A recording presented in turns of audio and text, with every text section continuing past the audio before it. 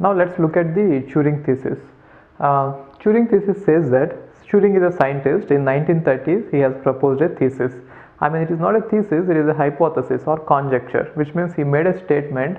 And till today, I mean, from 1930 till today, there have been various arguments whether he is right or wrong. But then no one is able to prove that he is wrong. Since from 1930 till date, since no one is able to prove him wrong, we started believing that he is right. Okay, so that is what is Turing thesis. In 1930 he made a statement. Till now no one proved that he is wrong. Therefore, since even though there is no proof that he is right, we started believing that he must be right. That is what is it. Now look at this. The thesis actually, okay, one more thing, it is not important for GATE. I just want you to know the concept. I mean, I'm just explaining with theory so that you will understand everything better. But they are not going to ask this in GATE because there is no way, there is no direct way they could ask this as a question.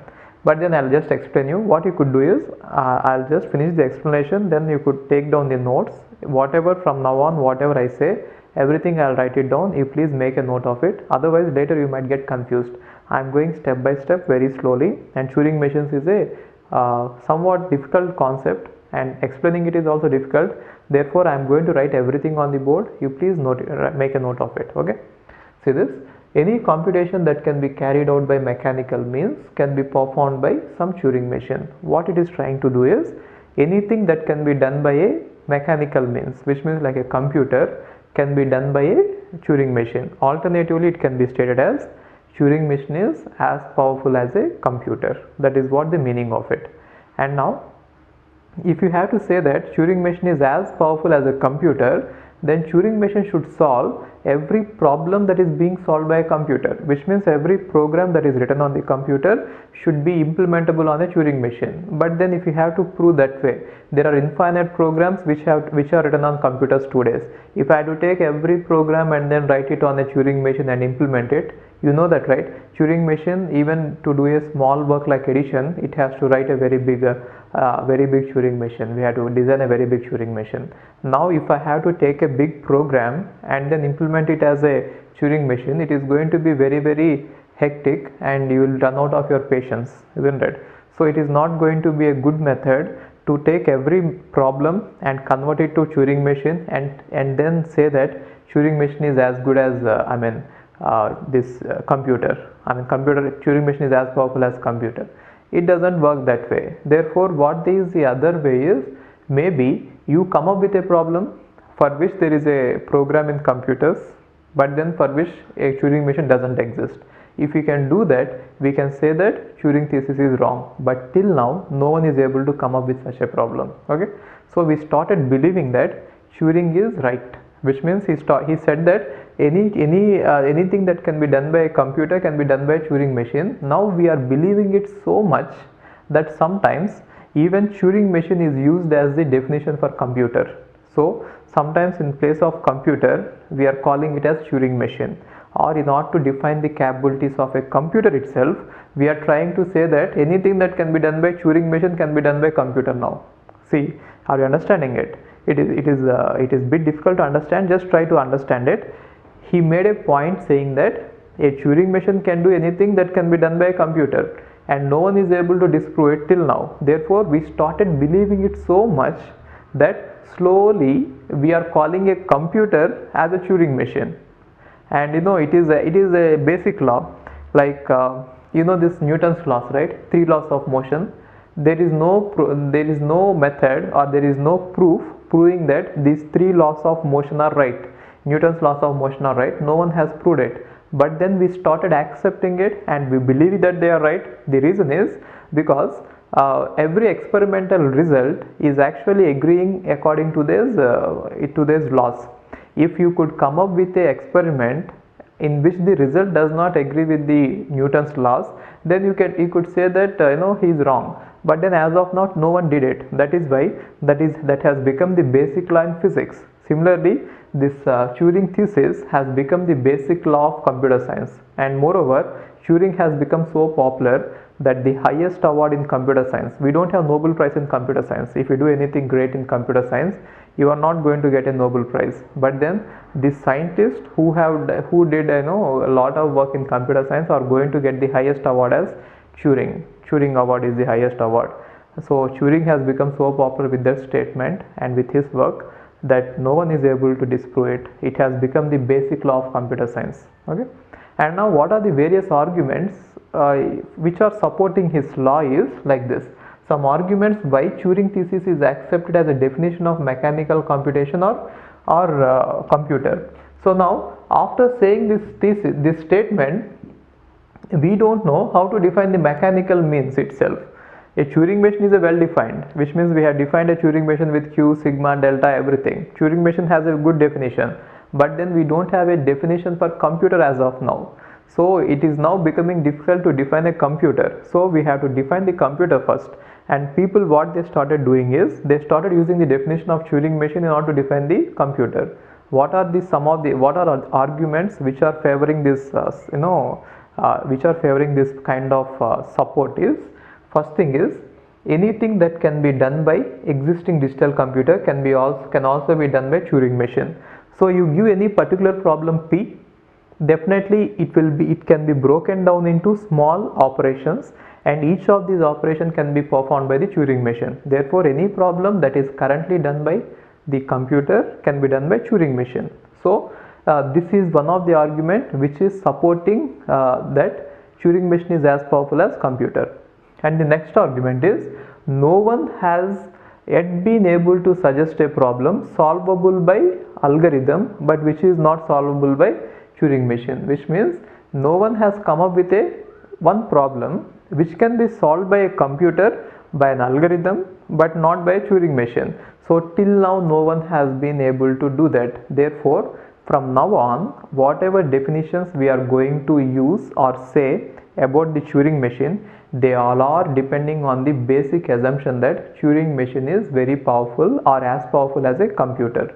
In future, if someone comes up with a problem which proves that problem can be solved by computer but it cannot be solved by a Turing machine, then from now on, whatever definitions I am going to say, all these definitions have to be changed. So for using this point, the entire foundation for Turing machines is going to be laid.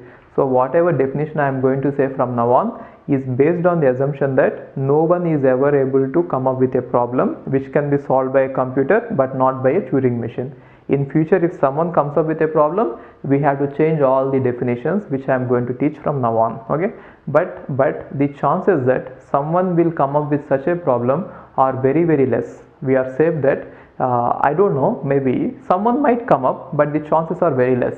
See, from 1930 till date, no one is able to come up with such a problem. So the chances are becoming lesser and lesser as the years are passing by. So till now we didn't find it, so maybe we might not find it. Who knows? We don't know. Okay. And next one is, alternative models have been proposed for mechanical computation, which means there are various kinds of computers now available and various types of models available, and even various modifications of Turing machines are available, but none of them is able to do much powerful work than the standard Turing machine. So whatever you do to a computer or anything, any mechanical means, none of them is as more powerful than the Turing machine. So as of now, Turing machine, this Turing thesis is valid, which is nothing but anything that can be done by a mechanical means can also be done by a Turing machine, which means anything that can be done by a computer can also be done by a Turing machine. Okay, so better you take down all these points and just keep them in mind. They are not going to ask you in GATE. It might be useful to know about them. Okay, fine.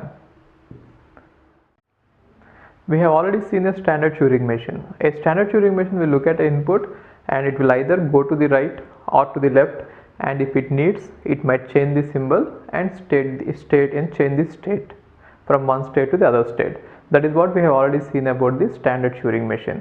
Now, apart from this standard Turing machine, we could add we could modify it, and then we could see whether the power means, by talking about the power of a Turing machine, I mean to say the languages accepted by the Turing machine.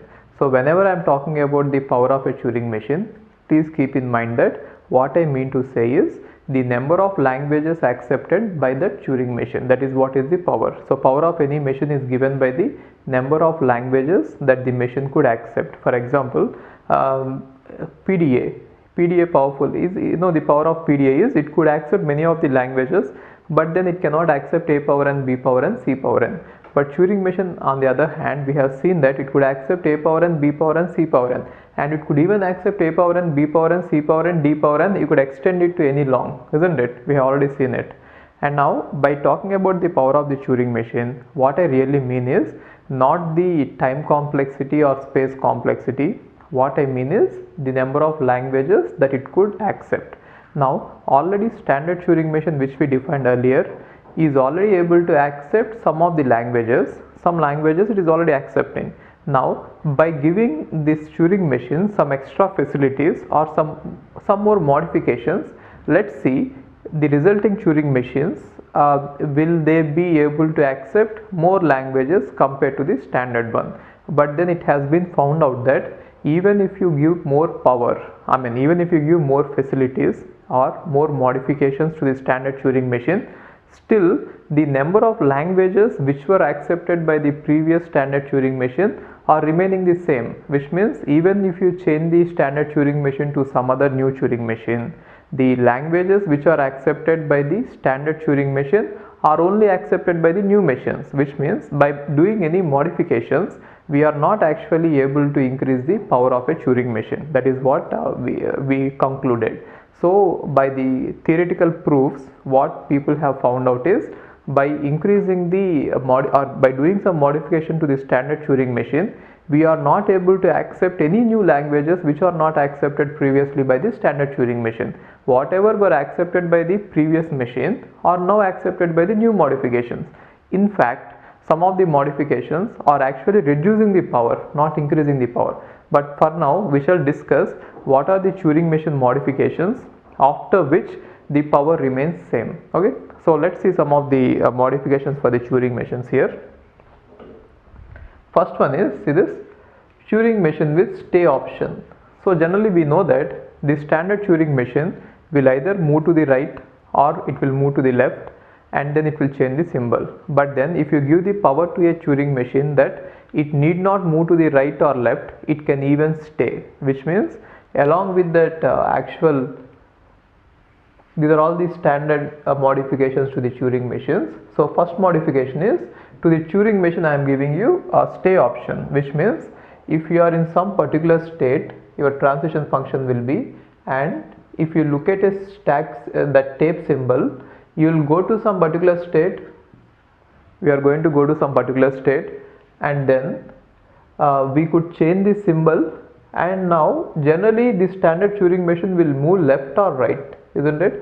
But along with that, we could add stay symbol, stay option. Stay option means you need not always move, you can stay at a point and you could just be there, right? If even after adding this option, we found out that the power of the original Turing machine, the standard Turing machine, cannot be improved. Therefore, even a Turing machine with stay option is as good as a Turing machine, standard Turing machine. So that is what we found out. And now next, look at the next one, Turing machine with semi-infinite tape. Semi-infinite tape means I told you that standard Turing machine has both sides infinite tape, which means if you are having A, B, C as the input, the standard Turing machine has both sides infinity. That is what we already know, right? Now, a Turing machine with semi-infinite tape means it is not infinite both the sides, it will be infinite only one side, which means you cannot move to the left beyond some point. That is not possible, you will fall off the tape. So we found out that by restricting the Turing machine to semi-infiniteness, which means you could move only to the right, not to the left, still the power of the Turing machine, the standard Turing machine, it didn't get affected, which means a Turing machine with semi-infinite tape is as good as standard Turing machine. It is not able to accept any more languages, neither it is accepting less languages. So this is equivalent to the standard Turing machine. And next one is offline Turing machine. So what is offline Turing machine is, we have till now seen that both the input and output are present on the tape, and now the Turing machine has a right that it could modify the input. But then what you could do is, you might not want the input to be modified. Then you could have a restriction that, or you could provide the input in a separate file, and now our Turing machine will look at this file and then work on the tape. So which means you have the Turing machine. Now to the Turing machine I will give the input in a separate file, input file, and now this will contain the tape. Okay, now we are going to have this input which is read only.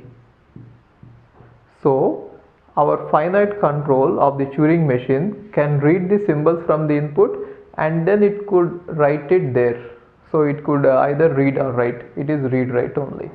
So if this is the facility given, that is called offline Turing machine. Offline Turing machine means input is given in a separate file. So you are supposed to read the input from a separate file, and you are not allowed to modify the input. In case if you have to do some modifications on the input, then you have to first copy the entire input onto the tape and then do the modifications on the tape. But even after your computation is over, the input is going to remain intact on the input file. It is called offline Turing machine. So by having such a kind of arrangement, still we found out that this Turing machine is as good as standard Turing machine. Okay. And next one is multi-tape Turing machine. Multi-tape Turing machine means we are going to have lots of tapes, not just one tape. So with single tape, it is called standard Turing machine. Now if I give you many tape, that is called multi-tape Turing machine, which means I'll have the finite control, and then I'll have lots of tapes, and I'll have read write heads with that. Okay, now this is called multi-tape Turing machine. So what is the transition function is, you will be in one state and then you will be looking at n symbols. So this small n is number of tapes you have. So in this case, if you have 3 tapes, you will be looking at all the 3 tape symbols. Then you will be going to some state and you are going to write there on the n tapes some symbols that is given by this, and then you are going to either, in the n tapes you are going to independently move left or move right. Try to understand this. You will be in one state and you will be looking at n tapes, that is by tau power n, which means tau power n is nothing but from each tape you are going to look at one symbol. Therefore how many symbols are you going to look? N tapes, n symbols, right? And now using this you are going to go to one particular state, and in that state you are going to modify this tape symbol to something tau power n, and then you are going to move either to the left or to the right on every tape, okay, independently. It is called as multi-tape Turing machine. And again it has been found out that the standard Turing machine is as good as multi-tape Turing machine.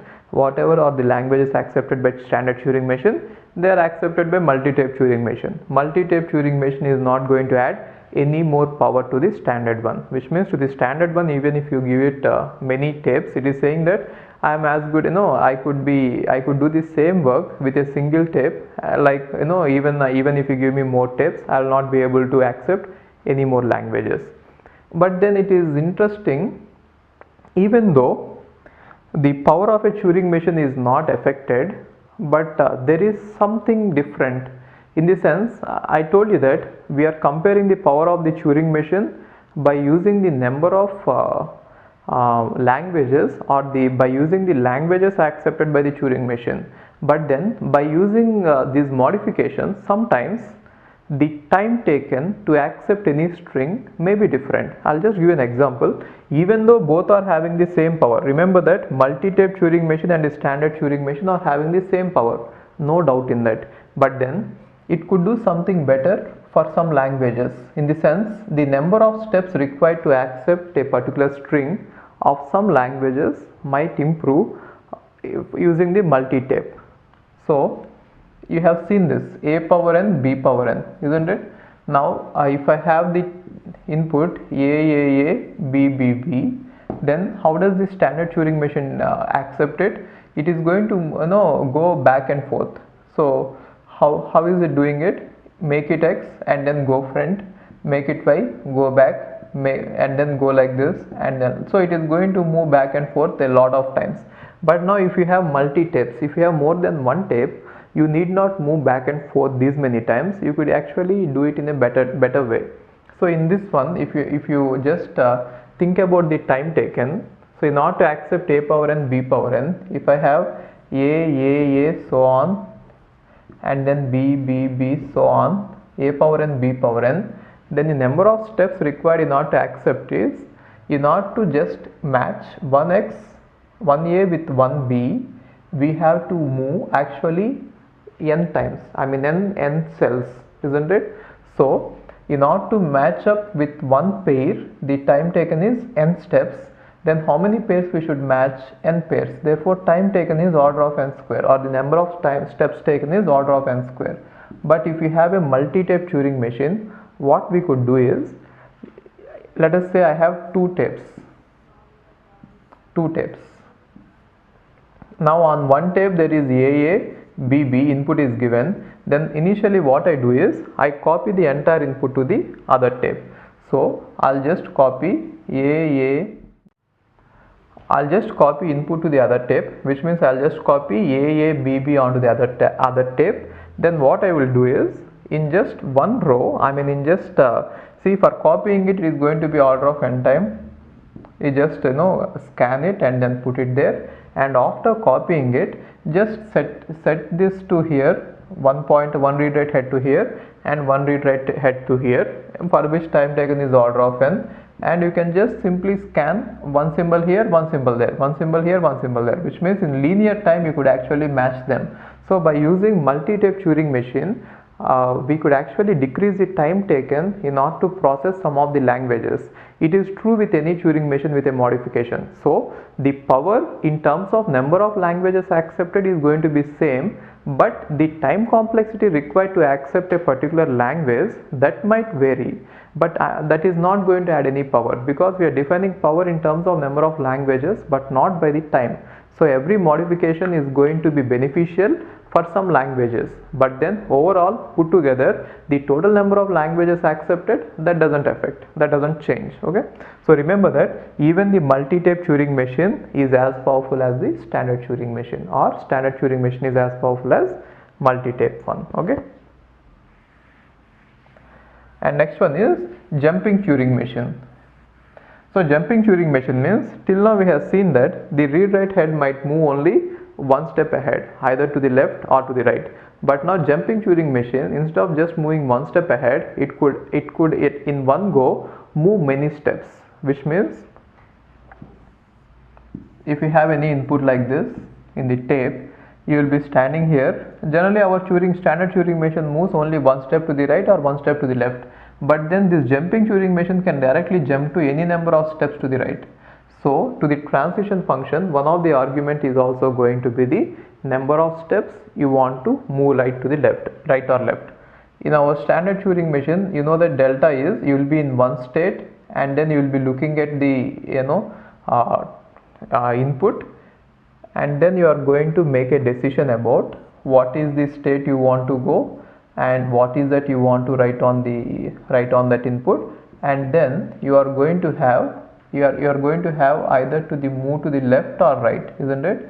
Along with this move to the left or right, you could even specify the number of steps, some number n.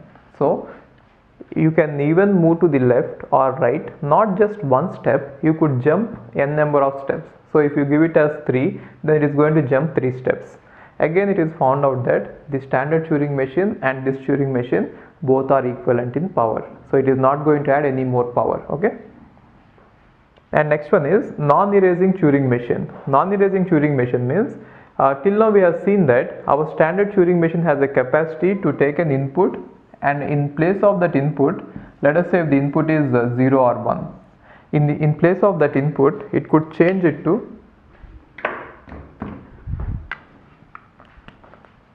in place of that input it could change it to a blank, our standard Turing machine, isn't it? But then if you remove that option, which means you are not supposed to change the input to a blank. If you remove that option, then it is called non-erasing Turing machine. The input, whatever is there, you are not supposed to write a blank on that. You could write actually any other symbol. So if you use that, that is called non-erasing Turing machine. Again, it is also equivalent to the standard Turing machine. Now, how is it equivalent is, so whenever I'll just tell you the proof. Generally, now till now we are saying that all these are equivalent. Then how are they going to prove it is, they will take one Turing machine and they will try to simulate the other Turing machine, which means the standard Turing machine, if it is having a transition function, then for every move of the standard Turing machine, there should be a move corresponding to that in the modified version. That is called simulating, which means if the standard Turing machine is able to do some task, the modified Turing machine should also be able to do that particular task. Now in our standard Turing machine, we have the notion of erasing. It can replace any symbol with a blank. But then non-erasing Turing machine is saying that we are not going to erase anything. Then how is it equivalent to the standard Turing machine is, we are going to use, instead of blank, we can use a different symbol, some other symbol. So instead of capital B, you can mark it as X. So that is not, according to the Turing machine definition, it is not a blank, but according to you, it is a blank. So if you use that, then it is nothing but we are not erasing it, but our task is done. So you know that X is a blank, but Turing machine thinks that it is not erased. Okay. And next one is always writing Turing machine. So our standard Turing machine, we have a restriction that, we have a liberty that if you are seeing a symbol, you can leave the symbol as it is. But always writing Turing machine means if you are looking at a symbol A, then you are supposed to definitely change that symbol to some other symbol B. That is what the standard Turing, this always writing Turing machine does. Now it can be proved that it can be this is not going to add any power to the standard Turing machine. How can we prove it is? I'm just telling you the proof, it is not required. How can we prove it is? They are saying that every symbol, whenever you visit it, it should definitely be changed. Then what you could do is, if it is small a, just change it to a capital A. But according to you, you know that capital A and small a both are same. But then the Turing machine thinks that, oh okay, it is changed, isn't it? You can cheat it. And later what you could do is, after entire your computation is done, again change it back to small a, isn't it? Therefore whatever result you wanted, you could achieve it, but then giving an illusion to the Turing machine that you are always changing the symbols. It is actually proven that it is not going to add any power to the standard Turing machine, which means standard Turing machine is as powerful as this always writing Turing machine. Now look at this one, multi-dimensional Turing machine. So multi-dimensional Turing machine means in our tape, instead of having two dimensions, which means left or right, we can even have we can even go up as well as down. So multi-dimensional Turing machine looks like this. It is not just having left and right, it could even move up and down. So let us say your finite control is pointing to a cell like this. Now from this cell, it can move left, it can move right, it can move up, it can move down, isn't it? So multi-dimensional Turing machine, you will be in one state, and upon looking at the input symbol, you can go to some other state and change that symbol if you want, and you could move left, or you could move right, or you could move up, or you could move down. So that is why it is called multi-dimensional Turing machine. And again, it has been proven that it is not going to add any power to the standard Turing machine. Both are equivalent. And next one is multi-head Turing machine. Multi-head Turing machine means it is having only single tape, but it can read from different places at the same time, which means our finite control, it can look at various places simultaneously, and then it can take the decision. Again, it is proven that it is not of much help, so it is as powerful as standard Turing machine. And next one is automata with a queue.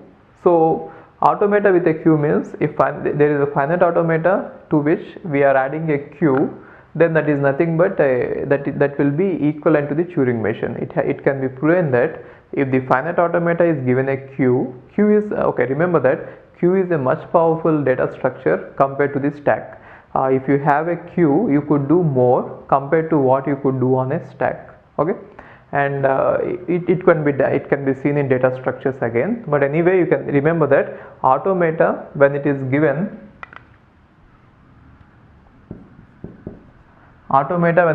a queue, it is as good as a Turing machine. And next one is Turing machine with only 3 states. It is very difficult to prove it. I mean, don't look at the proof. It is going to take a lot of effort to understand it, but then if you could remember it, by heart it. So Turing machine with just 3 states is going to be as good as any Turing machine. How is it possible?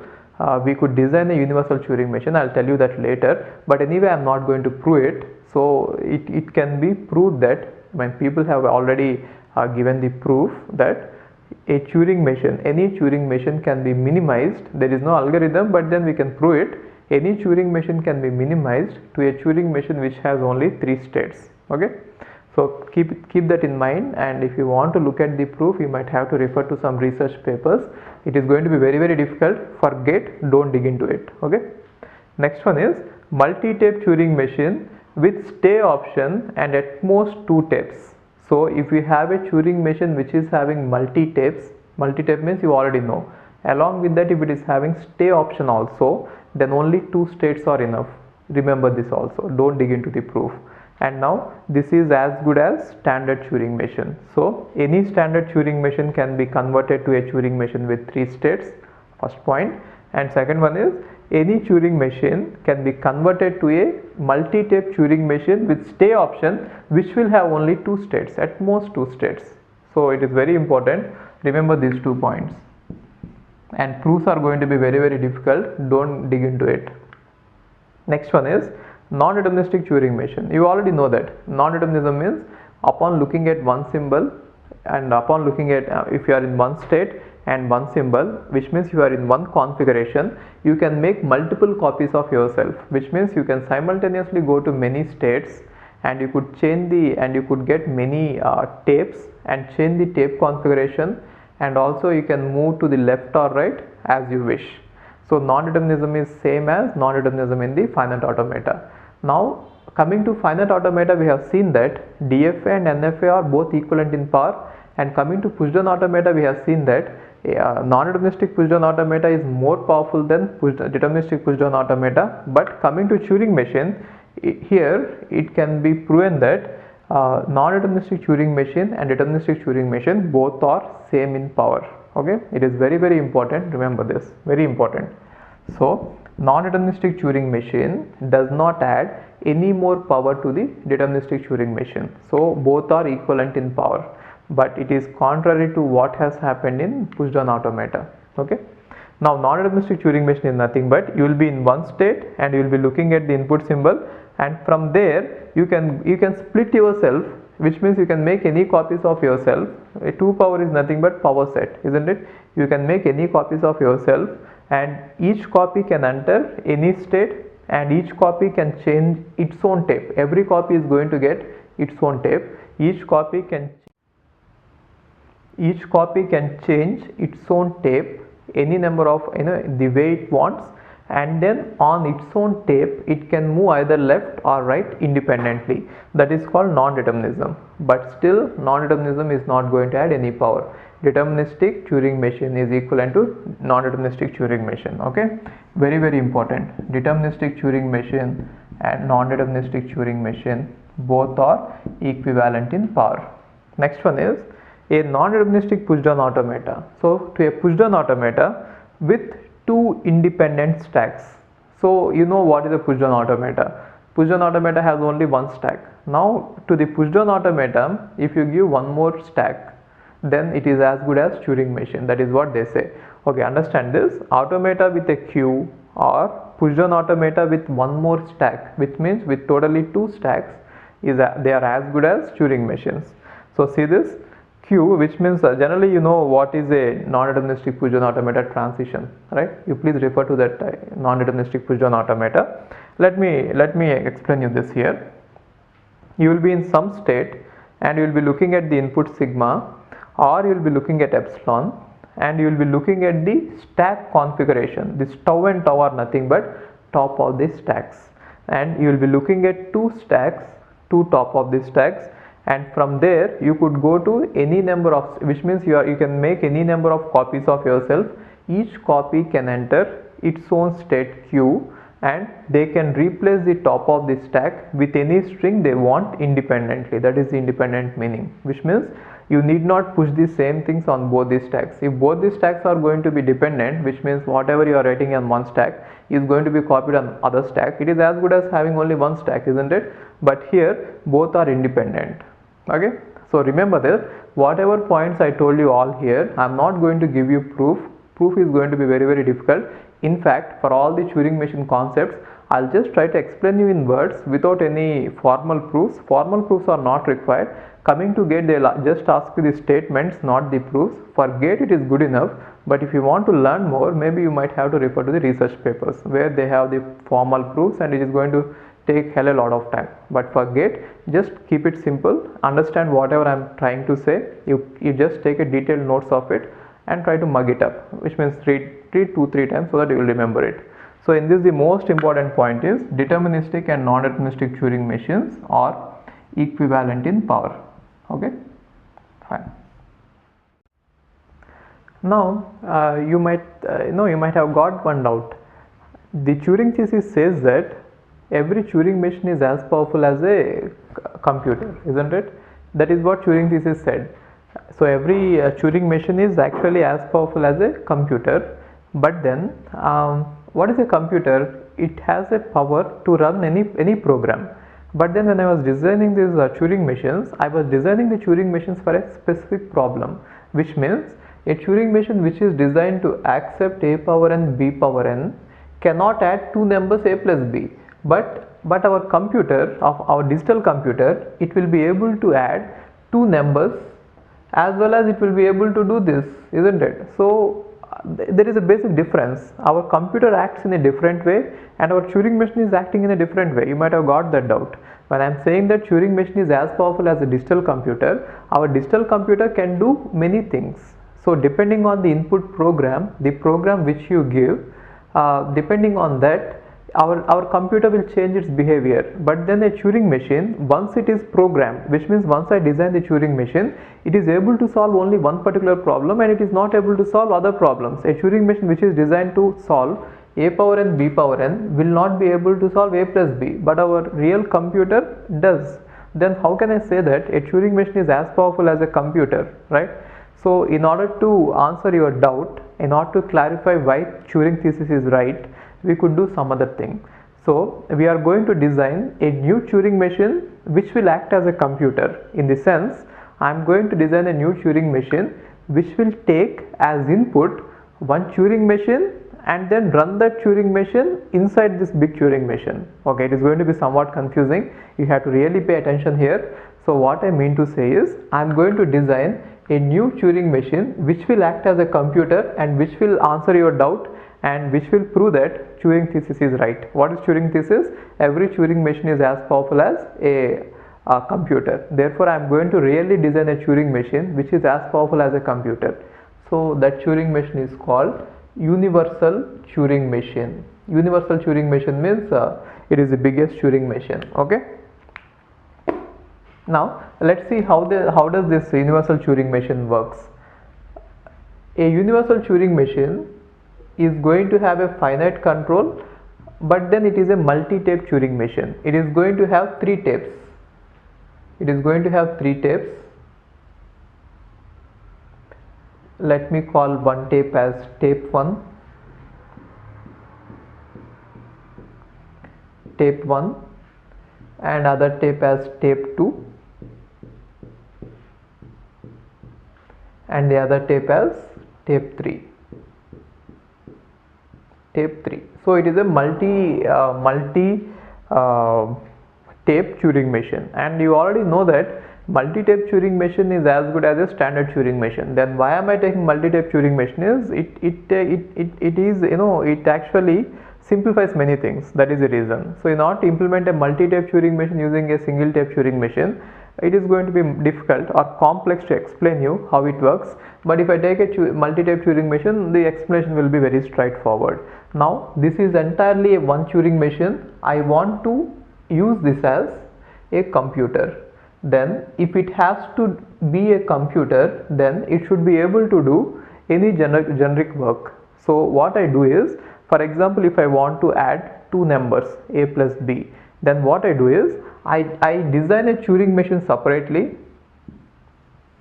I'll have a Turing machine separately, and which is written actually to add two numbers. So what will that Turing machine will have? That Turing machine will have a finite control, and along with that it will have a input tape, and on this input tape you are going to put what are the two numbers you are going to add, right?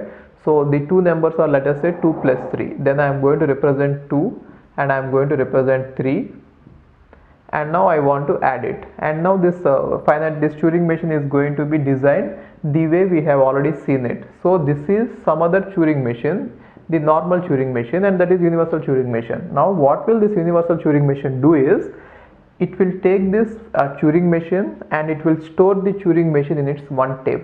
Therefore this tape T1 contains representation of some other Turing machine. Okay, and now what about the input? The numbers, whatever is the input given to the original Turing machine, that input can be saved in the second tape of the universal Turing machine, which means here I am going to put the input, actual input, right?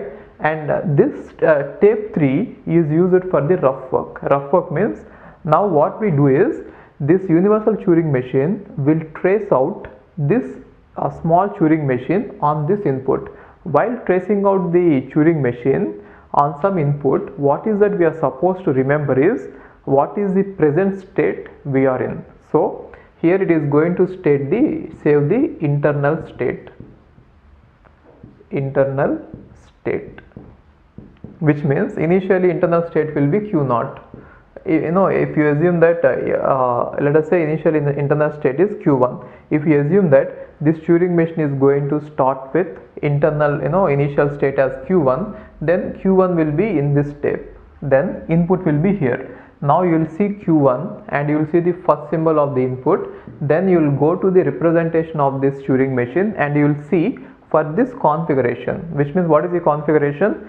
Q1, and for the input let us say 1, then delta of Q1 comma 1, then it will go and consult this Turing machine representation to see what should be really done here. Now let us say this Turing machine representation is saying that if this is the configuration, then you have to go to the state Q2 and write it as some other symbol, let us say 1 or 0, and then let us say X something, if you remember that transition. Okay, let us say X, and you might have to move right or left. Then what will this one do is, our universal Turing machine will see this configuration from this representation of the Turing machine, and it will change the internal state from Q1 to Q2. It will just write Q2, so that it will remember that now we have entered the new state Q2, and along with that it will do whatever modifications are specified on the input in this input,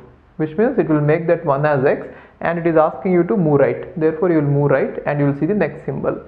Then again what will you do? Again you will see that the configuration is you are in state Q2 and now you are looking at the symbol 1. Then what should be done? Then again our universal Turing machine will visit the representation of our Turing machine and see for this configuration what has to be done. Then appropriately it is going to apply the changes. Got it? Therefore, in order to represent in which state we are in at present, we are going to use tape 3, and in order to represent what is the input we are looking at and what has been done to the input, we are going to use tape 2. And in tape 1 the entire mystery lies. The entire Turing machine, some other Turing machine, has to be saved in one tape. How are we going to do that? That is the mystery, isn't it? So to solve that mystery, what we are going to do is, how can we represent this entire some other Turing machine in one tape, right? So what we assume is, without loss of generality, what we assume is that the original Turing machine has set of states, set of states Q as Q1, Q2, Q3, Q4, so on. And the tau means the input alphabet as A1, A2, A3, A4, so on. And A1 could be blank, or we could assume any other symbol. So every symbol is represented like this and every state is represented like this. I am not talking about a specific Turing machine which is going to add. In general, it can be applied to any Turing machine. So if you have any general Turing machine, you can represent it in number of states and number of this input symbols. I mean the symbols which are allowed on the tape. Then what we do is we encode every symbol. So for Q1, the encoding I use 1, and for Q2, the encoding I use is 1 1. For Q3, the encoding I use is 1 1 1. For Q4, the encoding I use is 1 1 1 1. Similarly, for A1, the encoding I use is 1. For A2, the encoding I use is 1 1. And for A3, the encoding I use is 1 1 1. A4, the encoding is like this. So on, I can continue encoding them, right? Now we know that every symbol which is required in these states to represent a state, or every symbol which is required to represent a input, is going to be encoded. There is no problem in using the same encoding for state and then the input, because in transition function we are going to use it. I'll show you how it is going to be easy. Now all the ones are used for encoding, and now I am going to use the symbol 0, this particular symbol, as a separator. So whenever I put a 0, it means that to the left of it there is something else and to the right of it there is something else. Now how to represent a Turing machine is we have to represent its transition function. Now assume that in the transition function I have something like this: delta of, if you are in state Q1, let me write it here. In this transition function, let us say I have something like this: delta of, if you are in state Q1 and if you are looking at symbol A1, let us say you want to go to, the transition is defined as you have to go to state Q2 and make it to A2 and move right if this is the symbol there. Then how can you represent this in terms of zeros and ones is simple. See this, Q1 already we represented as 1 1 and then followed by 0 so that we can differentiate it, and then A1 we already represented as 1 and then followed by 0, differentiate it, and then Q2 is represented as 1 1 and then write as 0 so that you can differentiate it, and then A2 is 1 1, we already seen it. And now for right and left also we could use some encoding. Let us say for left it is 1 and for right it is 2 ones. Then I am going to write it as 1 1. Then again the next symbol is going to follow, right? So using a string of 1 1, I can represent every transition. So the entire transition function for a Turing machine can be represented as a string of zeros and ones. It has a very important implication which we are going to see later. But for now, understand that every Turing machine can be encoded as a string of zeros and ones. Now these strings of zeros and ones will be kept in this T1. Okay. Then how does this universal Turing machine work? If you want to use a Turing machine as an adder, you design the entire Turing machine, and now we have seen that every Turing machine can be represented as a string of zeros and ones, and now that representation is going to be stored in the tape T1. Therefore, universal Turing machine is going to see the actual Turing machine, which means the program which you have given to it, and it is going to see the input, and then it is going to use this tape T3 in order to simulate what happens if this Turing machine actually runs on this input. So that is how this can be used as a computer. Okay. Therefore, Turing is right. A Turing machine can be used as a computer, and Turing machine is as powerful as a today's digital computer, right? And one important point here you should remember is, from all this discussion, you had to remember one important point. Every Turing machine can be represented as a string of zeros and ones, which means you can take any Turing machine and encode all its states and the input symbol into ones and use 0 as a delimiter, and then you could encode the delta. See that transition function is nothing but a Turing machine, isn't it? So if you could represent the transition function in terms of zeros and ones, it is nothing but we are representing any Turing machine in terms of zeros and ones. Therefore, one important point you should remember here, and again we are going to revisit this point, every Turing machine can be represented as a sequence of zeros or ones. Therefore, a Turing machine is nothing but a string of zeros or ones. So how can you represent a Turing machine is, if I have sigma equal to 0 comma 1, and if I construct the language sigma star, then Turing machine is nothing but one of the string of this language. But then just be careful that every string of zeros and ones may not be a Turing machine. Okay, I'll just tell you two statements, just write it down. One statement is, every Turing machine can be represented as a string of zeros and ones. That is one statement. And the second statement is, not every string of zeros and ones might be a Turing machine. The reason is, if you take a random string, it may not get converted to a Turing machine. But then if you take a Turing machine, we can convert it. Keep that in mind. Okay. Therefore, the Turing machine is nothing but a string of zeros and ones, right? So that is how we have proven that Turing is actually right, that a Turing machine can be used as a computer. So finally, to wrap it out, I have three tapes, T1, T2, T3. At any point, I am going to use T2 and T3 to find out the configuration of the tracing, and then I will use that configuration and I will go into T1 to see how the Turing machine behaves in that configuration, and once I get the transition, I'll apply the changes on these two. Got it? That is how our universal Turing machine can simulate any Turing machine on the given input. Therefore, Turing is right. Turing is right. Right? We have seen that by giving a Turing machine more facilities like more tapes, or by giving it more options like stay option, or by giving it determinism or non-determinism, we have seen that we are not able to extend the power of a Turing machine. Therefore, whatever are the languages accepted by Turing machine, the languages are going to be same. We are not able to extend it by doing any more modifications. But an interesting question is, we are not able to extend the power of a Turing machine. Can we limit the power of a Turing machine by restricting the way in which we are going to use the tape? So the interesting question is, what I want to ask is, by limiting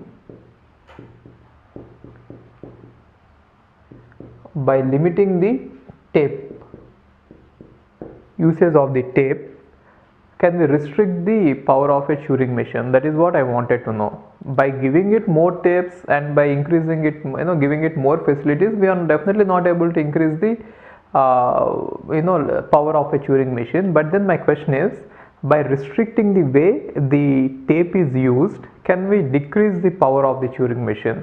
And the answer is, it turns out to be yes. For example, if I have a Turing machine, and now if I have a tape, and on the tape, if I limit the Turing machine, let us say this is a non-deterministic Turing machine. If I limit the Turing machine to use the tape like a stack, which means it can only push it, using a tape as a stack is simple. So you can say that it is the bottom of the stack, the tape itself, and now once you move here, you should always read the top of the stack only, and then you should write something there. So that is how.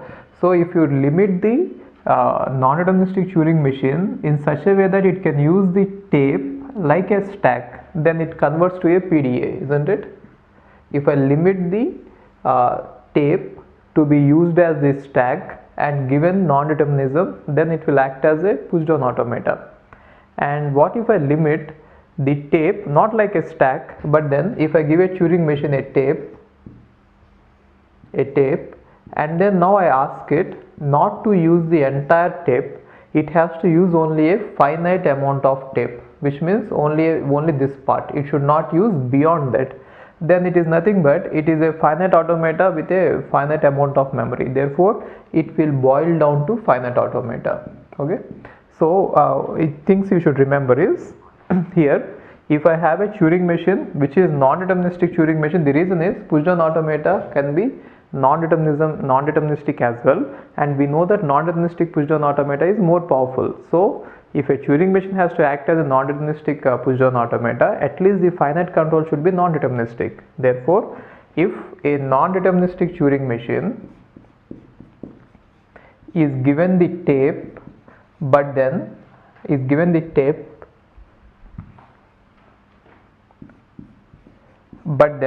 it is restricted to use the tape as a stack, then it is just as good as push-down automata, PD, which is nothing but it is as good as push-down automata, which is nothing but non-deterministic push-down automata. Okay, and now if we restrict a Turing machine, tape of the Turing machine to a finite size, which means we are not going to let it use let us say the finite is fixed, whatever is the size of the input given, we are always supposed to use that finite amount of cells, let us say 10 cells. It is not supposed to use beyond that 10 cells or 20 cells. I'll fix it in the beginning, and the Turing machine should use only those fixed amount of memory.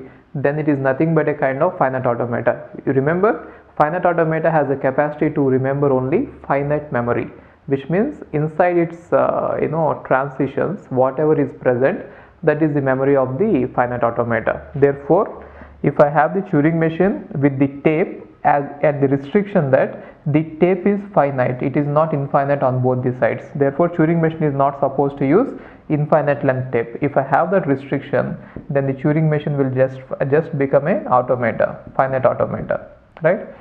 So these are interesting, isn't it? So we are able to restrict the power of a Turing machine by restricting the way it is going to use a tape. And one interesting modification is, what if I say to a Turing machine that it can use the tape, but then it can use the tape only in the part on which the input is present. Understand this? So now I am going to restrict a Turing machine in such a way that it can use the tape, but then on the tape it can use only the part in which the input is present. For example, if the input is AABB, then if I restrict the Turing machine in such a way that I'll put these enclosing symbols here and here, and our Turing machine is not supposed to cross these points, and it can use only this space in which the input is present. That will be an interesting modification, and that is called as linear bounded automata. Therefore, a linear bounded automata is nothing but a Turing machine, but then which is restricted. Restricted means it is not supposed to use beyond the input. Therefore, it is supposed to use Turing machine only, but then on the tape it has to use only the part in which input is present. Now, what is the difference between this one and the finite memory is, finite means whatever is the size of the input, the Turing machine is supposed to use only a fixed number. It doesn't vary according to the size of the input. But then if I have this linear bounded automata, the Turing machine will get the opportunity to use large memory in case if the input is large, and less memory in case if the input is less. Therefore, for smaller strings, the Turing machine will get the opportunity to use only small amount of memory, the tape, and for bigger strings it will get a opportunity to use big strings. Okay, now it is called linear bounded automata. And now we found out that this linear bounded automata is less powerful than Turing machine. Okay, so understand this. Now we have got a new machine which is not finite automata, which is not push down automata, which is called linear bounded automata. What is linear bounded automata? It is a Turing machine which is modified in such a way that you are not supposed to use anything other than the input. So wherever the input is given, you are supposed to use only that input, not beyond that. Okay, that is called linear bounded automata. And now some important interesting things about linear bounded automata is, it is definitely powerful than push down automata. I'll just give you one example which cannot be accepted by push down automata, which will be accepted by linear bounded automata.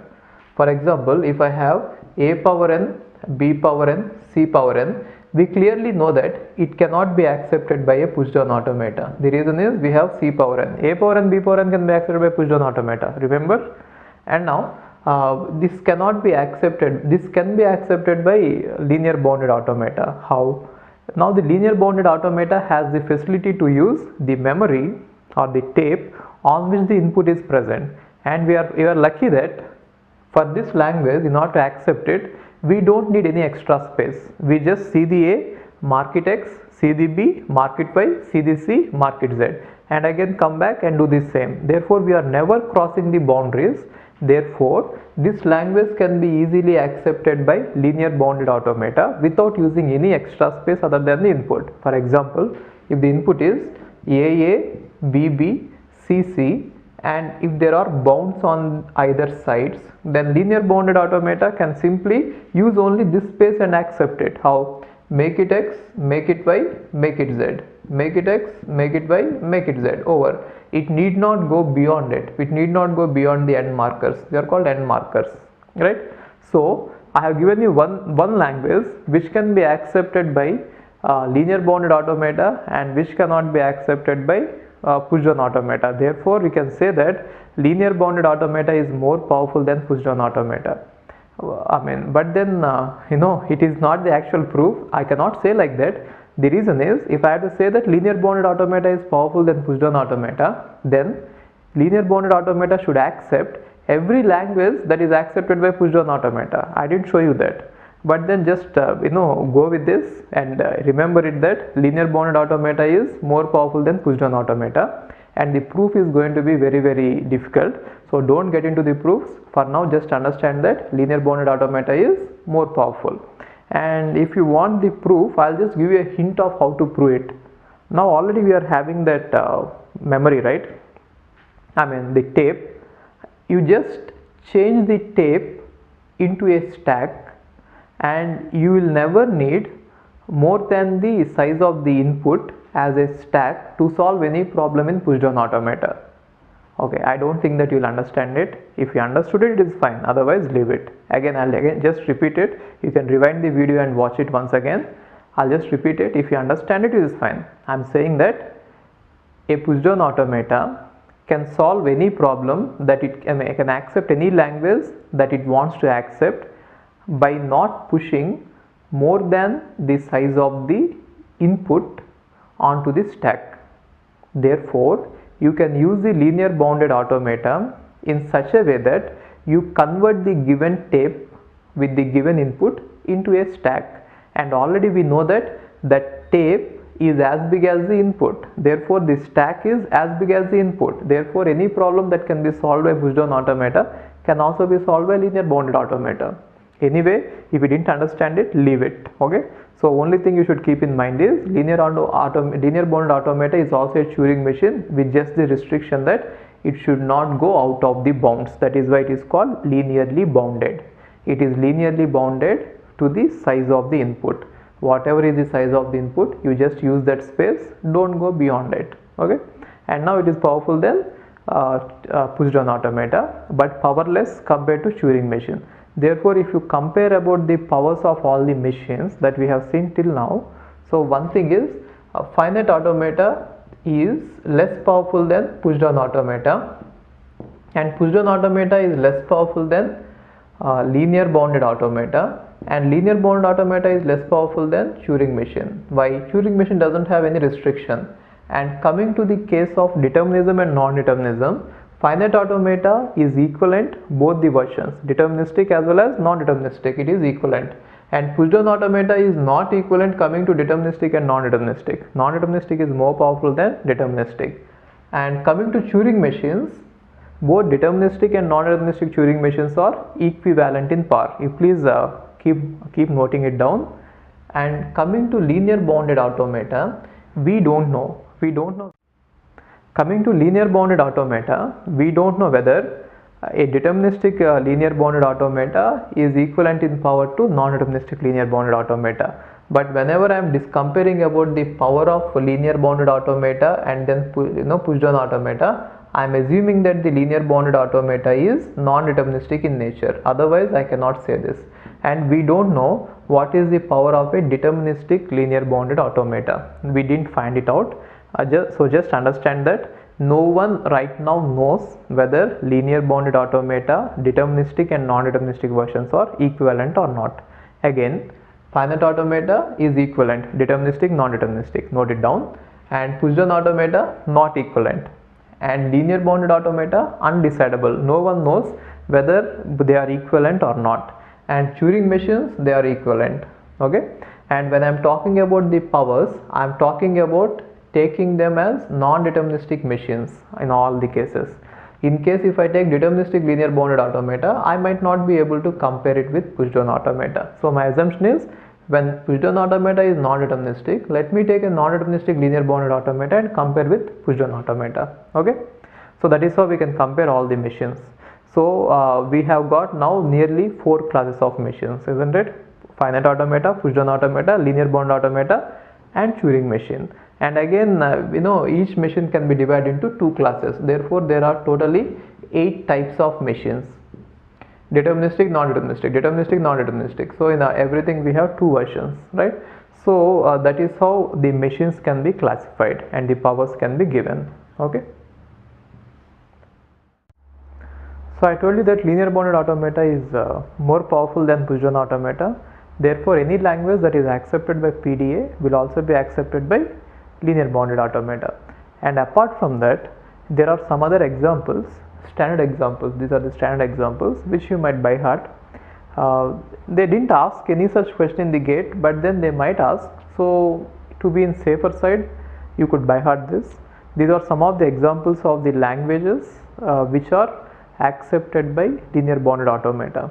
Okay, a power n, b power n, c power n. It can be extended. You can put even d power n and anything. Okay, which means using this space you can actually accept it. And a power n factorial and a power n such that n is equal to m square, which means n is a perfect square. And then a power n, n is a prime, a power n, n is not a prime, ww. It is an interesting language. Ww means there has to be a string followed by the same string. In order to accept this, what our Turing machine should do is, it should be able to find out the center. I am not going to give you the proof, but then I will just give you a hint about how to find out the center. What you could do is, mark the first, if the input is small a, small b, then you change it to capital A, capital B. If the input is small a, small b like this, you change it to capital A, capital B in order to mark it. So how to find out the center is, if the input is given as AAB, AAB, now you first change the left side, this one to A, and go to the right end, change it to B, this one to A and this one to A, this one to B and this one to A. So whenever you come across this, you can say that this is the center. So how to remember the center is simple. So you keep on marking the left side, left and right end, left and right end like this, and whenever these 2 ends meet, that is the center. And once you have identified the center, then just see if from the center, if you can start matching like this. You can mark the center and you can start it. Proof is not important, I just given it for the sake of explanation, but then nothing is going to be asked like this in gate, so proof is not important. Maybe if you can by heart these examples, it is better. And other is w power n. So here also you should find out what is the size of the n, right? What is the size of the w? Then only you can see how to compare each one. And again w power r. So you can extend these languages, but these are the standard models. These are the languages which are accepted by LBA, apart from the languages which are already accepted by PDA. Anything accepted by push-down automata can be accepted by linear bounded automata. Just remember these examples. Okay. Now, like the regular languages and context-free languages, is there any name for the languages accepted by Turing machine? That is the question, which means the set of all languages accepted by Turing machine, what do we call them? So they have named them as recursively enumerable languages.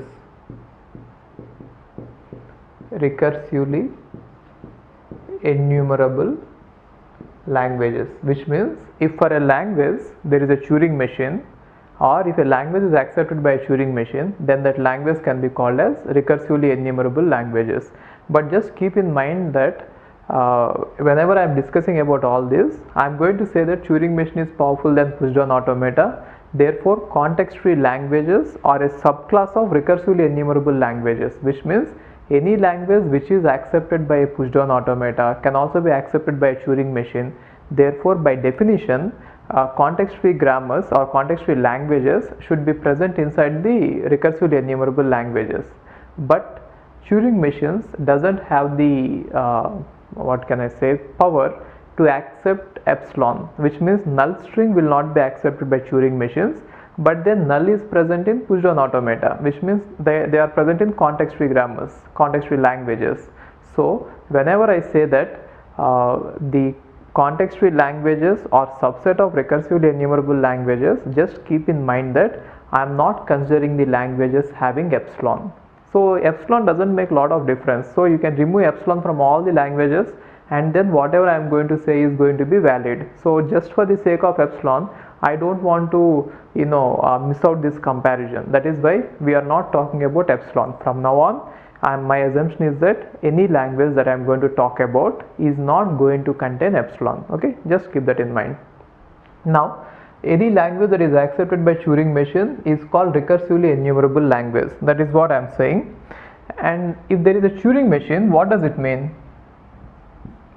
Okay, first of all, what is a language?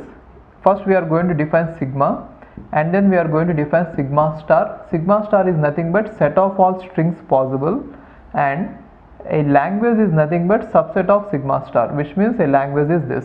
Now whenever I say that there is a Turing machine for a language, it means that to a Turing machine, if I give any string from this language, it is going to say yes, the string is present in the language. If you have such a machine, then it is called as recursively enumerable language. But then the problem with a Turing machine is it may not halt. It may sometimes fall in infinite loop. Okay, so you please write down whatever I am saying. Whatever I speak, you just write it down so that later it will be easy for you to understand. And now, if a string is not in the language, which means if the string is not present in the language, and if I give such a string to the Turing machine, then the Turing machine may say no, which means it may halt and say no, which means it may halt in a non-final state, or sometimes it may fall in infinite loop. This is the problem with Turing machine. So understand this. For a language, if there is a Turing machine which is accepting the language, then it is called recursively enumerable language. But the problem with Turing machine is, if a string is present in the language and if I give it that string, it will stop and say yes, the string is present in the language. But if the string is not present in the language, if I give it such a string, it may say no. Sometimes if you are lucky, it will halt and say no, and sometimes it will fall in infinite loop. It will say that I am still processing, you please wait. Now you have given a string to a Turing machine. It is saying that I am still processing, you please wait. You don't know how much longer to wait. Maybe if you wait for some more time, it is like this. Maybe you might have seen this problem when you are calling this customer support will be there. I think Airtel or something. Airtel, whenever you call them to speak to a customer service representative, you will be waiting in the queue, and they will say that please wait, we are going to attend your call shortly. Now let us say you have waited for half an hour, and now you don't know whether to disconnect it or not. The reason is they are asking you to wait, and you don't know what is your number. Maybe if you wait for 1 more minute, you might get the call, or if you disconnect now, who knows, maybe the call is it might take 1 more hour, and disconnecting it is the right choice. So we never know that. Similarly here also, you understood the correlation. I am saying that you call some customer service representative and they are not answering your call, they are putting your call on hold. Now how long should you wait? They are asking you to wait, but you don't know how long is it going to take. It might take forever. They might answer in 1 minute, they might answer in 1 hour, or they might never answer, and you have to keep on waiting throughout your life. So what is that you are going to do? If you cut the call, who knows, maybe in 1 hour or maybe in 1 second they might attend the call, and you are just waited so long and you are just stopped it there. Similarly, whenever Turing machine falls in infinite loop, the problem is we don't know whether to wait or whether to stop the Turing machine. If you wait in a hope that answer might be just in the next step, then you might be wrong and you might keep on waiting. But if you stop it, sometimes what happens is answer might be actually in the next step and you have stopped it, so you don't know that. That is the problem with the Turing machine. Understand it? Now I don't want such a dilemma. What I want is, I want a Turing machine which should definitely say yes or no. It should never fall in an infinite loop, which means it should take some time, any time, I don't care, but then it should say yes, it is present, or no, it is not present.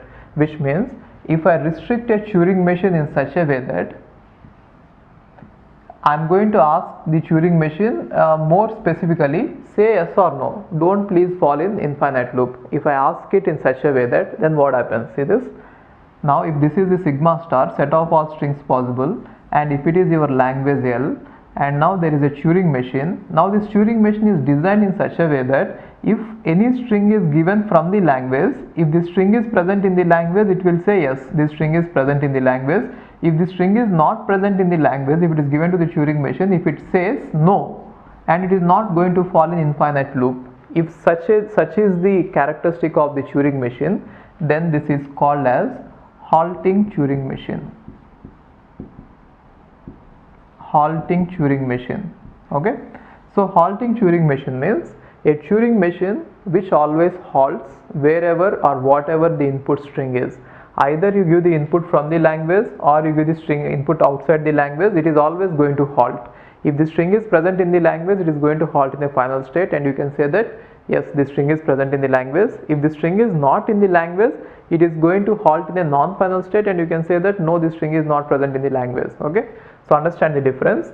Now recursively enumerable language means if there is a Turing machine, I don't care whether it is halting machine or non-halting machine, if there is a Turing machine for a language, then I can say that the language is recursively enumerable. Then there is a subclass of languages where the Turing machine always halts. If the Turing machine always halts, it is called halting Turing machine. If for a language, if there is a halting Turing machine, then such language is called recursive language.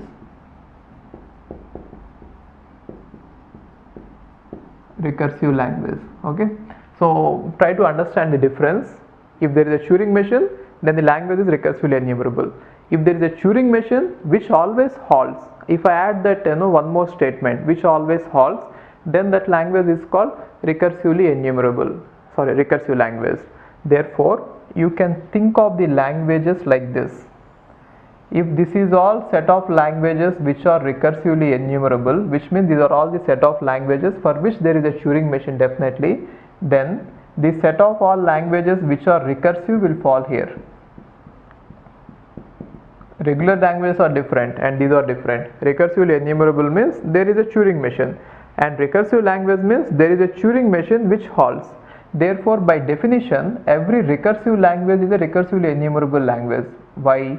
Because recursive language, enumerable language says that if there is a Turing machine, I don't care about anything, it is a recursive enumerable language. And now recursive language says that yes, there is a Turing machine which halts, but then it doesn't care whether it is halting or not. Therefore, every recursive language is recursively enumerable language, but then the reverse is not true, which means I cannot give you if a language is recursively enumerable, it need not be recursive language. The reason is the Turing machine, that particular Turing machine might not halt. Okay, so depending on this halting, we have got two types of languages. One is called recursively enumerable and other is called recursive languages. And there is we have already seen that there is one more language which is linear bounded automata, isn't it? Now the language accepted by linear bounded automata is called context sensitive language.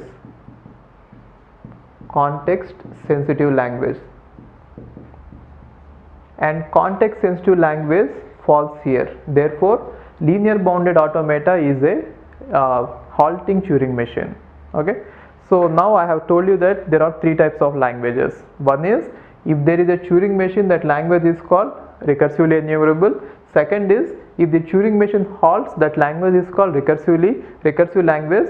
And third thing is, if the Turing machine halts as well as it is going to use only a part of the tape on which the input is present, then that is called context sensitive language. Okay, so if you look at the entire languages, now I have added 3 more languages. You already know about regular languages and you already know about context free languages. Now I have added 3 more languages. Now what I will do is, I will show you the relationship between all these languages without any confusion. So if there is any confusion, just revise it one more time. You just play the video once again and just go through this. What I mean to say is, Turing, the biggest language power set is this recursive enumerable, inside that recursive, inside that context sensitive. Anyway, I'll just show you now with a big diagram about what are the machines and then what are the languages, corresponding languages. Okay. Now let's see what are all the types of machines we have seen and what are the languages associated with them and what are the grammars associated with them. So just follow the way I am going to construct the diagram. The way I construct it is going to answer lots of questions, so just follow it closely. See this. Now let us say this is the set of all Turing machines.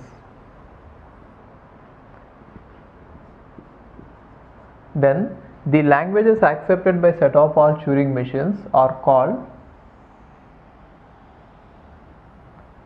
let me call it as recursively enumerable languages. So what does it mean? If a language is going to have a Turing machine, I don't want to know anything about the Turing machine, what type of Turing machine it is, deterministic, non-deterministic, halting, non-halting, nothing. If it is having a Turing machine, then that language is called recursively enumerable language. Then the subset of machines, Turing machines, which will always halt. The subset of Turing machine which will always halt, they are called halting Turing machines.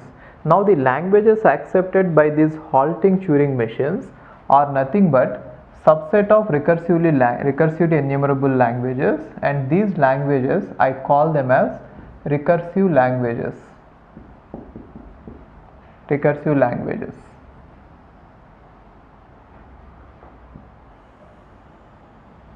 So Turing machines correspond to recursively enumerable languages and halting Turing machines correspond to recursive languages. Okay, and now this subset of the machines, these Turing machines, which will use only the stack or the tape which is limited to the size of the input, that is called linear bounded automata. And the languages that are accepted by this linear bounded automata are called context sensitive languages. Context sensitive languages.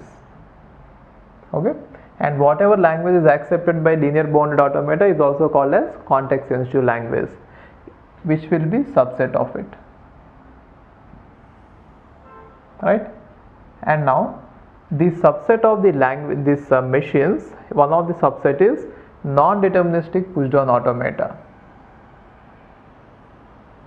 or let us say only push-down automata. Why to put one more? Or okay, let's put non-deterministic push-down automata into picture here. So our space is not going to be enough. Let's see, non-deterministic push-down automata, and these languages are called set of all context free languages.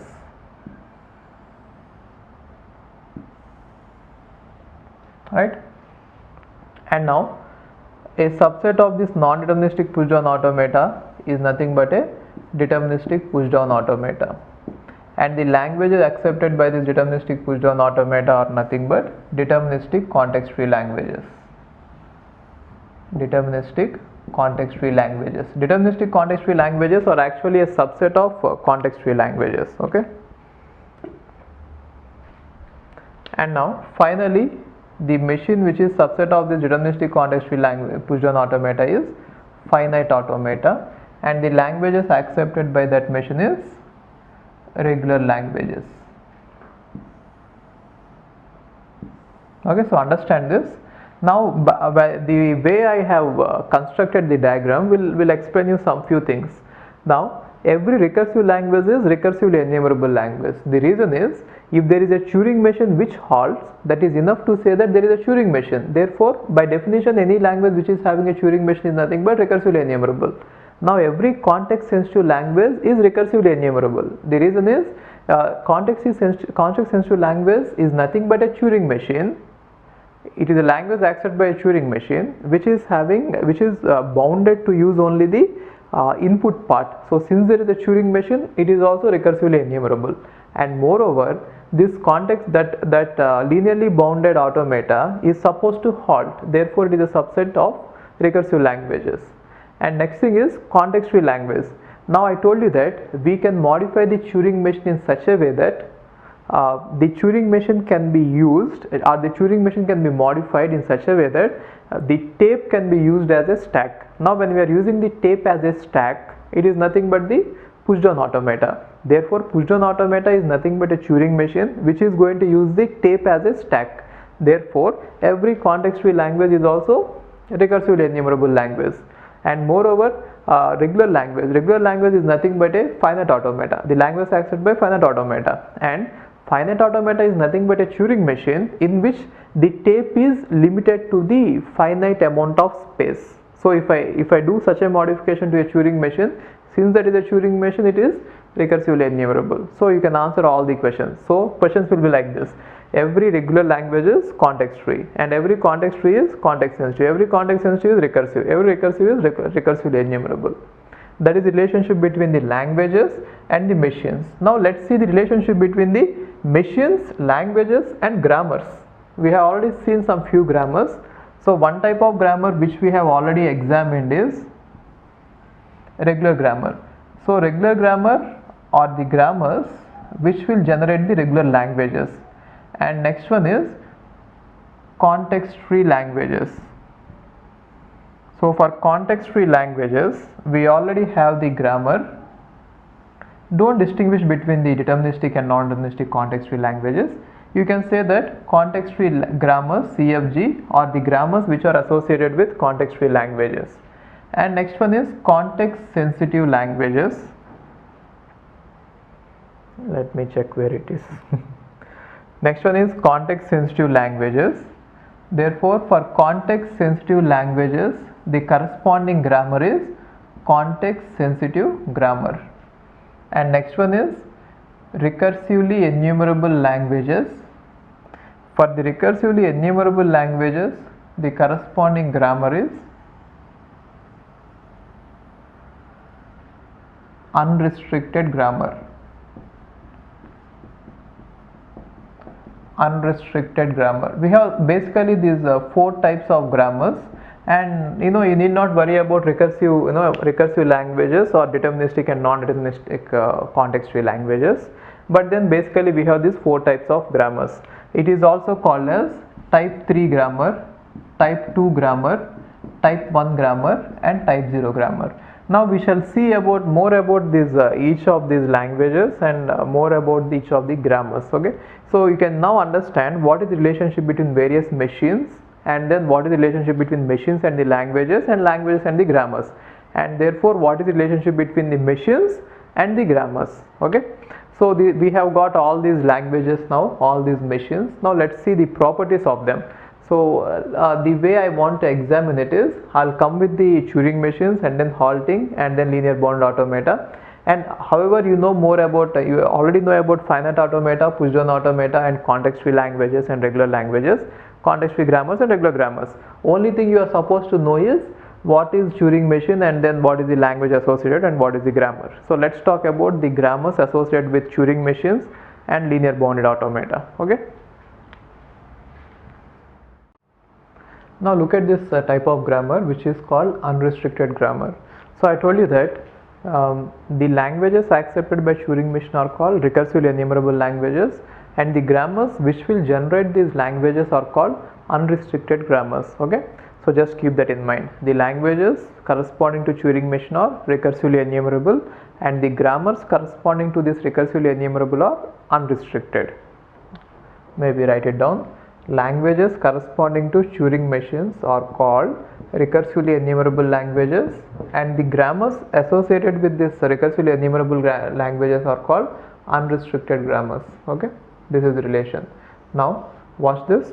A grammar is called unrestricted grammar if all the productions are of form U derives V, which means if I have all the productions like this, then it is called unrestricted grammar, where U is in V union T plus. So what does it mean? The left hand side can contain any number of variables as well as terminals, but only restriction is that left hand side should not contain any epsilon. The reason is there is plus, it is not star. Just keep that in mind. The left hand side can contain anything, only restriction is that it should not contain any epsilon, which means the null string should not derive any other string. That is the meaning of it. Except other than that, you can have any number of symbols on the left hand side. You can have only terminals, or you can have only variables, or you can have a combination of variables and terminals. Anything is fine, but either, and they can come in any order, that is okay. Nothing is, no, there is nothing wrong, but only thing is you just see that there is no epsilon in the left hand side, and the right hand side is completely unrestricted, so you can have anything including epsilon in the right hand side. Okay, so if you have such a grammar, it is called unrestricted grammar, right? Now let's look at this one.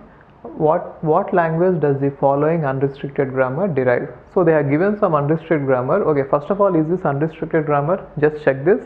Left hand side could be anything, any combination of variables and terminals, and right hand side could also be any combination of variables and terminals, but the left hand side has to be a non-null, as it is unrestricted grammar. And one more thing, unrestricted grammar can derive epsilon, which means empty string, but I told you that according to the definition of Turing machine, it doesn't have a capacity to accept epsilon, because if there is nothing, we cannot define nothing on the tape. There is a symbol called as B. Therefore Turing machine is not configured in order to accept a empty language. But then here I am showing you that this unrestricted grammar is going to derive all the languages accepted by the Turing machine, which means it is able to accept even epsilon. It is able to generate even epsilon. But then our Turing machine does not have epsilon. So just keep in mind that I am just talking about the languages in which there is no epsilon. Completely throughout the discussion of this topic, keep in mind that I am talking about the languages which are not having epsilon. Okay. Now let's see this one. They are given you this grammar, and they are asking you what is this one deriving. So just look at this and try to understand it. So by reading the grammar, you should be able to understand it. In case if you don't understand the meaning of it by reading the grammar, the next step is try to derive all these strings, and then you see the pattern and you identify it. Let's try to read it and understand it if you could. Okay. First one is S derives S1 followed by capital B, and S1 is A S1B. So you might have seen such a kind of grammar previously in context free grammars. Now what does S1 derive? A power n, B power n, isn't it? Now what is capital B doing? It is taking 1B and it is generating 3Bs, which means it is simply taking 1B and it is replacing with 3Bs. Next time again it will take 1B and replace with 3Bs. So it is actually increasing the Bs with a common ratio of 2, which means that in AP the common difference is 2. It is taking 1B and every time it is incrementing it by 2Bs. So initially if there is 1B, then later it will be 3, and later it will be 5, and later it will be 7. So it is going to increase like that, or B is going to simply generate null, which means B can terminate at any point. Initially it will take 1B, it will keep on expanding it by incrementing 2, 2, 2, 2 like that, or it can stop at any point. And AS1B is reducing to AA, which means S1 is taking 1A, 1B and combining AB to AA. So S1 is reducing the number of Bs or converting one AB into AA. So if you could understand this, it is simple. S1 is nothing but A power n, B power n is generated by S power S1, and at last it is going to dissolve one AB into AA. Therefore S1 is going to generate A power n plus 1 followed by B power n. So finally this S1 is able to generate A power n plus 1. Why plus 1? The reason is it is going to take a AB and it is going to convert it into AA. Therefore, at the last step, even though initially a power n, b power n is generated, at the last what happens is number of a's are going to be increased by 1 and number of b's are going to be decreased by 1. And later what is b is trying to do is b can add any number of b's. So b can take 1b from this and then it will keep on adding 2 more b's. Therefore b power 3k, isn't it? So if you didn't understand this, the explanation, what you could do is you can just look at all the strings generated by this and you can guess it. Now one derivation is giving us AA, other derivation is giving us AA followed by b's.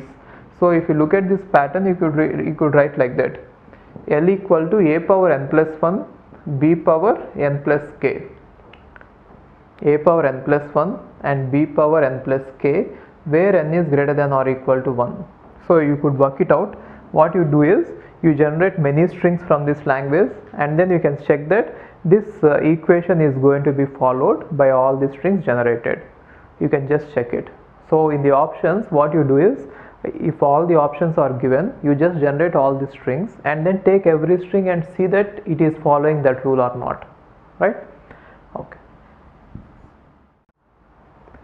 A grammar is said to be context sensitive if all the productions are of form x derives y, where x comma y belongs to v union t plus and mod x is less than or equal to mod y, which means a grammar is said to be context sensitive if you have all the productions of form like this and x and y, they both belong to v union t plus. So x and y can be any combination of variables and terminals, but only restriction is either in the left hand side or in the right hand side we are not going to allow epsilon at all, because both of them are going to belong to v union t plus. That is the main difference between unrestricted grammars and context sensitive grammars.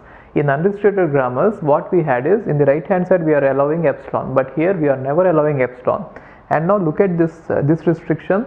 The left hand side, the length of the left hand side string is always less than or equal to length of the right hand side string, which means we are always going to expand the derivation. So whenever we take the left hand side and when we substitute with the right hand side in the process of derivation, the string length will always be in the increasing order, which means at every step of derivation we see that the length of the derivation, the length of the string either remains same or it is going to increase. Are you understanding it?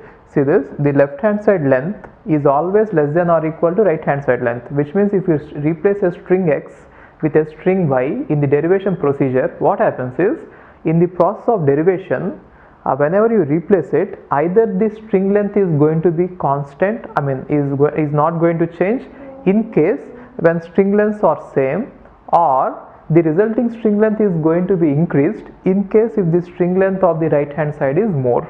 So what does it mean? Always the grammar is non-contracting, or non-contracting means it will never contract, it will always expand or it will remain same. It is called non-contracting. Okay, and then I think it is obvious to see why it is why it is called context sensitive. The reason why it is called context sensitive is, if I have a production in context free grammar, it is A. It is context free in the sense wherever you see capital A, you can replace it with small a. This grammar is called context free, remember? And capital A derives small a is context free because wherever you see capital A, you can replace with small a without worrying about the context in which capital A has occurred. But then in this one, if I have something like this, A B derives A B, then it is not actually replacing capital A with small a, which means you cannot remove this production and you cannot add this production directly, even though it is looking obvious that capital A is going to be replaced by small a by this expansion. It is not true. Actually, capital A is going to be replaced with small a only in the condition when capital A occurs when its left hand side is a, small a, and its right hand side is small b. It is nothing but context sensitive. So we are going to do this replacement only in the context where capital A has occurred between a small a and small b, then only we are going to replace capital A with small a. So we are not, it is not straightforward, it is not context free. That is why it is called context sensitive. So the grammar is called context sensitive because we are going to apply many of the rules looking at the context in which a variable is occurring. It is not that every time there is capital A we are going to do it context free. Got it? That is why it is called context sensitive. We shall see an example of how to use the context sensitive grammars, or how they look like, and how we can do the derivation. Okay, we shall see example. Let's look at an example of context sensitive grammar. But before going ahead, I'll just tell you a few points about this unrestricted and context sensitive grammars. First thing is, these two are very difficult to write. It is not very easy like we have practiced with context free grammars. These are very difficult to design, and there are only a handful of examples available. There are not lot of examples available, and one good thing is, till now they have not asked any question about these grammars in GATE. Till now no question has been asked, and maybe to be on the safer side, I am just explaining you how they work. But then I don't think that if they ask you such a question in exam, GATE exam, to design the grammar, it is very difficult. Maybe they might ask you a question like this: given a context sensitive grammar, what is the language generated by this? They'll ask you such kind of question. So just know or just understand how to derive a string. I think that you already know it, right? Okay, now let's look at this example. What is the grammar generated by the following context sensitive language? Okay, before going ahead, one more thing. In context sensitive grammars, I told you that the right hand side and left hand side can be anything but not epsilon. Therefore, by definition, context sensitive grammars does not generate any epsilon. Therefore, context sensitive languages does not contain epsilon. But then in the diagram, I told you that context sensitive languages are actually superset of pushed on these context free languages. There also the assumption is epsilon is not included. Okay, now watch this. This is the grammar given. They are asking you what is the language generated by this grammar. First of all, if they have given you the language and then if they have asked you to come up with the grammar, it would be really difficult. One good thing is they are already giving you the grammar and then they are asking you what is the language accepted, because it is easier to do that way. Okay, and don't worry, in GATE they will not ask you this. And so how to do it is, just try to derive a string, then you will understand what is the language generated by this. Actually the language generated by this is a power n, b power n, c power n, such that n is greater than or equal to 1. A power n, b power n, c power n, n is greater than or equal to 1. To see this, let's see an example with that. So I have just written down the derivation. So what I did is, initially I started out with this production, and then I started expanding like this step by step. But then anyway, let's see this derivation and I'll explain you how the grammar works. So first thing is, I derived ABC. Either you could derive ABC directly, or you could use small a, capital A, BC. If you have used ABC, your derivation will end there, which means you are going to generate a power 1, b power 1, c power 1, which is in the language. So that is the smallest string. In case if you are using this, it means that you want to derive a bigger string compared to this. And why is it bigger? The reason is our grammar is non-contracting. So you are always going to expand the string length. So whenever you are using this, definitely we assume that if you go and replace capital A with something, either the string length is going to be 4 or it is going to be greater than or equal to 4. It will never shrink. So definitely I am going to increase the string length by using this. So I have taken this. Then how A is working is, A will start at the left end, which means after small a's, and then it will travel to the right end, which means it will travel till it hits the C, and there it will generate one extra BC and convert it into capital B. Okay, it is very difficult to understand, just try to understand it. What capital A will do is, A will start at the left end after A's, and then it will just travel to the right end till C's are hit, and whenever it sees the first C, it will generate one extra BC, and again it will start traveling to the left side as capital B. So see this, A has started here and now A will shift there, A will move here, and whenever it has hit small c, it will generate one extra BC and convert itself to B. That is what A is doing. So see this, now this move, this production is going to help capital A to traverse over the B's. So it will be at the, see, if there are all A's here and capital A will be here and all B's will be here and C's will be here, then this production will effectively help A to cross over the B's. That is what that production will do. Got it? So see this, A, again let's see here, see, A is starting at the leftmost and it will gradually move until it hits the C. See, A will be moving here and then A will be moving here, A will be moving here, and now once it has hit the C, it is going to generate one extra BC and convert itself to capital B. That is what this one is doing. So this production is going to help A to traverse over B, and this production is whenever A has hit C, which means it has seen C, then it is going to produce one extra BC. C is going to remain there, one extra BC is produced and A is getting converted to B. Got it? And what is the purpose of B is, B will start from this end, right end, and it will keep on moving left, and whenever it hits A, it is going to generate one extra A. So effectively A is going to generate BCs and capital B is going to generate one extra A. So BC will be generated by A and B will be generated by A. For example, you start with A, B, C. Now B will go to the right end and here it will generate BC, which means A, B, B, C, and now again B will start here, it will come to the left end, it will generate A. So balancing out, A's responsibility is to go to the right end and generate a BC, and B's responsibility is to come to the left end and generate A, so that everything will be balanced out. 1 BC, 1 A, 1 BC, 1 A, 1 BC, 1 A, like that. Okay. Now just see this, what B is trying to do is, B will start at this point and it will move left, move left, move left. For moving left, it is going to use this production. If BB is there, it is going to write it as capital B small b, which is nothing but moving left. And once it has moved left, it is going to hit this end and is going to generate one extra A. So B is going to generate one extra A, or in case if you want one extra ABC, then you go with this. If you don't want to stop this procedure, already one extra A is generated, along with that you generate capital A also. Now what will capital A do? It will go to the right end and generate BC.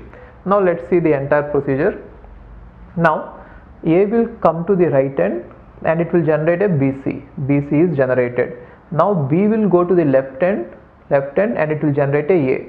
Now A will go to the right end here, and it will generate a BC. Now B will go to the left end here and it will generate a. Like that it will work. So A and B are actually messengers. A will go to the right end, B will go to the left end, right and left end. Like that it is going to work. It is very complex to understand, so I hope that you understood it. But then in exam they are not going to ask you to design such a grammar. It is going to take a lot of time, hell a lot of time. Maybe you could just try how difficult it is, just to see how difficult it is. Maybe you could just try deriving a grammar for A power n, B power n, C power n. So what should you be doing? Generate AB. See, I'll just tell you the hint. I'll just give you the hint. I'm not going to do it. In case if I have time at the end, I'll do it. But then I'm just giving you the hint. Just see how to generate it. If I have A power n, B power n, C power n, D power n, now you have to go till this point and generate CD, and go till this point and generate AB. Go till this point, generate CD, go till this point and generate AB. It has to continuously happen. Okay, it is going to be difficult. Let me warn you, it is going to be difficult, but it will be fun to try it out. You please try it out. Okay, fine. Now let's say we have the language A power n, B power m, C power n, D power m, such that n comma m greater than or equal to 1. For this language I want to construct a context sensitive grammar. So first of all, it is not going to be asked in GATE. Okay, don't worry about it. So don't worry about context sensitive languages at all. I don't think that they will ask you in the GATE, but then it is to be in the safer side, I am just teaching you. So it is not very difficult, as it is difficult to design it, but then not too difficult. Once I explain it, it will be very easy. So don't get worried about it. So let's just see how to design it. A power n, b power n, c power n, d power n such that n comma m greater than or equal to 1. Definitely this language is not context free. The reason is, if you try to design a push down automata, if you push A and push B, and if you want to compare C against A's, by that time on the top of the stack there will be B's. They will not let you compare C and A's, right? Therefore it is not possible for you to construct a push down automata for this language. That we already know, it is not possible. Then the other alternative, if push down automata is not possible, then the next level is context sensitive languages. Now we have already seen for this language a power n, b power n, c power n such that n is greater than or equal to 1.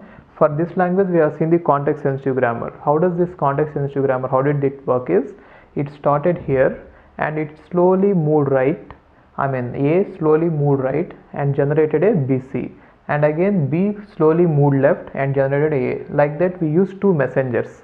A is moving right and generated BC, and B is moving left and generated A.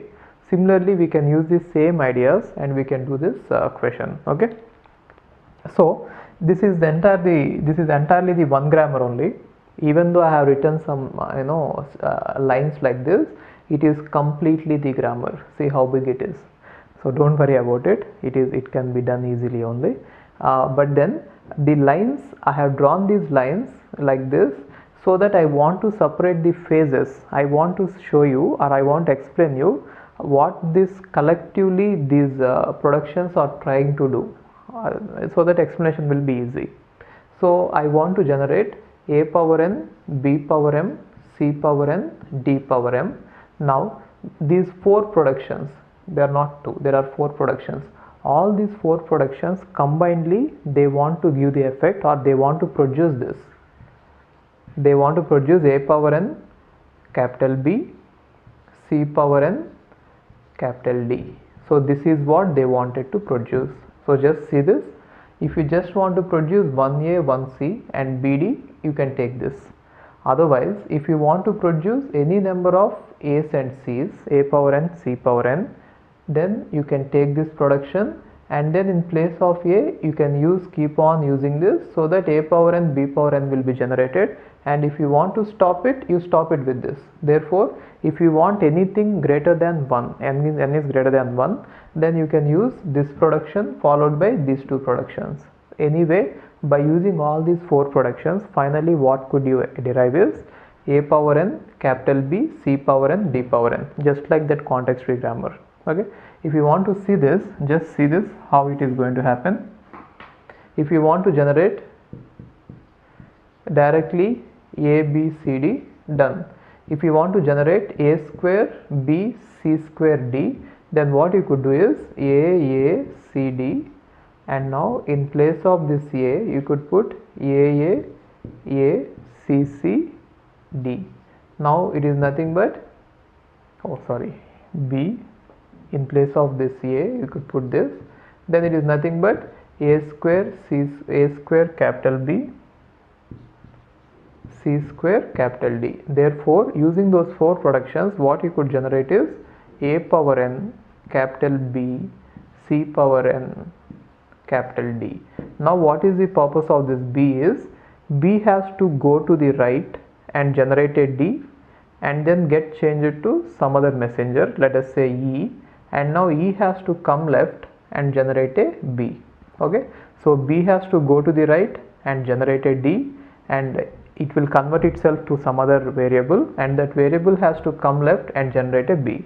So we are going to use D as the end marker, which means B will keep on, capital B will keep on moving right until it meets the end, and when it meets the end it is going to drop a D there, and again it has to come back and drop a B here, because both B's and D's have to be matched. So the same way how we designed a power n, b power n, c power n, here also we are going to do the same kind of traveling and then creating, traveling and creating. So what is that we are going to create here?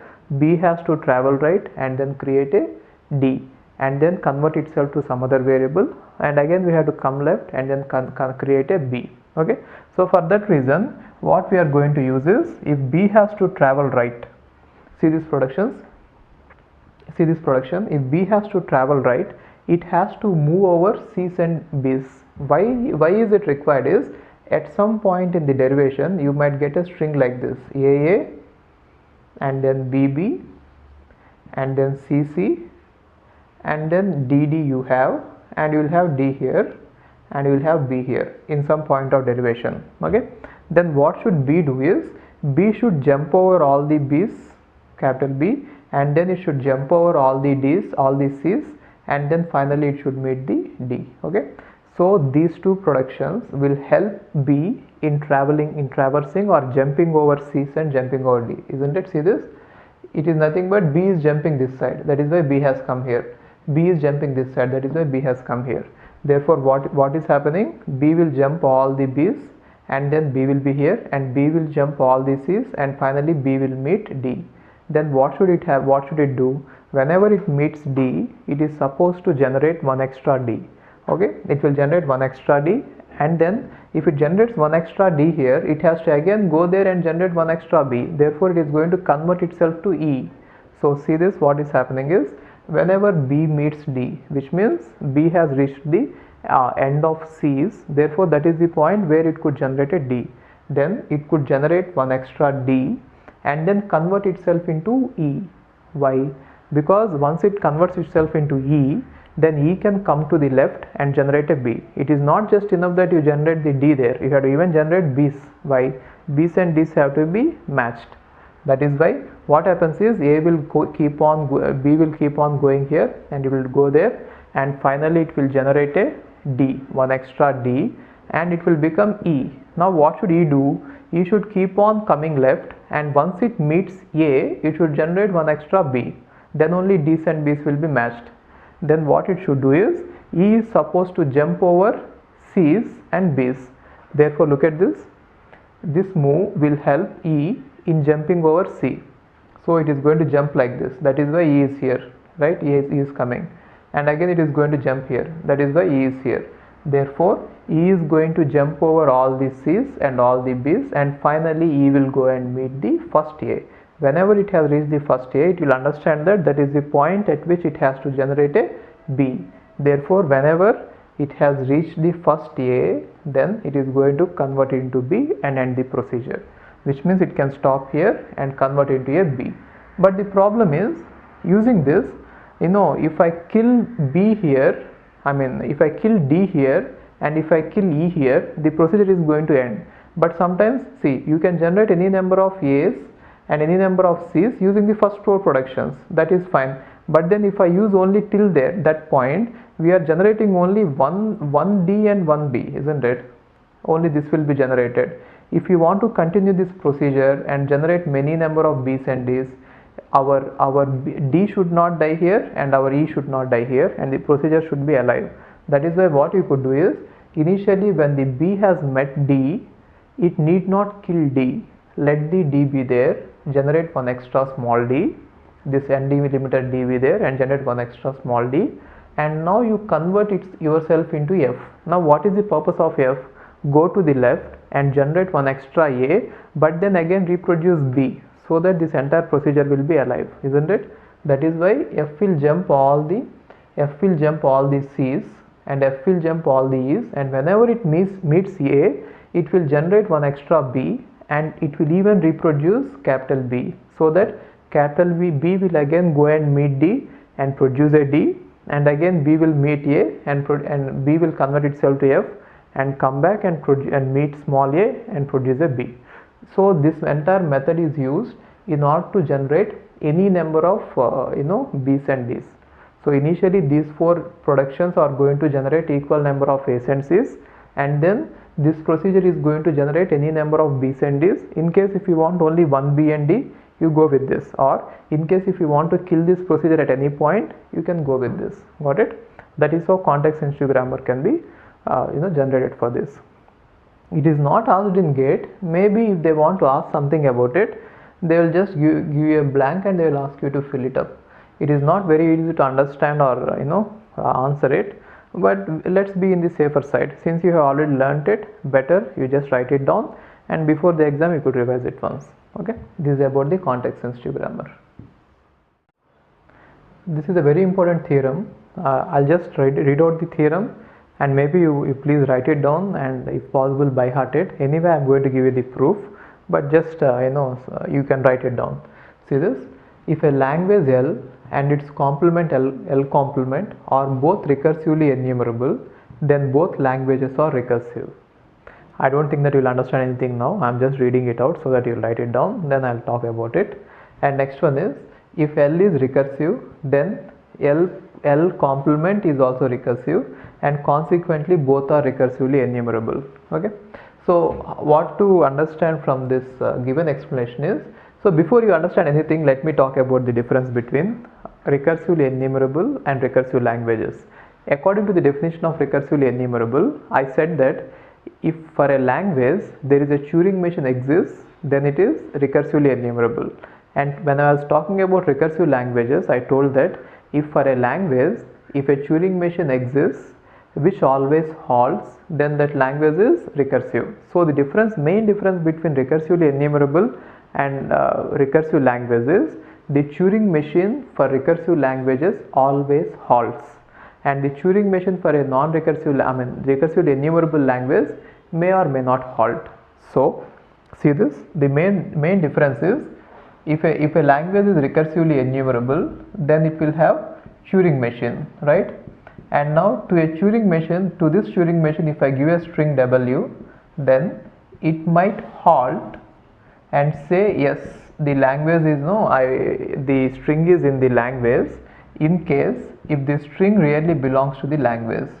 Okay, or it may say no, or it may fall in infinite loop. This is the problem. So recursively enumerable languages have the problem that given a string, the Turing machine may say yes, will definitely say yes if the string belongs to the language, and what it will do is it will say no, or sometimes it will fall in infinite loop if the string does not belong to the language. And what is the recursive language is? Recursive language means it will have a Turing machine, and given a string to the Turing machine, it will say yes, this string is present, or no, this string is not present in the language. In case here string does not belongs to the language, then it will say no or infinity, and here if the string belongs to the language, it will say yes, and if the string does not belong to the language, it will say no, straightforward, right? And you need not wait. The problem here is you don't know how long to wait. It might be the case that the Turing machine really needs extra time to compute, and it is really doing some computation, and therefore you might have to wait in that case. Or it might be the case that it has entered an infinite loop, and there is no way you know that you are in the infinite loop. Let us say you are watching a Turing machine, you are sitting and watching a Turing machine, it is doing some computation. Now you don't know whether to switch it off or not, because it is still computing, it is not saying anything. It might be the case that it needs more time really, or it might be the case that it might have entered the infinite loop. Therefore we cannot say anything about that. So the main difference between recursively enumerable languages and recursive languages, Turing machine may fall in infinite loop in case of recursive enumerable languages sometimes, whenever this given string does not belong to the language. And in case of recursive languages, the Turing machine does not fall in infinite loop. Whatever it is, it will give you a straightforward answer. Therefore you could wait until it halts. Here the Turing machine always halts, here the Turing machine does not halt. Okay, now so what is the main difference is, there is something called as membership algorithm. Membership algorithm is given a string and a language, our question is whether this string belongs to the language. Tell me yes or no. If you can answer that using an algorithm, then that is called membership algorithm. Here membership algorithm is not possible. The reason is, if you give it a string and ask it whether it is present in the language or not, it may sometimes say yes, and it might never say an answer. Therefore you are not going to get a no all the time, right? Therefore there is no membership algorithm for recursively enumerable languages. Write it somewhere. There is no membership algorithm for recursively enumerable languages. But coming to recursive languages, given a string and you ask it the question that whether this string belongs to the language or not, that is called membership question. and for that question definitely it will answer with yes or no. Why? Because Turing machine is always going to halt. Therefore, for recursive languages, membership algorithm exists. Membership algorithm exists. This is the main difference. Understand this? For recursively enumerable languages, no membership algorithm exists, but for recursive languages, membership algorithm exists, right? So, given a Turing machine, right, that may or may not halt, and if we just say that the language is having a Turing machine and we didn't say anything about whether it halts or not, then it is nothing but a recursively enumerable language.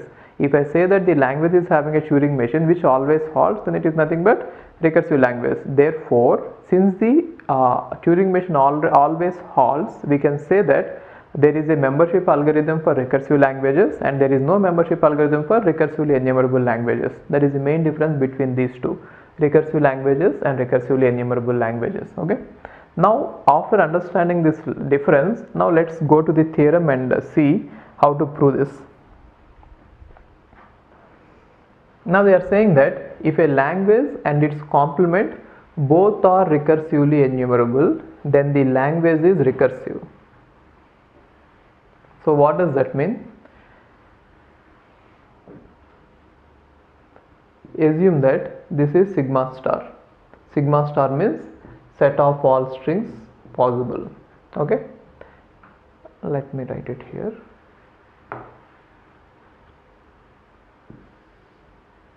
Assume that this is sigma star.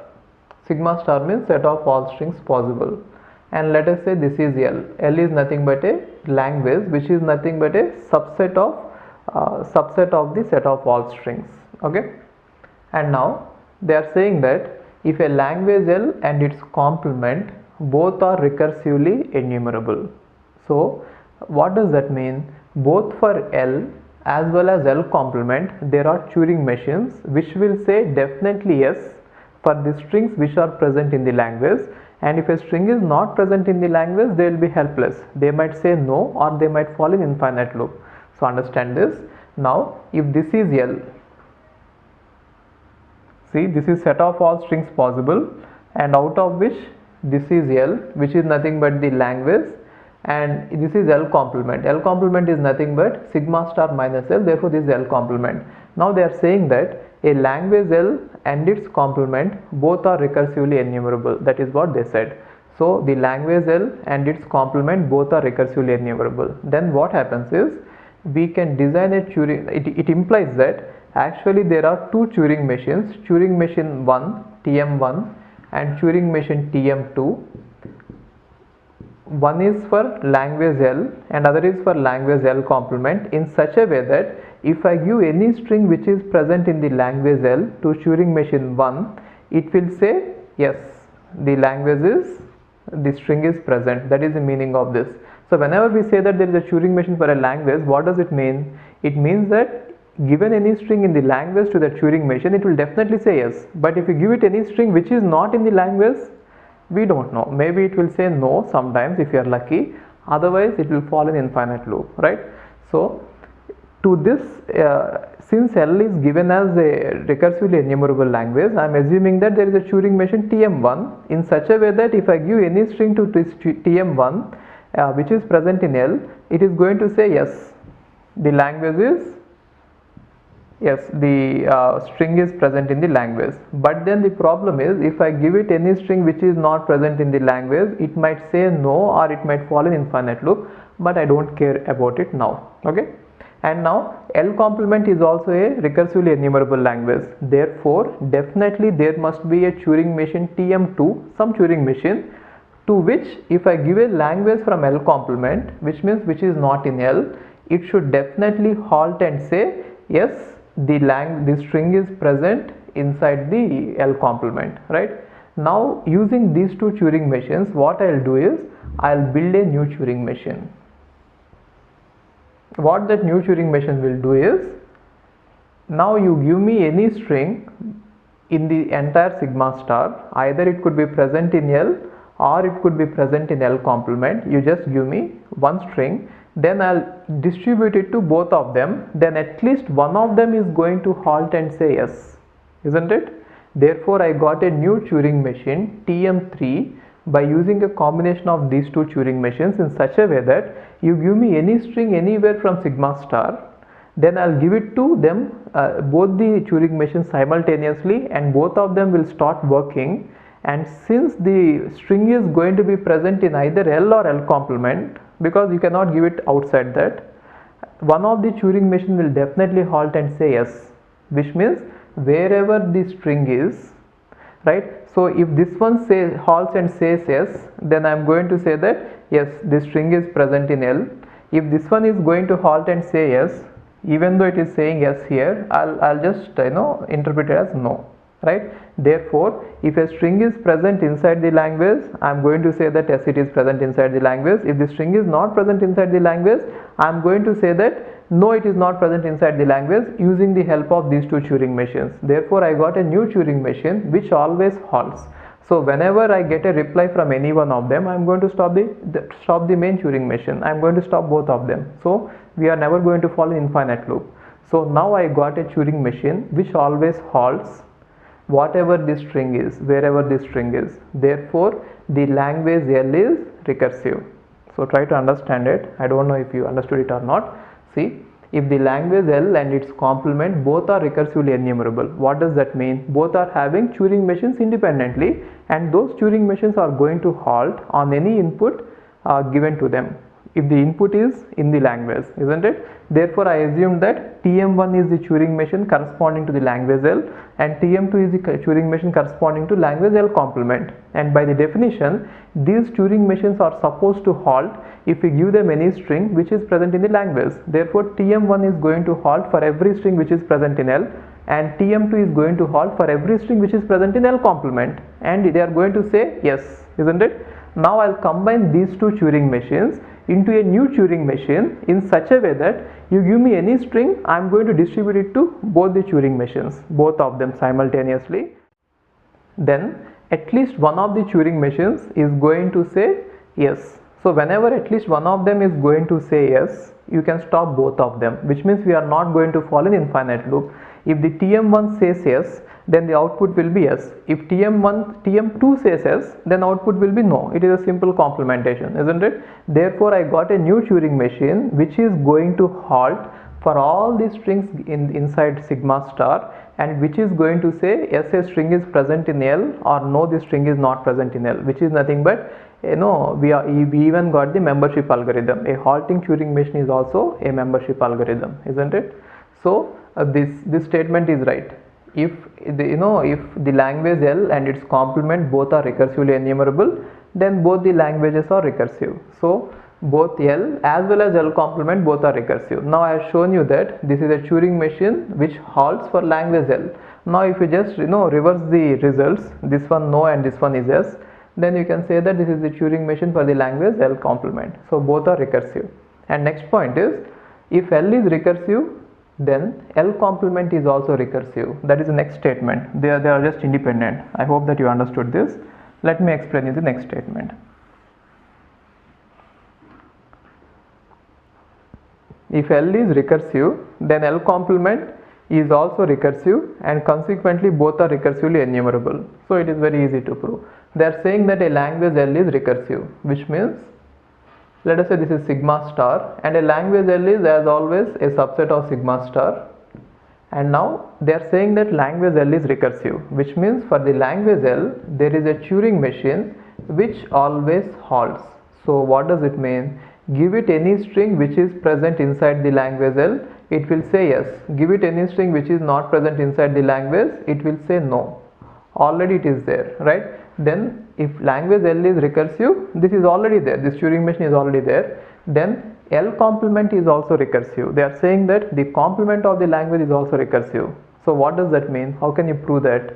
Now for the complement of the language, you should get a Turing machine which should say yes if the string is present in that, we should say no if the string is not present in that.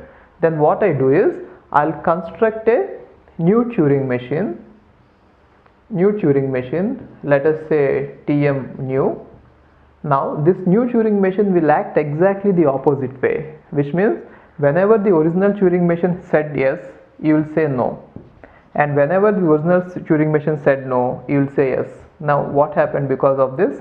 So if the string is present inside the language L, then you are going to say no. If the string is not present inside the language L, then you are going to say yes. Anyway, you are going to halt on both the cases, and therefore this is the Turing machine which always halts for the language L complement. So we got a halting Turing machine for L complement also. Therefore L complement is also recursive, and consequently both are recursively enumerable. Why? Because recursively enumerable just wants a Turing machine. It doesn't care whether it halts or not. And now we have shown that both of them are having Turing machines. Therefore consequently both of them are recursively enumerable, isn't it? This theorem is very important, and proof is pretty simple. I don't know whether you understood it or not. If you didn't understand it, you please rewind the video and watch it 4-5 times. You are supposed to understand it. It is very straightforward. Okay, and now let me talk about this membership algorithm.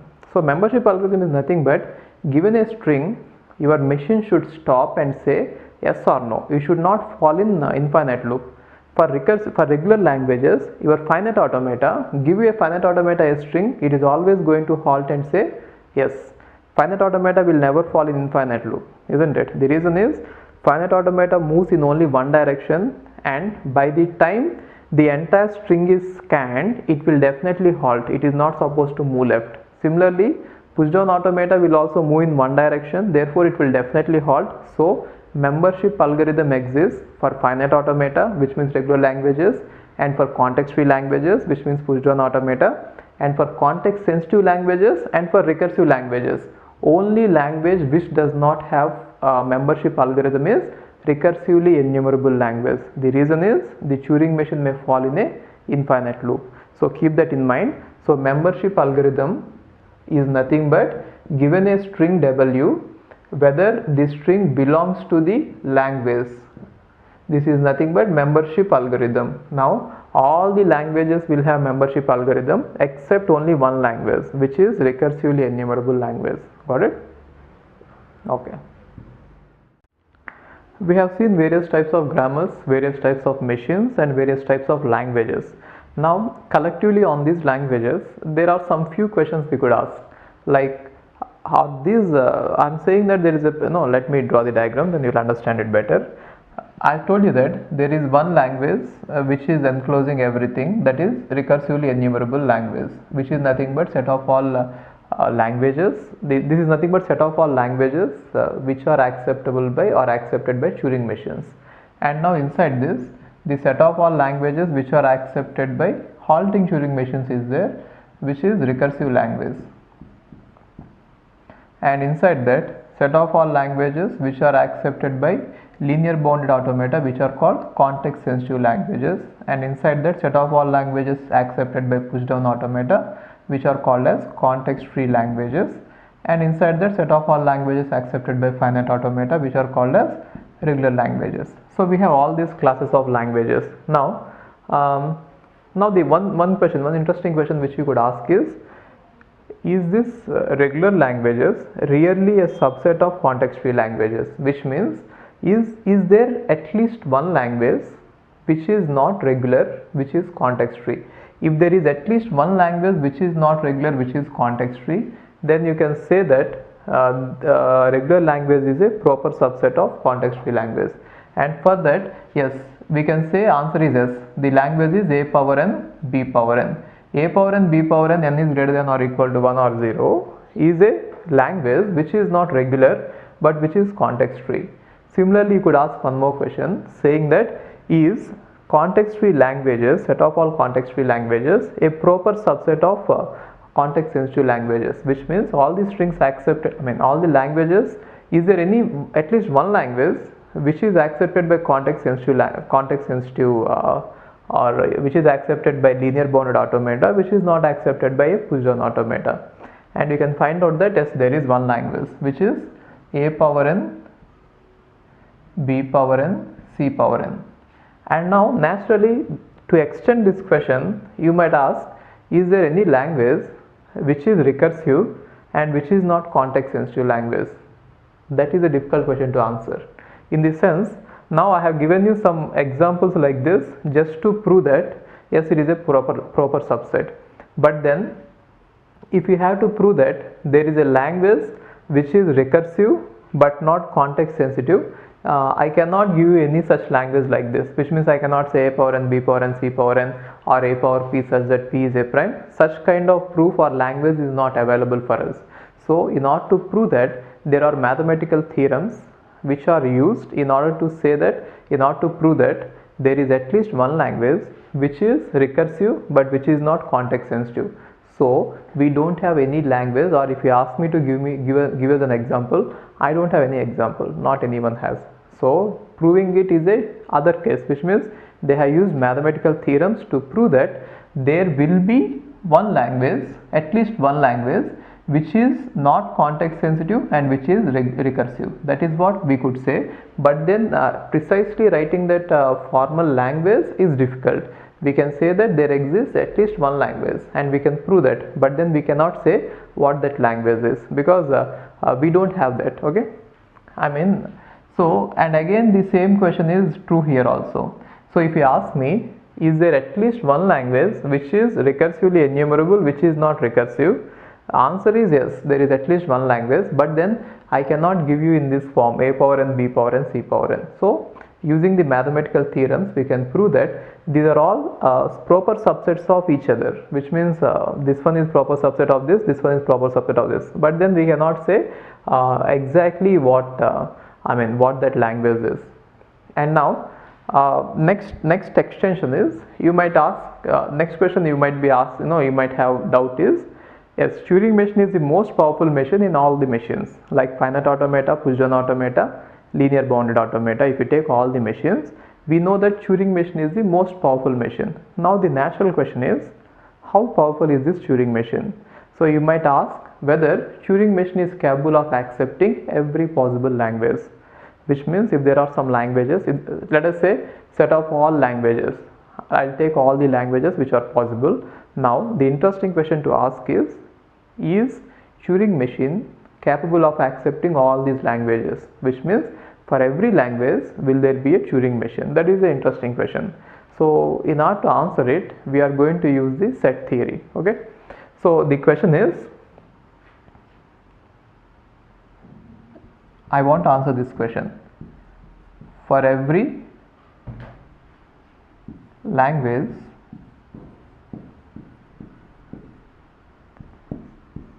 is there a Turing machine accepting it?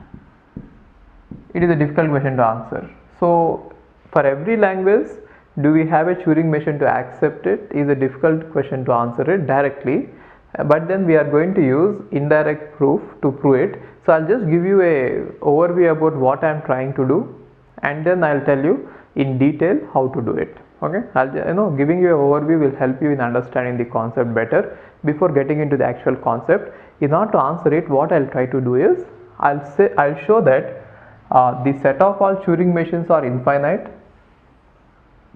The set of all Turing machines are infinite, and I'll show that the set of all languages are also infinite. This is set of all Turing machines and this is set of all languages,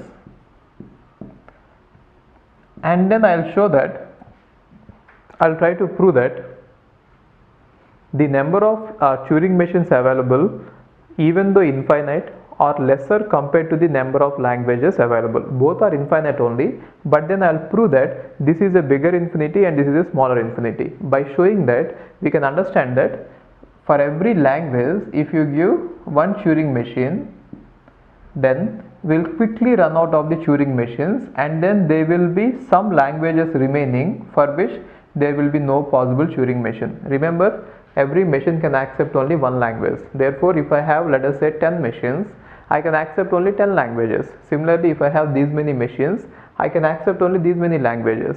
Now, it just indicates that there are some languages remaining for which we will never be able to give a Turing machine.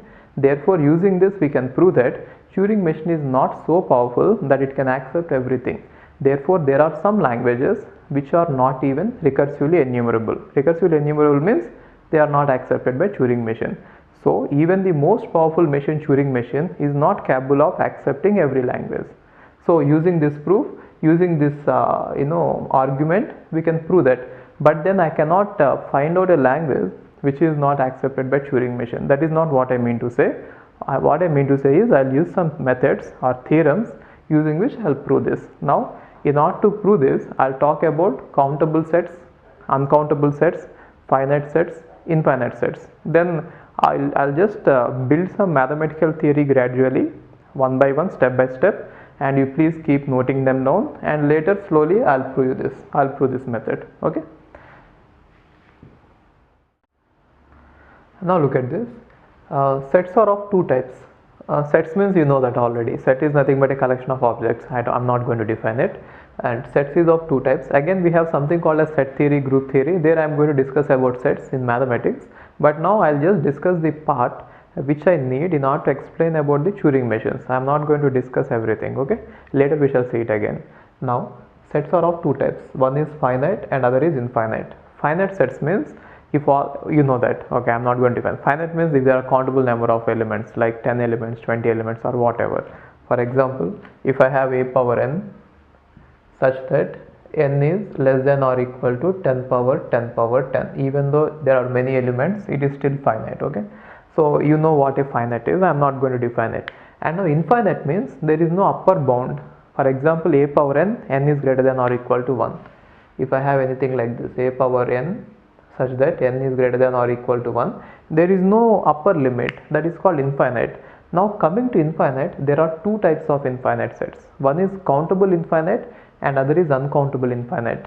So countable infinite is actually smaller infinite compared to infinite means there are lots of strings or lots of elements, and again in these lot of elements we can say that it is not too many and it is too many, which means if I say that a set is countable infinite, it means it is infinite but it is not too much. And if I say it is uncountable infinite, it is infinite and it is too much. If you try to compare a countable infinite set and uncountable infinite set, we'll see that we'll take it that countable infinite set is lesser compared to uncountable. So it is not right in writing like this, but then still this is the actual meaning. So you should not write it directly, but I'm going to write it. It is the actual meaning, but don't write it anywhere. What I mean to say is finite set is less than, countable set is less than uncountable set. It is not given anywhere, but actually that is the meaning that I want you to understand. So finite set is less than, countable sets is less than uncountable sets.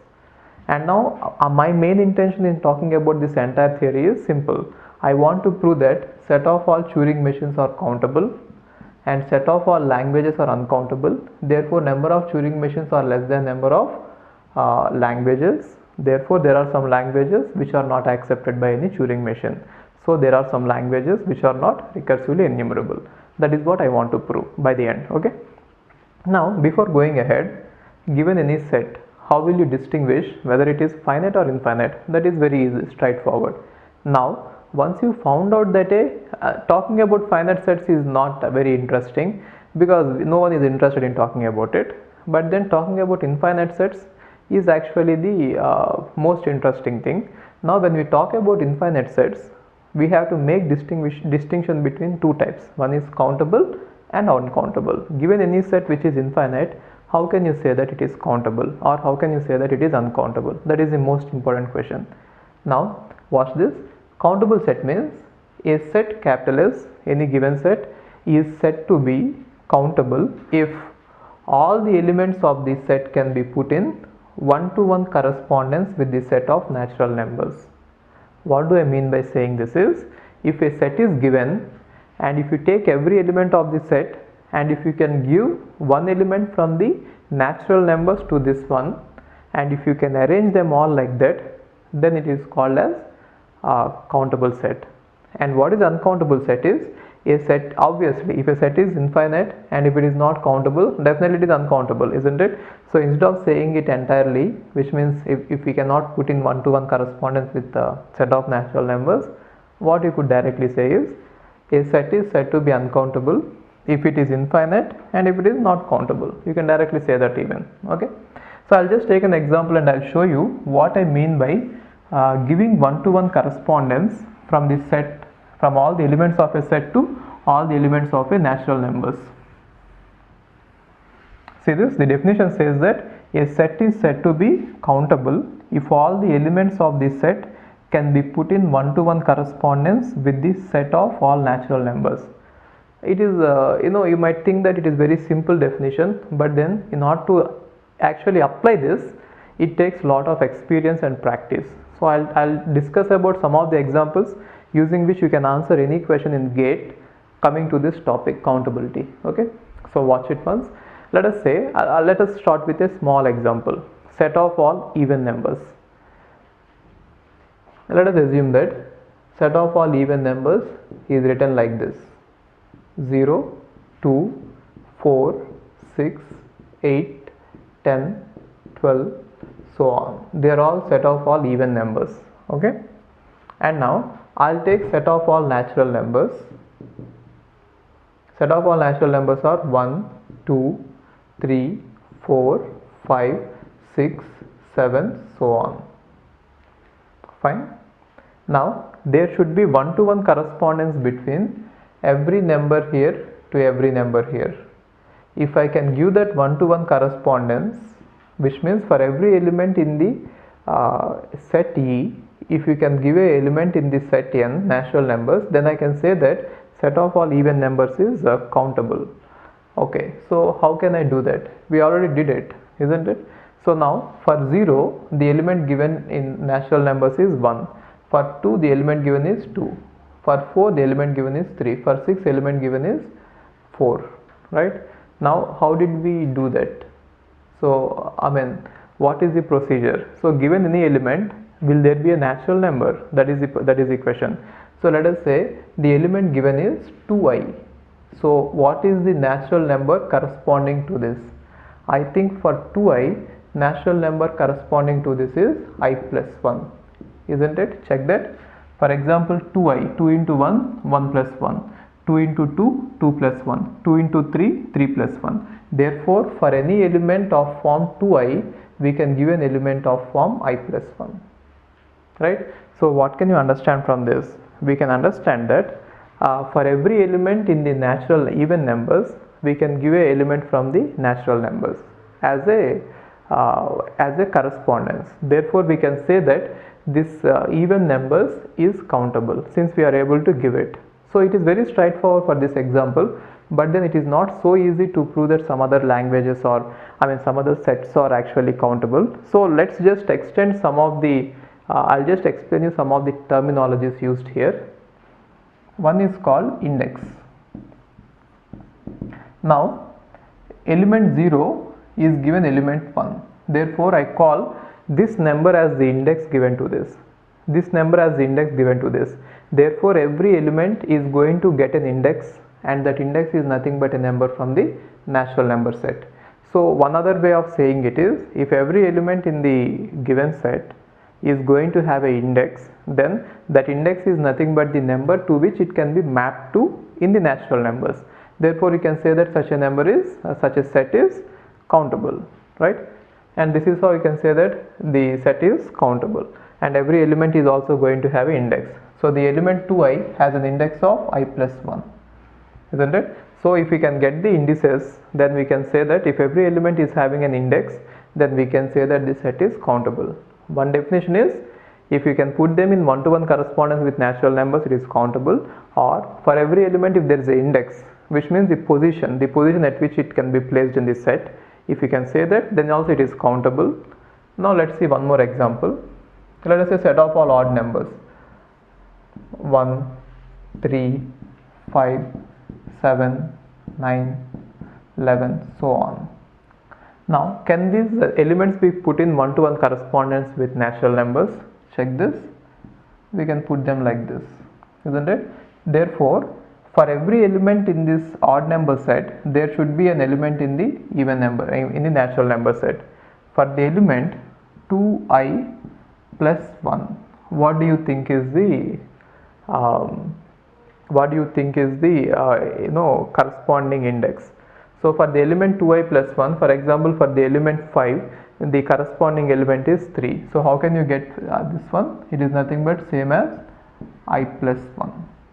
So for every element of the set of odd numbers of type 2i plus 1, the corresponding index we have is I plus 1, isn't it? Therefore, what can we say? Since we are having for every element one element in the natural number, there is a one-to-one correspondence between the elements. Therefore, the set of all even numbers is countable and the set of all odd numbers is countable.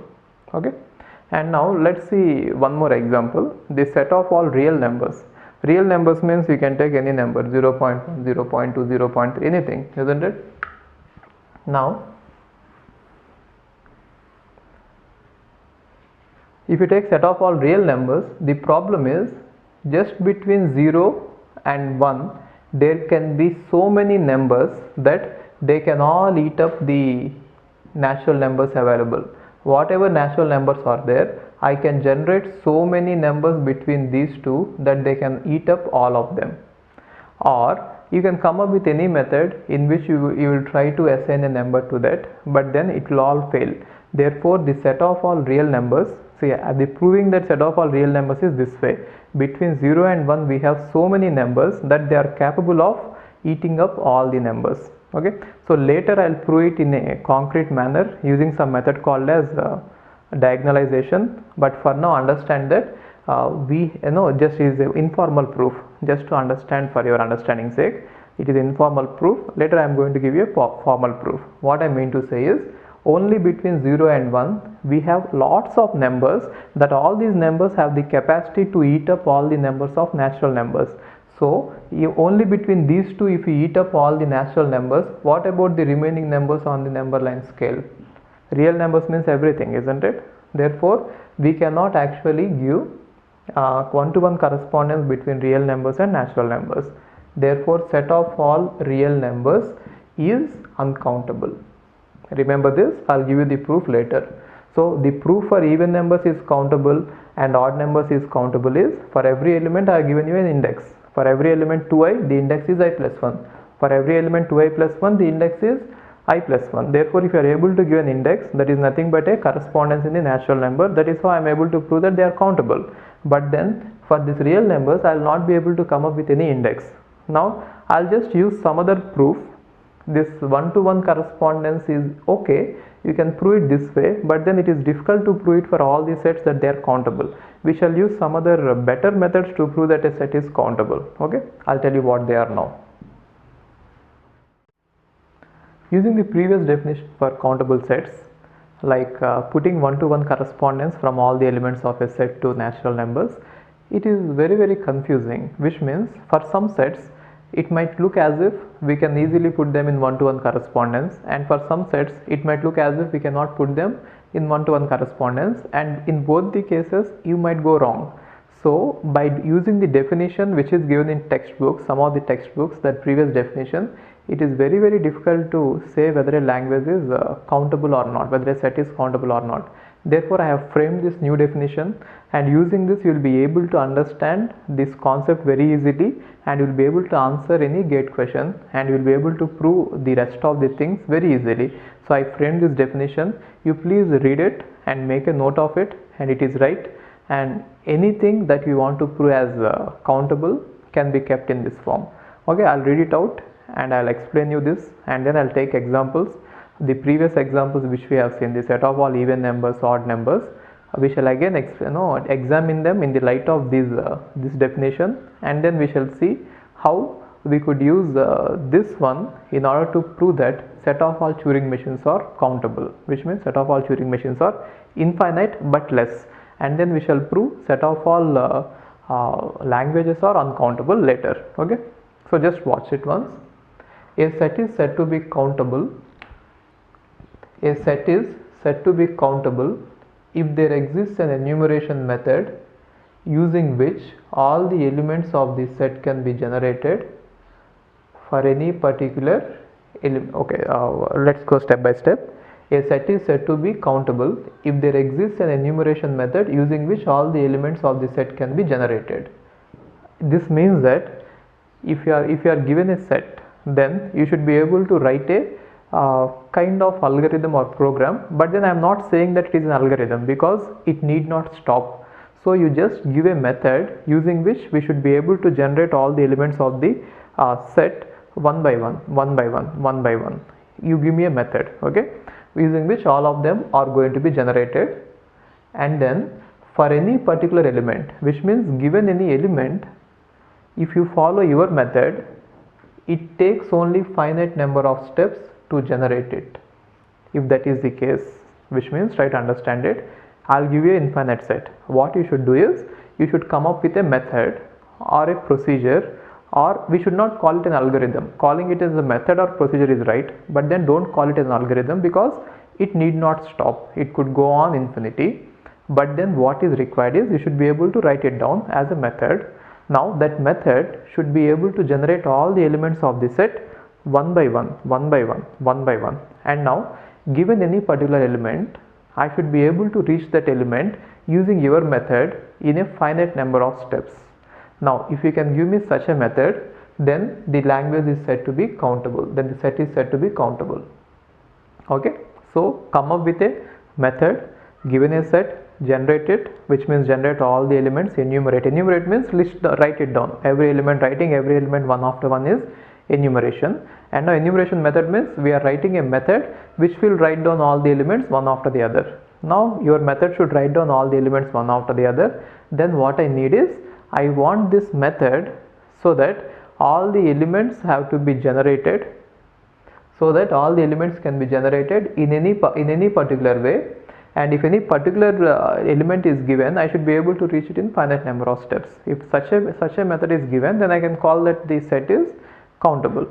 And the finite number of steps that are required, that are taken to generate an element, which means given an element, you are able to generate it in finite number of steps, right?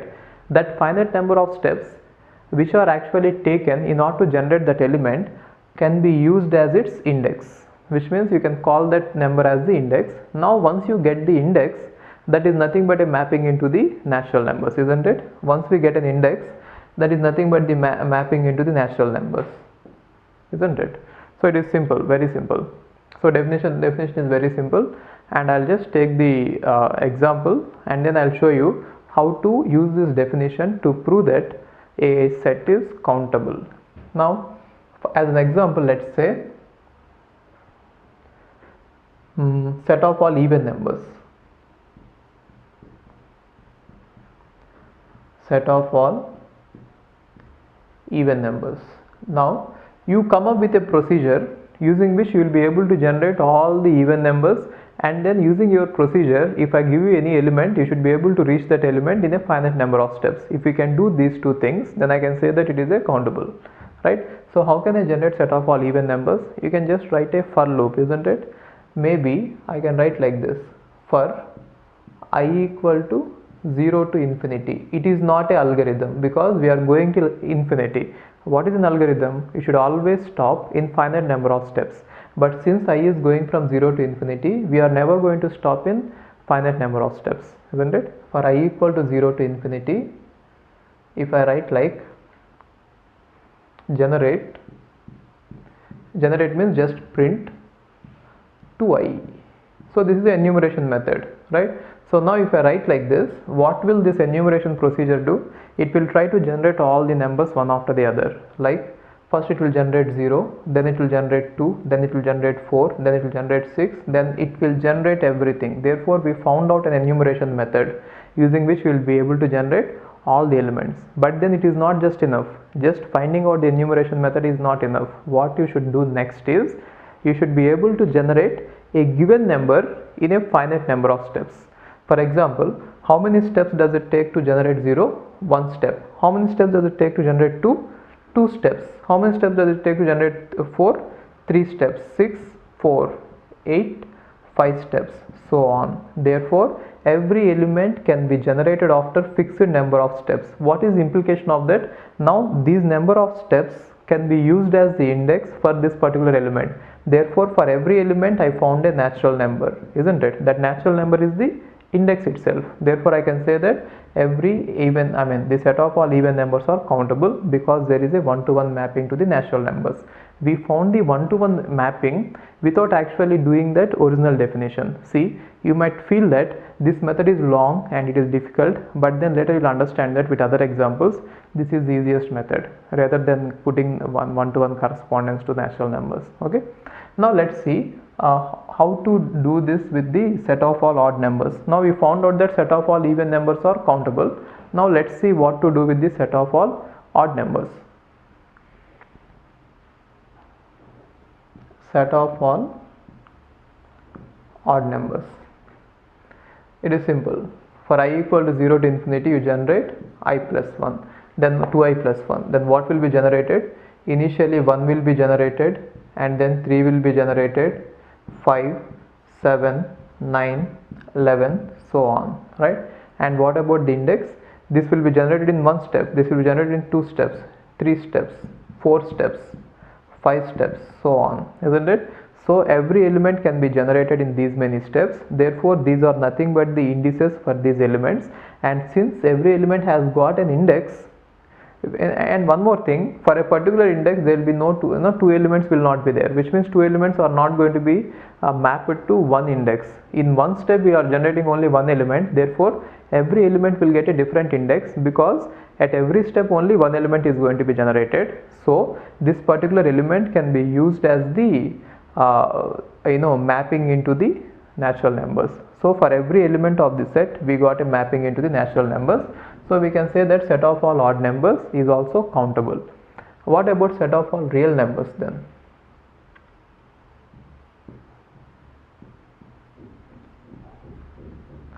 Set of all real numbers, it is very difficult to come up with the enumeration method first. So you cannot generate all the real numbers using a enumeration method. Maybe you might try to generate it, but then later you will not be able to reach a particular element. Let us say you are trying to generate all the real numbers, but then if you start with 0.0, then 0.01, then 0.001, then 0.0001, this procedure itself will never stop, because if I start with 0.01 and then 0.1, 0.01, 0.001, this procedure itself will never stop and it will go on, keep on going for infinity, and you will never reach a element starting with 1.0. Therefore, even though it is not an actual proof, we shall prove this later. I'll prove that the set of all real numbers are not countable later using some other method. But for now, just understand that giving a enumeration method and then generating an element in fixed number of steps for real numbers is impossible. Therefore, it is uncountable. Let's examine some other examples. Now let's examine one more interesting language. I want to see whether the set of all quotients of form p by q, the set of all quotients of form p by q, where p comma q are positive integers. So let us say p comma q are two numbers which are positive integers, and now we have set of all quotients of that form. Now what I would like to see is whether all these numbers of this form are countable or not. That is what I wanted to see. And in order to do this, let's observe how to do this. So if all the numbers are of form p by q and if they are all in a set, is that set countable or not? So what we should come up with is, first of all, how will that set look like? Let us say that is set S. That set will look like this: 1 by 1, 1 by 2, 2 by 1, 1 by 3, 1 by 4, 3 by 4, so on. There will be lots of elements like that. Okay, and these are all the elements, and now we want to find out whether this set is countable or not. So how can we find out whether a set is countable or not? You try to find out an enumeration procedure or a method, meaningful way, in which you can generate all the elements of the set, and given any element that should be reached in a finite number of steps, and that number is going to be the index into the real numbers, natural numbers. Therefore you can say that is natural.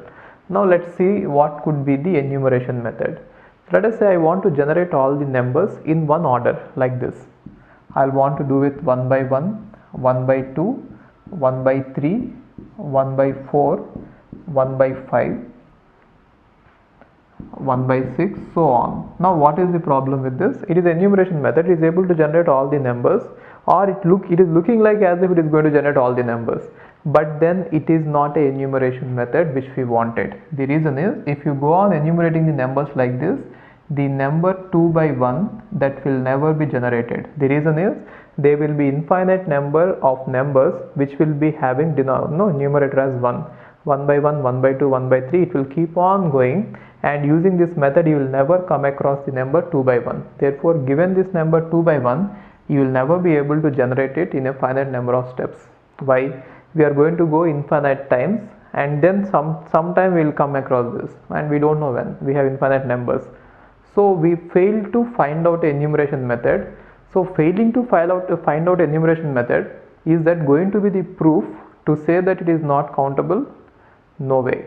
If you are not able to find an enumeration method, it doesn't mean that there does not exist some other enumeration method using which you could enumerate it. Okay, so it is not actually true to say that since we are not able to find a particular enumeration method, the number is not, the set is not countable. In order to say that set is not countable, you should do some other proof explicitly proving that the set is not countable. We cannot use such an argument. That is invalid. Now, but then how can we prove that a set is countable? By finding out an enumeration method, we can say that the set is countable. But then, without finding an enumeration method, we cannot say that the set is uncountable. For that, the proof is different. Okay. Now, let's try to see, is there any other way I could enumerate the strings? Therefore, I could enumerate the elements. Therefore, I could, generate a particular element in a fixed number of steps. If I have 2 by 1, if I take this method 2 by 1, 2 by 2, not 2 by 1, let me say, other method is I want to increase the numerator, which means 1 by 1, 2 by 1, 3 by 1, 4 by 1. If I go on like this, again I get infinite number of numbers, isn't it? But all of them are going to have the denominator as 1, and you will never be able to reach the number 1 by 2. Therefore, even this enumeration is also not the valid one which we wanted. Then we want some other meaningful method using which we will be able to generate every particular string in a fixed number of steps. So maybe if you could think for some time, you could come across this, many ideas. I'm going to tell you one of them. You might come across some other ideas, but I'll tell you one of them. So one good idea is, don't go either in the increasing order of numerator or in the increasing order of denominator. What you do is, just add numerator plus denominator, and you go in the increasing order of the sum. So if numerator is p, denominator is q, you add p plus q, and now go in the increasing order of p plus q's. For example, here in this case, what is the smallest number? 1 and 1. Therefore, the first sum is 2. So only number possible is 1 by 1. The sum is 2. And the next number possible is, next sum possible is 1 and 2. Therefore 3. So what are the various numbers possible which are having a sum of 3? Adding up numerator and denominator. One is 1 by 2 and other is 2 by 1. So go in the increasing order of sum of p and q, and inside a particular sum, go in the increasing order, which means both these numbers are going to have the sum as 3, but then go in the increasing order, which means 1 by 2 is less than 2 by 1. And what is the next number? 4, isn't it? What are the numbers of p by q form which have the sum as 4? 1 and 3, 2 and 2, and then 3 by 1. These are the 3 numbers possible, isn't it? Next one is 5. So what are the numbers which will have 5? 1 and 4, and you can write it down, so on, right? So using this method, if I enumerate all the strings, all the elements of the set, then for any given element, we can say that it will be generated after these many steps. Therefore, every element will get an index, and that index is going to be mapping into the natural number.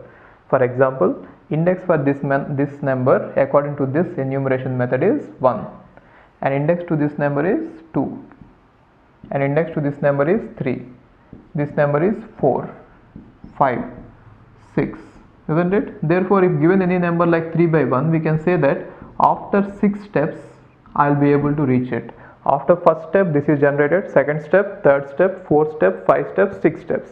Therefore, every element, we can say that every element could be generated after fixed number of steps, and that finite number of steps is going to be the index for the element. And now that element, that index could be used as the mapping into the natural numbers. Therefore, the set of all these numbers, the set of all these numbers of form p by q are having one-to-one mapping with the natural numbers. If you see that this is nothing but the one-to-one mapping with the natural numbers, right? Therefore, we can say that the set of all numbers of form p by q are countable. Remember this.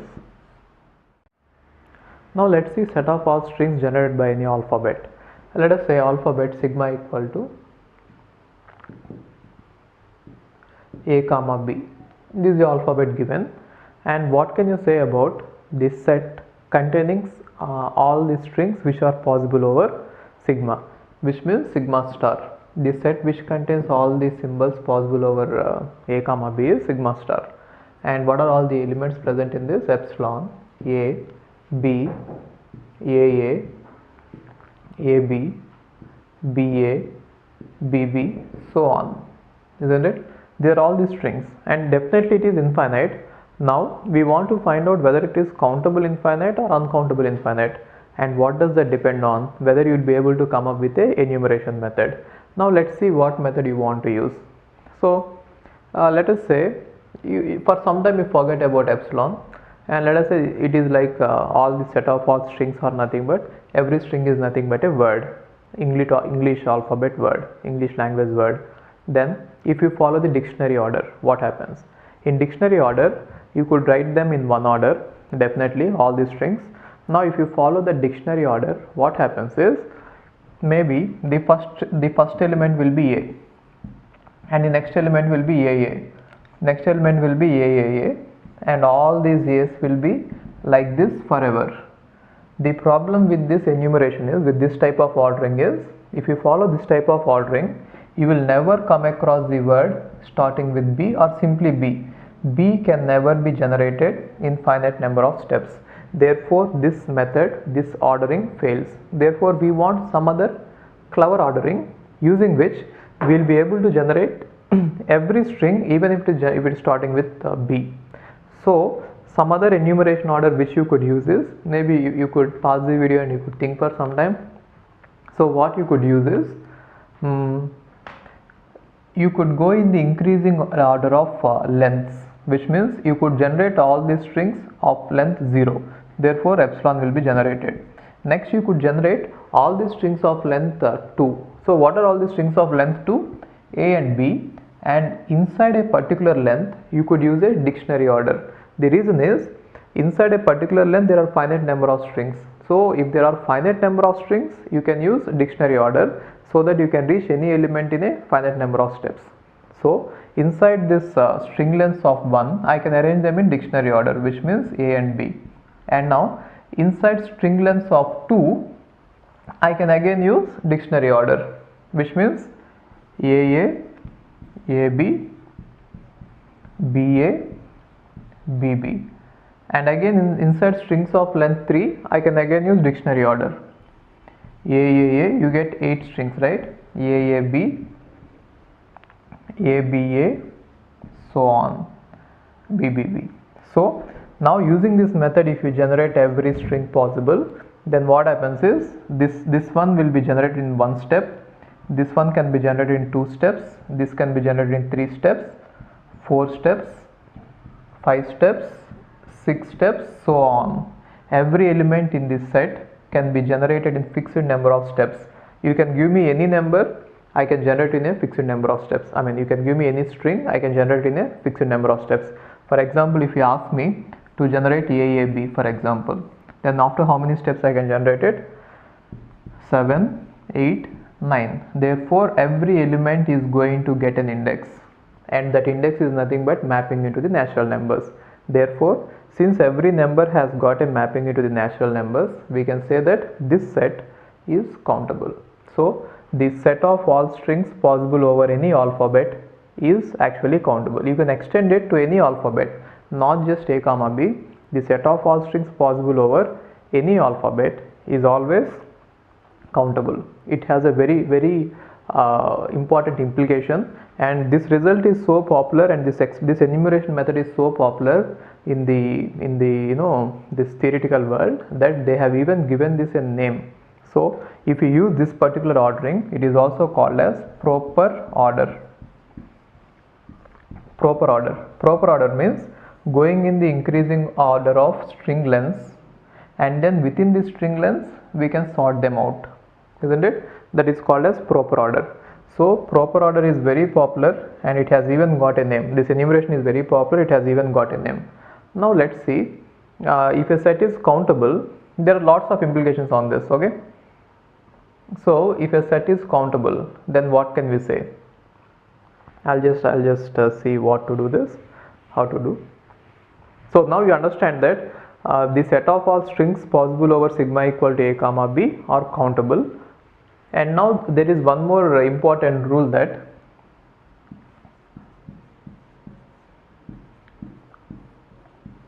every subset of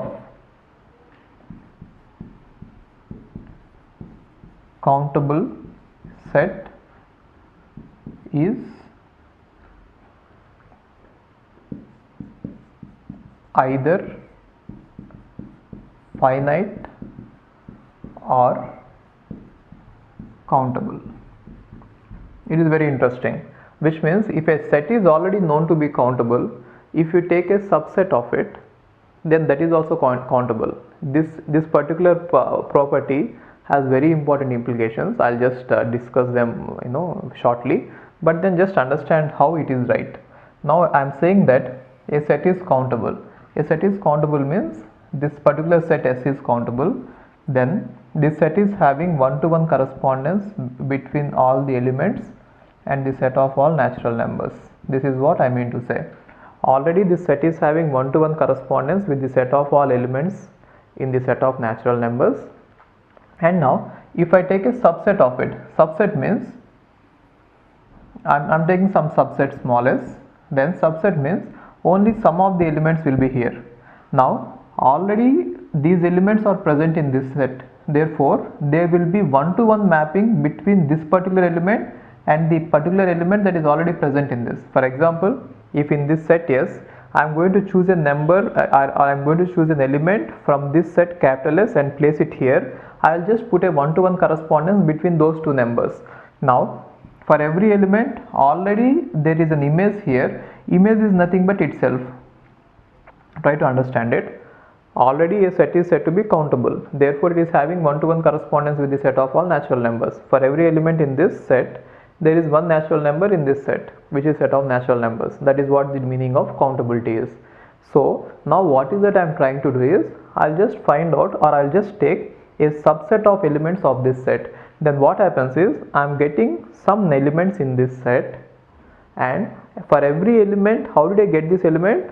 Because that element is already present in this set, isn't it? Therefore I'll put a one-to-one mapping between the element chosen and its image there. Image means the same element. Then what happens is, already I have one-to-one mapping from the subset to the set, and already there is a one-to-one mapping from the set to the natural numbers. Therefore by composition, that is called composition, we shall discuss it in functions. By composition rule, this set is also countable. Therefore every subset of a countable set is countable in case if it is infinite. In case if it is finite, it is simply finite, but then we are not interested in this. We are not interested. So every subset of a countable set is either finite or countable. So this point is very important. Okay, now we already found out that sigma star over any sigma is countable, which means set of all possible strings is countable. And now a language is nothing but subset of this. Every language till now we have seen is nothing but a subset of sigma star, which means either you take a power n, b power n, or a power n, b power n, c power n, or whatever it is. Every language is a subset of this set, and this set is already known to be countable. Therefore every language is countable. Understand it? Every language is countable. I am not talking about number of languages. Given a language, that is definitely countable, which means all the strings in a language can be put in one-to-one correspondence with the natural numbers. Okay, so every language is going to be a countable language or it is going to be finite language. Okay, write it somewhere. Now look at this question. Let us say sigma equal to 0 comma 1, which means alphabet is only zeros and ones, and now sigma star, the set of all strings possible over sigma is sigma star, which is epsilon 0 1 0 0 0 1 1 0 1 1 so on, right? And now this set is also nothing but this set sigma star is also countable. The reason is already we have seen that if sigma equal to a comma b, sigma star is countable. Just you replace 0 with a and b 1 with b, then we get the same language and we can use the proper ordering and we can prove that it is countable. And now we know that this sigma star is countable, and we already know that every Turing machine can be encoded as a string of zeros and ones. You please refer to that topic where I did it. I think in the topic of universal, when I was talking about universal Turing machine, I told you how to convert a Turing machine into a string of zeros and ones. Now this set sigma star is countable, isn't it? And now second thing I know is, first thing I know is sigma star is countable if sigma equal to 0 comma 1. In fact, any sigma star is countable. And now the second thing I know is every Turing machine can be encoded as a string of zeros and ones. This one also I know it. So these two things I know. One thing is sigma star is countable. Second thing is every Turing machine can be encoded as zeros or ones, zeros and ones. Therefore, set of all Turing machines is nothing but set of all strings of zeros and ones, isn't it? Third thing is I can say that set of all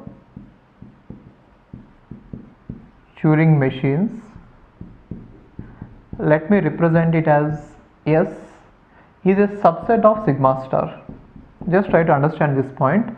Now if I encode every Turing machine as a string of zeros and ones, and now if I list them all in one set, that set will definitely be a subset of this. Or you can take this sigma star and you can take each string one by one, which is generated by enumeration method, and then you can check whether a given string can be a valid Turing machine or not. If it is a valid Turing machine, you can take it. If it is not a valid Turing machine, you throw it. Then whatever strings I get into S, that is definitely a subset of sigma star. Now what can you say? So using these 3 points, what we can say is, and we already know that, one more point I am just adding it, you already know that point, but just I am adding it. Now every subset of countable set is either finite. If it is not finite, it is countable, isn't it? So we know that set of all Turing machines, they are not just finite, they are infinite. But then what kind of infinite? Countable infinite. Therefore, using this rule, we are able to find out that the set of all Turing machines are countable.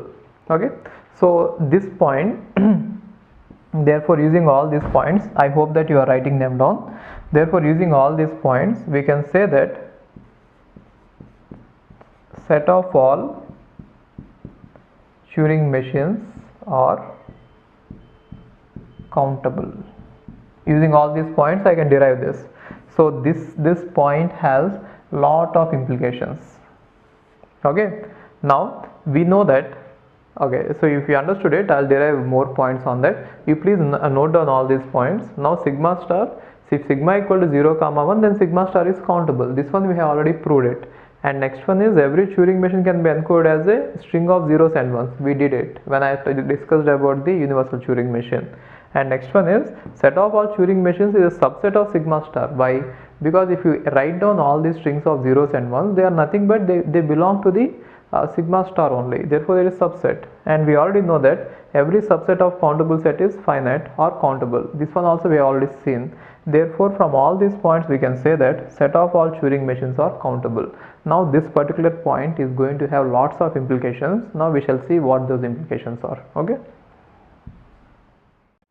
Now knowing that set of all Turing machines are countable is going to lead us to many implications. Now what are the results we get out of it is, since we already know that, watch it. Now Turing machines are countable. Let me say C is the shortcut to represent that Turing machines are countable. Then what does this imply? Then how many our Turing machines are there? There will be those many recursive enumerable languages. Therefore, since the number of Turing machines are countable, the number of recursive languages are countable, isn't it? Therefore, recursively enumerable languages, not recursive, recursively enumerable languages are countable, isn't it? Now what does this mean? If recursively enumerable languages themselves are countable, so we can say that a recursive language is a subset of recursively enumerable language. Therefore, the number of recursive languages are countable. RL means not regular, it is recursive languages. Recursive languages are countable. Now, context-free language is a subset of recursive language, isn't it? Sorry, context-sensitive language. Therefore, context-sensitive languages are countable, and push down onto that context-free languages are again subset. Therefore, context-free languages are countable, because every subset of a countable set is countable, and we know that all these languages are like Russian dolls. If you open Russian dolls, you know that if you open a doll, inside that there will be one more doll. If you open that doll, inside that there will be one more doll, isn't it? Like that, inside that language everything is contained. So therefore, if the main language is countable, then already the languages which are present inside it as a subset, proper subset, are already countable, isn't it? So context-free languages are countable, therefore regular languages are countable. Everything is countable. All the languages, either you say the number of recursively enumerable languages available, they are countable. Everything is countable. And next implication is, if you look at the hierarchy of these Turing machines, these machines, Turing machine is the biggest machine, and all the machines are present inside it. And what we could say about all this is, now see, the better solution will be, instead of talking about the languages directly, the better idea would be the other one. So for every language there is a Turing machine, isn't it?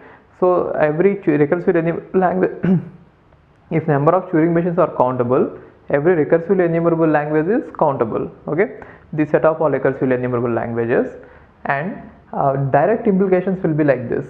So we can say that every Turing machine is a push-down automata is, you can modify a Turing machine in such a way that it can act as a push-down automata. Therefore, if Turing machines are countable, then push-down automata are countable. The reason is, we can modify a Turing machine in such a way that even though it is having the input tape, instead of using it as a tape, if it could use it as a stack. Therefore, if Turing machines are countable, then push-down automata are countable. The reason is, push-down automata are a slight modification to Turing machine, isn't it? And now if we know that even LBA is also a slight modification of Turing machine. If already Turing machines are countable, then a subset of the machines which are supposed to use only that restricted stack, they are also countable. Therefore, push-down automata are countable, and finite automata is nothing but a Turing machine which is restricted in such a way that it has to use only finite amount of memory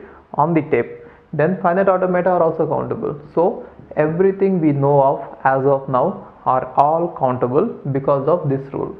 Okay, but then even though the number of languages are countable, see this, one important thing is, even though all these languages are countable and the machines are countable, we didn't prove that the set of all languages are countable.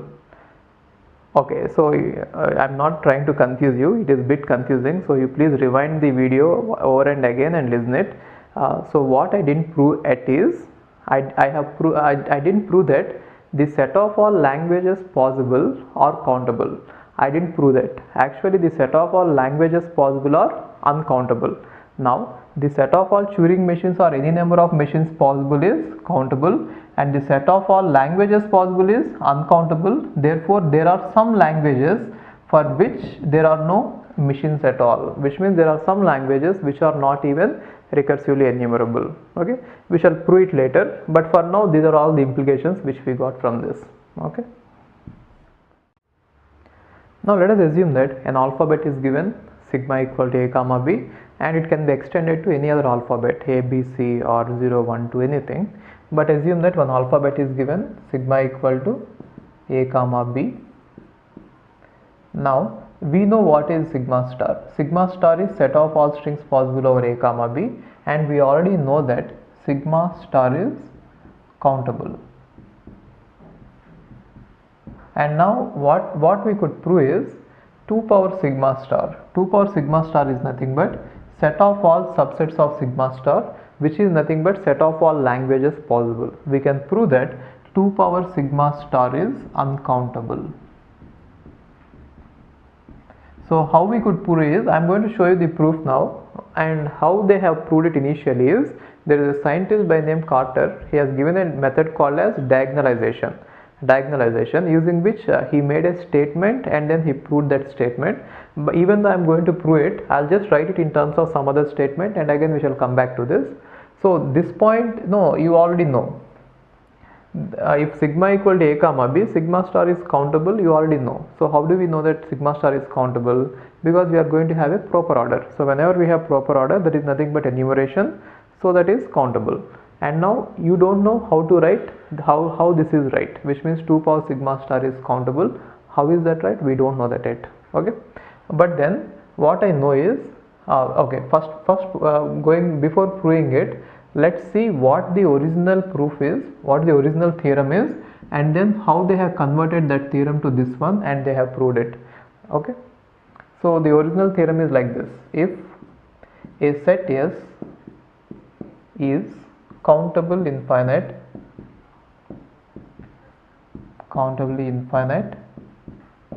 which is nothing but countable, then they say that 2 power s is uncountable.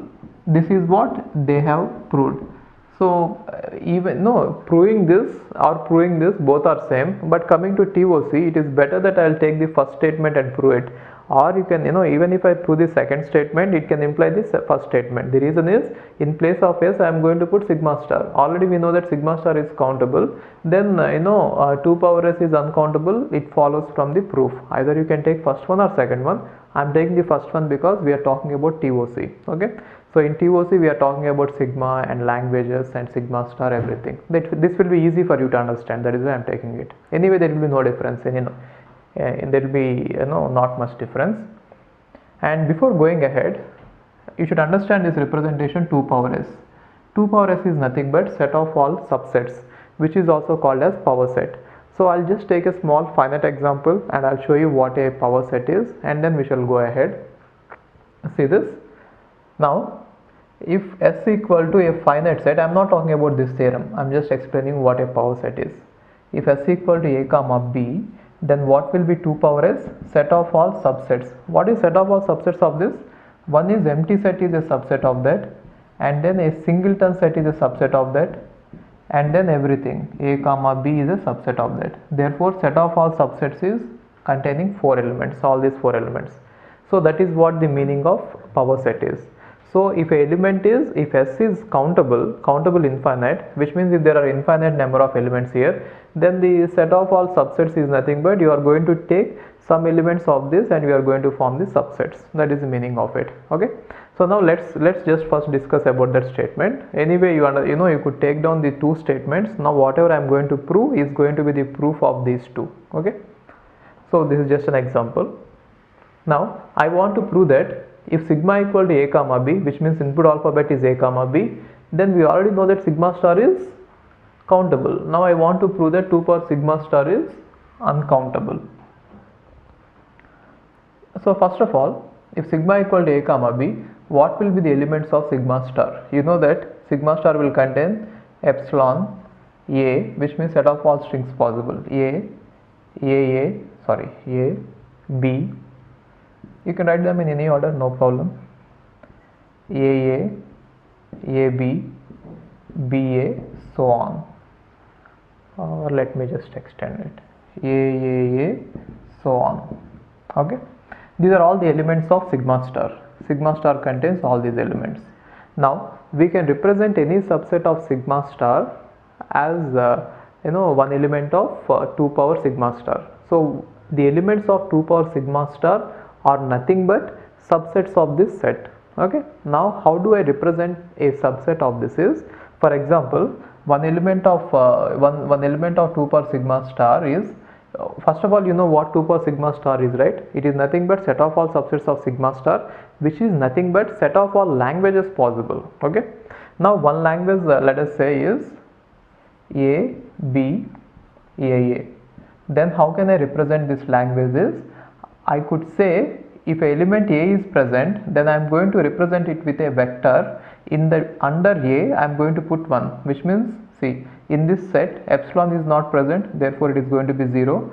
A is present, therefore it is going to be 1. B is present, therefore it is going to be 1. A is present, therefore it is going to be 1. And no elements are present, therefore all are going to be zeros. So every element of this set 2 power sigma star can be represented as a string of zeros or ones.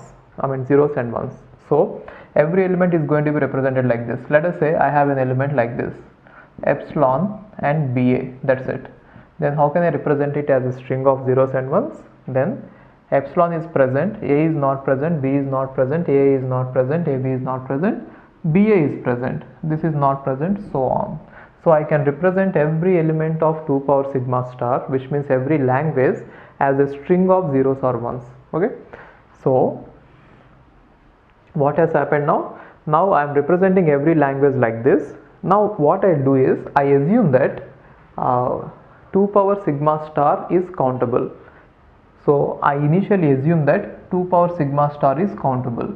Therefore, if a set is countable, we know that every element in that set is going to get an index, and depending on that index, I am going to put all the elements in one table. So try to understand it. Now I am assuming that the first assumption is 2 power sigma star is countable. If a set is countable, we know that it can be mapped, it can have a one-to-one mapping with natural numbers, which means every element in that set is going to get an index, and using that index, I am going to put all the numbers, I am going to put all the elements in one table, and the table is going to look like this. So let us say every element is kept in its corresponding index 1, 2, 3, 4, 5, 6, so on, and the elements are like this. Just every element, every possible element. It can be anything. I am just taking this as example.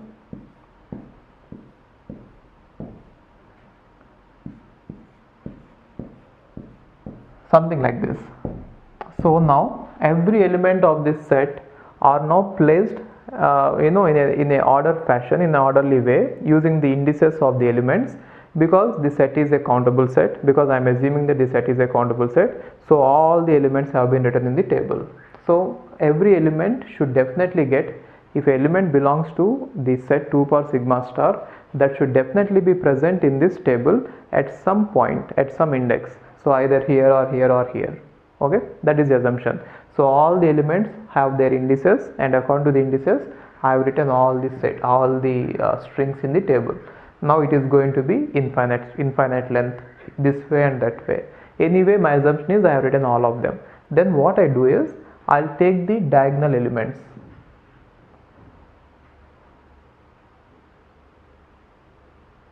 I'll take the diagonal elements like this, the entire diagonal, the main diagonal, and then what are the elements in the main diagonal? You see that the elements in the main diagonal are 0, 0, 0, 1, 0, so on. Now what I do is, I'll just complement this 1, 1, 1, 0, 1, so on. Now I'll get a new element. This element is not present in the set, definitely. The reason is, this element cannot be the first element, because it is differing with the first it is differing with the first bit of the first element. This element cannot be the second element, because it is differing with the second bit of the second element. This cannot be third element, because it is differing at least in one point. It cannot be fourth element, because it is differing at least in one point.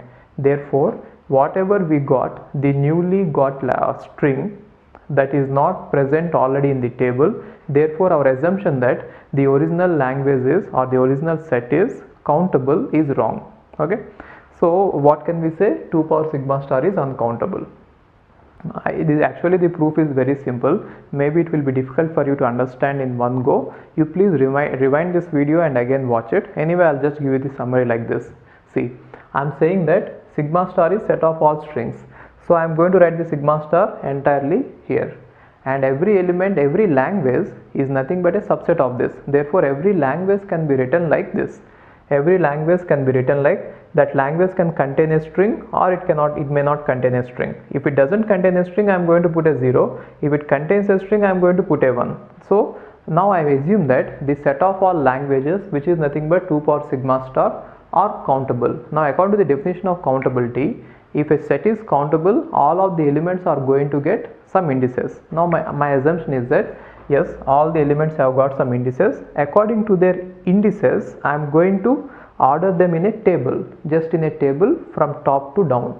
Then if I do this, every element which is present, every language which is present in 2 power sigma star should occur at some point at some index, isn't it? So all the languages should be there in the table. That is what is right. Actually that is right if our assumption is right. What is our assumption? That it is countable, right? Now I have taken the main diagonal elements, and now I got a new new language by just complementing this. And that new language cannot be first language or second language or third language, because that new language differs with every language in at least 1 bit, isn't it? Therefore, I got a new language which is not already present in our table. Therefore, my assumption that all the languages are present in the table at some index is wrong. Therefore, my assumption that the entire set is countable is wrong. So what did we get finally? Finally, we got that the set 2 power sigma star is uncountable. Okay, it is very important. So what can we say now? The set of all languages possible are uncountable. We have already seen that the set of all Turing machines are countable, but the set of all languages present are uncountable. So what could you say? The number of Turing machines are less than the number of languages. So there must be some languages, or at least one language, or definitely there will be some language. So there must be some languages which are actually not recursively enumerable language, or Turing machine is not so powerful that it could accept every possible language, which means there will be some languages for which there will be no Turing machine. Why?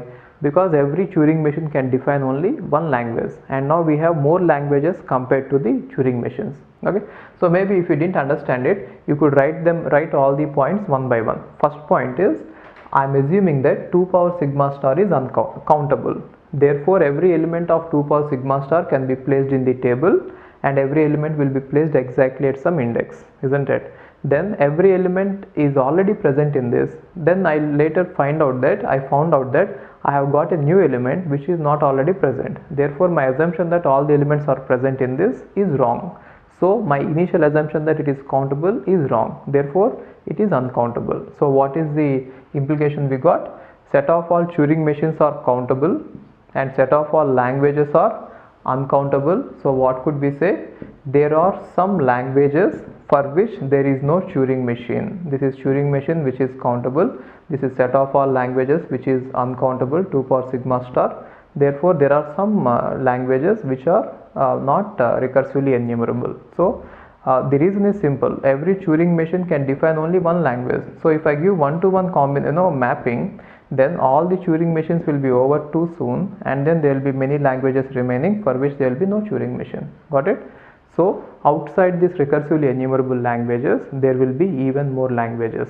Okay, so this is how we could prove it. And one more way of saying this same statement is, if S is a countable set, if S is uncountable set, then 2 power S is, if S is countable set, then 2 power S is uncountable. It can be proved in the same way. How?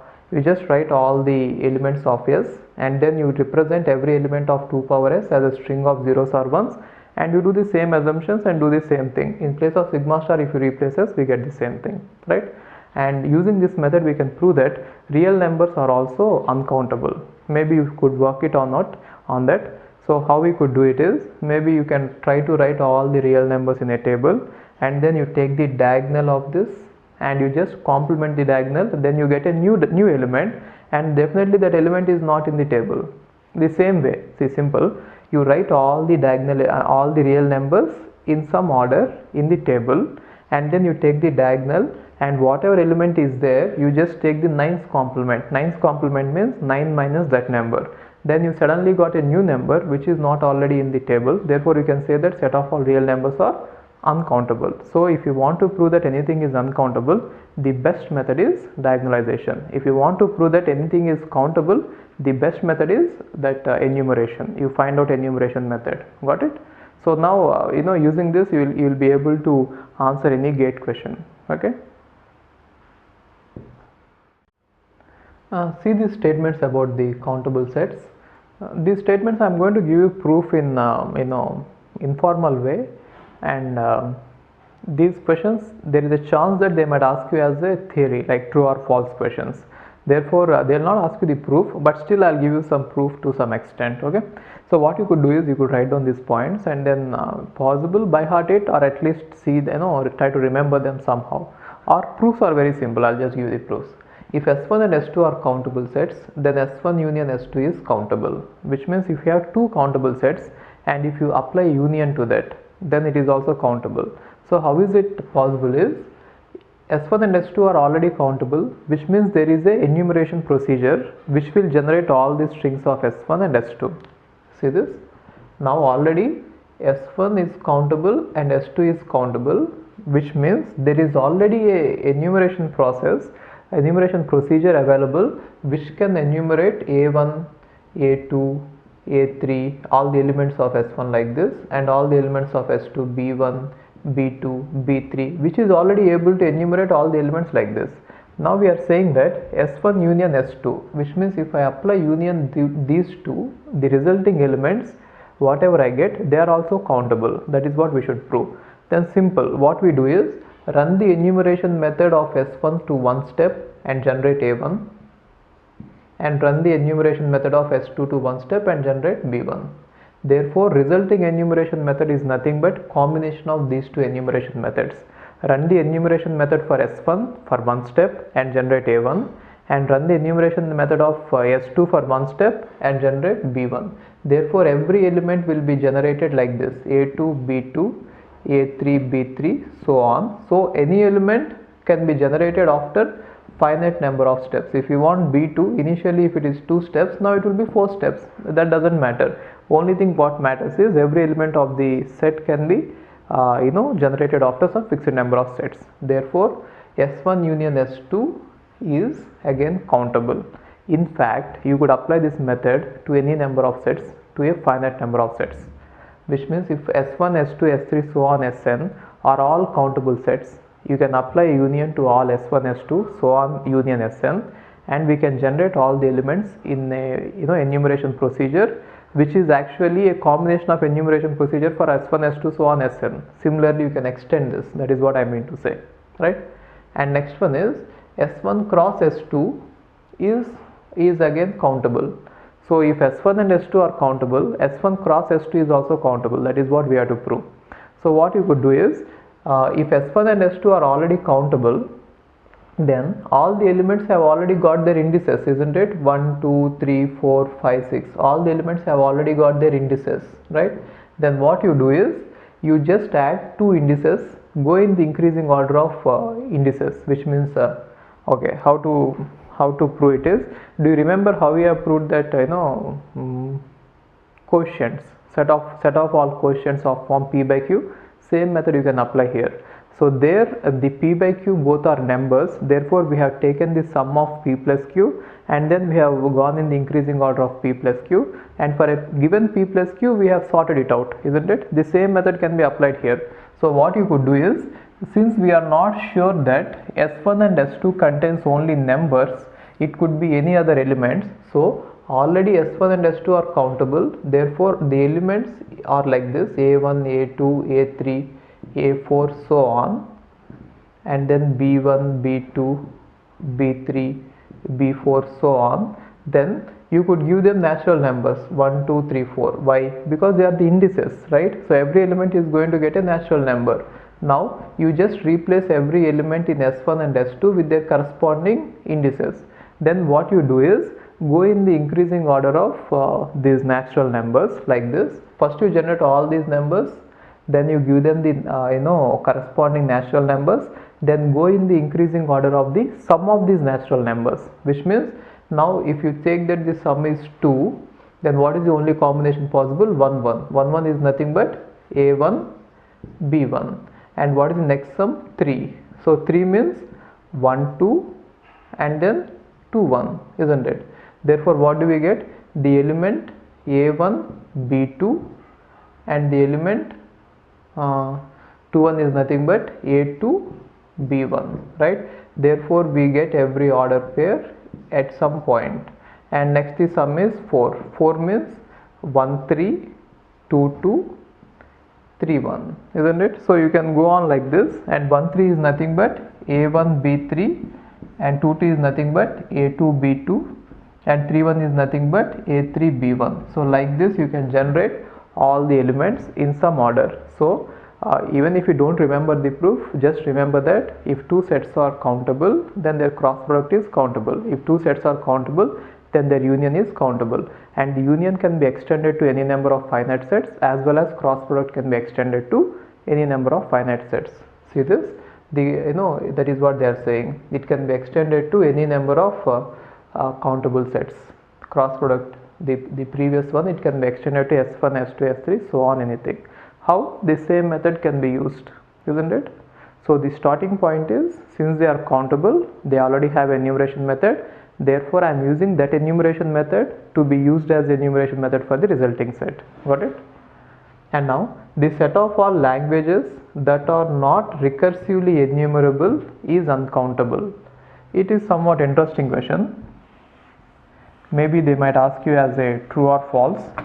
See, one more thing, they didn't ask you all these difficult questions till now. All the questions which are asked in GATE are very simple. I am going to solve all of them, and these are the difficult questions which I am trying to solve. They might not ask them in GATE, but still knowing them will give you an advantage in case if they ask you. Okay. Now, the set of all languages that are not recursively enumerable is uncountable. So we know that the set of all languages can be partitioned into two sets: the set which is recursively enumerable and the set which is not enumerable. We know that set of all languages is nothing but 2 power sigma star, isn't it? Now this 2 power sigma star can be partitioned into two sets. It is set of all languages. One set is countable. Why? Because it is recursively enumerable. These are all set of languages which are recursively enumerable. Since Turing machines are countable, this set is countable. So the set of all recursively enumerable languages is countable. Now we don't know about the other set. This is the set which is containing languages which are not recursively enumerable. We don't know anything about it.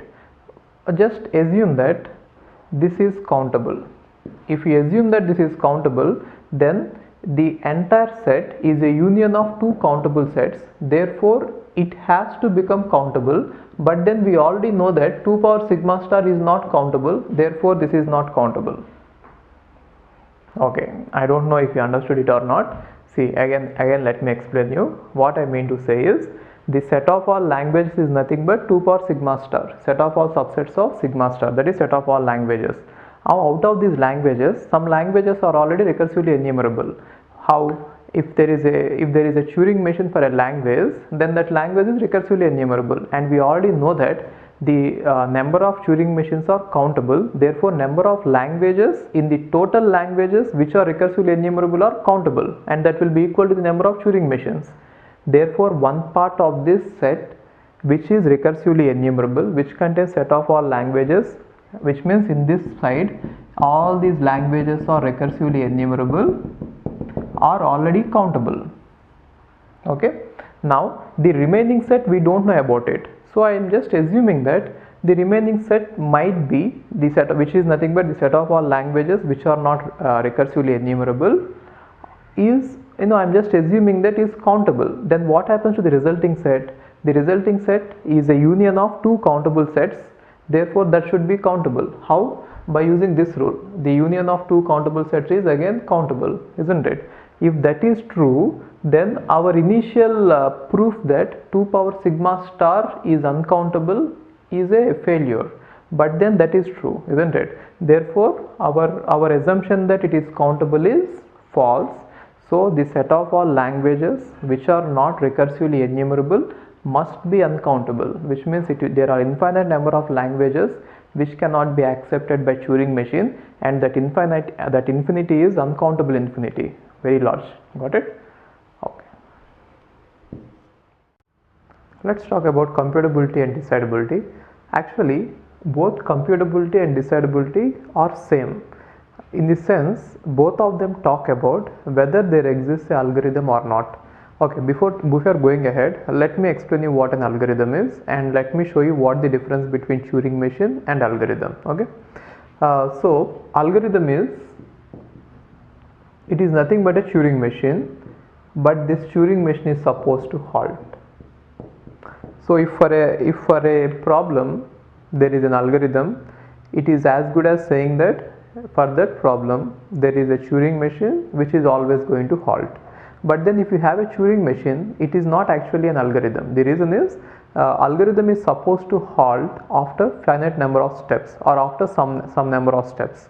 But then Turing machine is never going to halt. Therefore, only halting Turing machines are considered as algorithms. Okay, and now you already know that Turing machines are countable. So I am just extending this concept. You already know that Turing machines are countable, isn't it? And therefore halting Turing machines are a subset of Turing machines, and I already told you that every subset of a countable set is already countable. Therefore halting Turing machines should also be countable. So halting Turing machine is nothing but an algorithm. So what did we find out now? Even the algorithms are also countable. But then we found out that the number of languages are uncountable. Every problem can be compared to a language. Okay, so now the number of problems are uncountable and number of algorithms are countable. Therefore what could we derive? That there are some problems for which an algorithm might not exist. Okay, so let's talk about what is the exact meaning of computability and what is the exact meaning of decidability. I hope that you understood what an algorithm and Turing machine is. From now on I am going to use wherever in order to say that there is an algorithm, I can even say that there is a Turing machine which halts, or in place of Turing machine which halts, you can put an algorithm. Okay, now let's see what is the difference between countability and decidability. Actually both the concepts are very identical, or sometimes both of them are used in place of each other with a minor difference. Okay, whenever we talk about a function, so whenever we talk about a function, like let us say f of n equal to n square plus 1. So what is the meaning of it is, if you give it some n, it is going to compute this value. So given an input, if it is going to compute some output, then that is called a function. Now if there is a algorithm to compute a function, then such a function is called computable. Okay, so if there exists an algorithm, or what is an algorithm? Turing machine which halts, isn't it? If there exists an algorithm or a Turing machine which halts, which takes this input and then produces this output. In terms of Turing machine, how can I write it is, if there exists a Turing machine to which if the input is given on its tape, then again it is going to produce the output on the same tape, and then it is going to halt for every input given is called a then that function is called computable. Okay, so what is the definition of computability is, if there is a function which is defined on a domain. So what is the domain for this? F of n, let us say the domain is set of all numbers, set of all integers. Then What about the range? Range is nothing but set of all a subset of positive integers. Okay, so given a function and a domain, domain means from which set are you going to pick up the input. Given a function and the domain, if there is a Turing machine which will produce the output on the tape, given that input on the tape, it should produce the output on the tape, and it should definitely halt for every input chosen from the domain. Okay, domain is very important. So once you fix up a domain, and if for all the inputs from the domain, if your Turing machine is definitely going to halt with the output on the tape, then we can say that such a function is computable. It is very simple. See, in simple words, what it is let us say you have a function. Okay, let us say the function could even be not just this one, the function could even be a problem. I don't want to use the word problem, but then just think of it like this. We want to sort all the numbers. Now all the numbers are given to the Turing machine. They are all on the tape, and now the Turing machine should try to sort it out and then keep them in ascending order. Then that is also a function. A function is going to take a set of natural numbers, and then it is going to produce a set of natural numbers. Therefore domain and range both are natural numbers. So if your Turing machine is able to solve that function for all the inputs coming from your domain, and it is definitely going to halt, then such a function is called computable. Okay, and coming to decidability, we just want to simplify the things. So very often talking about functions and then giving some proofs is somewhat difficult. It is not impossible, but then it is somewhat difficult. Just to simplify the things, we are more interested in rather than functions, we are more interested in problems. So what is a problem is a statement whose output will be either true or false. And now our whenever we, for example, a problem can be like this. Classic problem is n, a number n, a prime? You just have to find out is m a prime, which means here you are not actually taking the input and then producing some output. Here you take an input and you just say one thing, either yes or no. If 3 is given, if n is given as 3, you say yes. If n is given as let us say 10, you say no. Alright, so if you have such a problem whose answer is either yes or no, and if there is an algorithm or a Turing machine which should definitely halt for all the inputs from the domain. So here domain is, let us say domain is set of all natural numbers. Set of all natural numbers. Okay, now when do I say that a problem is decidable is if for a problem there exists an algorithm or a halting Turing machine, both are same, which will take anything from the domain, which means it will take any input from the domain and which will say either yes or no correctly, and it should halt. If you have such a machine or such an algorithm, then we can say that that problem is decidable. So decidability is very easy to apply compared to computability. It can be shown that we can convert a problem from computability to decidability and then think about this, or give some proof whether a problem is decidable or not. Okay, so what we are interested in is either in TOC or in algorithms. Rather than talking about computability, we will talk about decidability. We will take a function and we somehow convert it into a yes or no problem, and then we try to find out if there is a Turing machine which can answer that problem. In case if there is a Turing machine which can answer that problem, we can say that there will be a Turing machine which can compute it. It is straightforward. Therefore we are not interested actually in the functions, we are interested in the problems. Okay, so what I mean to say is whenever we have a domain, okay, and now given any input from the domain to a Turing machine, that Turing machine should definitely halt and say yes or no for such a problem if you can find such a Turing machine, or if there exists such a Turing machine. If we can prove that there could be such a Turing machine existing, then we can say that the problem is decidable. Okay, simple. So function means, computability means we talk about function and there should exist algorithm or halting Turing machine. and decidability means we are talking about a problem which is nothing but yes or no answer, and if there exists algorithm or Turing machine which halts, then we say that it is decidable. So computability and decidability both are actually same, but only difference is when we talk about the function and when we talk about the problem. I hope that you understood it. And one more thing you should be very careful is every time a problem, whether it is decidable or not, that should depend on the domain, because given a single instance it is always decidable, isn't it? So for example, given a single instance it is always decidable. Simple. So how can I prove that a single instance is decidable is, let us say you have given me some problem. Okay, I'll just talk about a problem which is undecidable, which means we cannot give a generic algorithm for that, and then I'll tell you that for a given instance we can find a see, it is somewhat difficult to understand, so you please pay more attention here. Now there is one example, classic example. Example is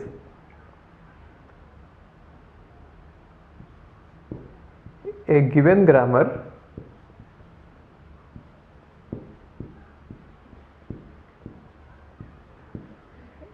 capital G is ambiguous,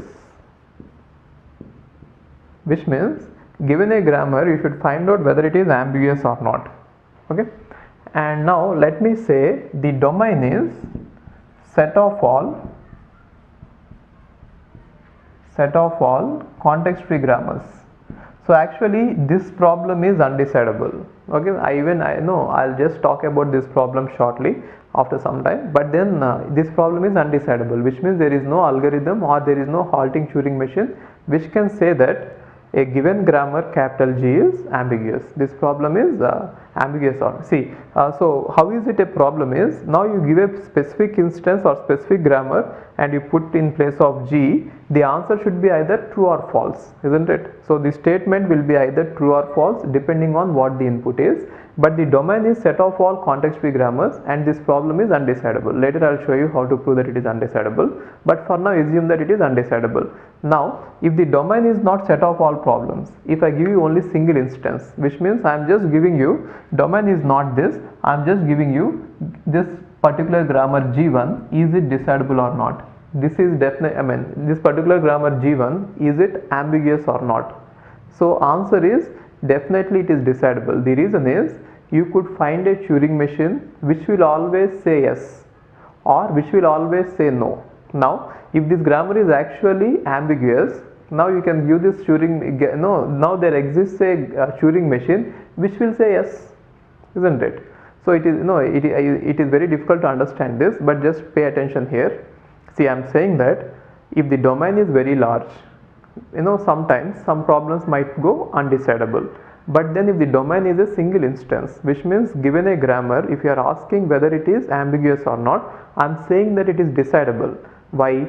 There has to be a Turing machine which should say yes or no, and then it should definitely halt. Now what I take is, I'll just produce a small Turing machine which will always say yes, and then I'll say that there exists a Turing machine which will say this, or I'll produce a Turing machine which will always say no, and in case if the answer for this one G1 is not an ambiguous grammar, then I'll say that for this problem there is a Turing machine, therefore it is decidable. So just keep this point in mind, that a particular instance of any problem is always decidable, but then when it is applied to a common domain, it might be decidable or undecidable. For that we need to prove. So it is very important, just write it somewhere. Any particular instance of a problem is always decidable. Any particular instance means given a particular grammar G1, whether it is ambiguous or not, it is decidable, because you can give a Turing machine which always says yes or which always says no. At least one of it is going to be the answer, isn't it? So very important point, given an instance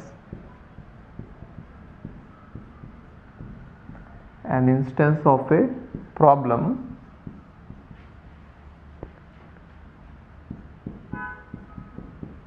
it is always decidable. Why? Because there always exists a Turing machine. What is a Turing machine? Take a Turing machine which always says yes, or take a Turing machine which always says no, whatever the input is. Now at least one of the Turing machine is going to be the Turing machine for this instance, isn't it? That is how we can prove it. But then given over a range, then that depends, right?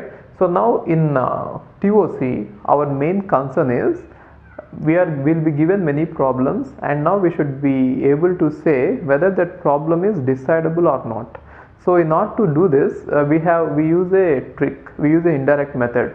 So finding out whether every problem is decidable or not, it's somewhat difficult. So what we do is we find out one problem which is undecidable.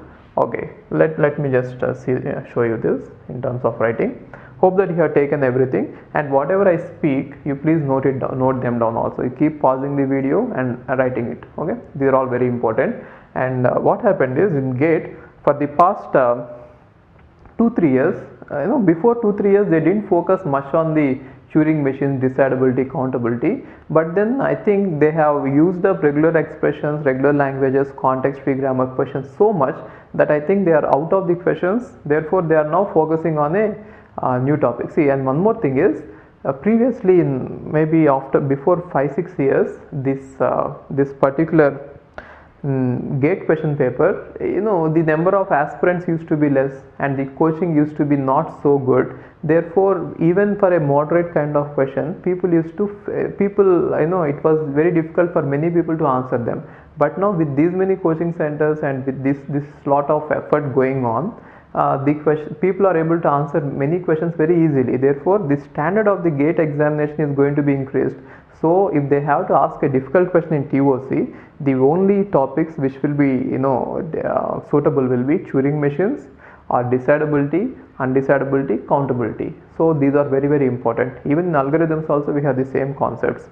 So I feel that in GATE 2015 they are going to definitely touch more questions from PNP, decidability, undecidability, and then Turing machine. So I'll be discussing about Turing machines in depth, so that even if they ask you a very difficult question, you will be able to answer it. Okay, so what I would like to tell you is, whatever I speak, even every single word, you please pause the video and keep noting them down. It is very difficult for me to write everything on the board. It is not that if there is something on board you should write it. Write everything that I am speaking, so that you will be able to easily understand it later or easily refer to it later. Now let me tell you one important, very, very important point here. This is going to be very important even when you discuss algorithms. Now, how can we prove that a problem is undecidable? I'll talk about something called as convertible. So if there is a problem P1 and if there is an algorithm or a halting Turing machine which can convert it to a problem P2, which means there is algorithm, okay, and now if there is an algorithm to solve problem P2, which means there is an algorithm, this P2 is decidable. See, now there is a problem P1, I am able to convert it to problem P2, and now problem P2 there is algorithm, then I can say that for problem P1 there is an algorithm. Therefore if P2 is decidable, then P1 is decidable. How? First you convert the problem P1 to P2 and then you solve P2. Therefore since we are able to solve P2, it is nothing but the answer for P2. Now the conversion should work in such a way that the answer to P2 should also be an answer to P1. Okay, I'll just repeat it again. See this, if there is a problem P1 and there is an algorithm to convert it to a problem P2 in such a way that if the answer to P1 is true, the answer to P1 should be true, which means whatever answer I get here, that should even be the answer to P1 if there is a conversion algorithm like that. And now there is an algorithm to solve P2, it is as good as saying that we got an algorithm to solve P1. Then what is the algorithm? Conversion algorithm plus solving algorithm. Now this procedure is called reducibility. Reducibility means converting one problem to other problem in using an algorithm or a halting Turing machine.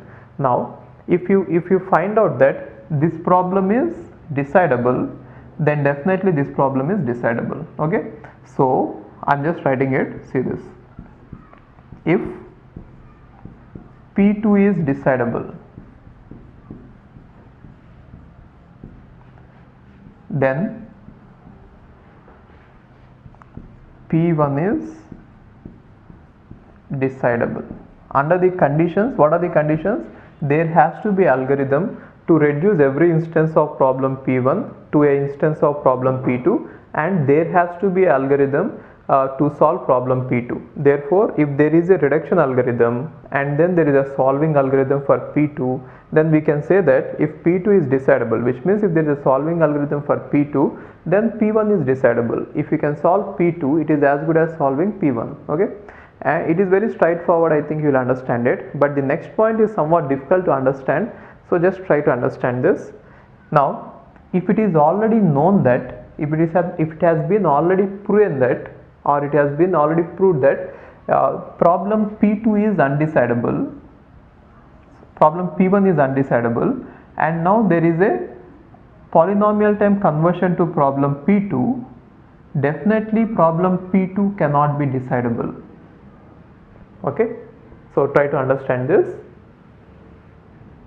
If P2 is decidable, P1 is decidable, but before this, if it has been already proven that the problem P1 is undecidable, which means there is no algorithm or Turing machine, it has been already proven, then definitely P2 should be undecidable.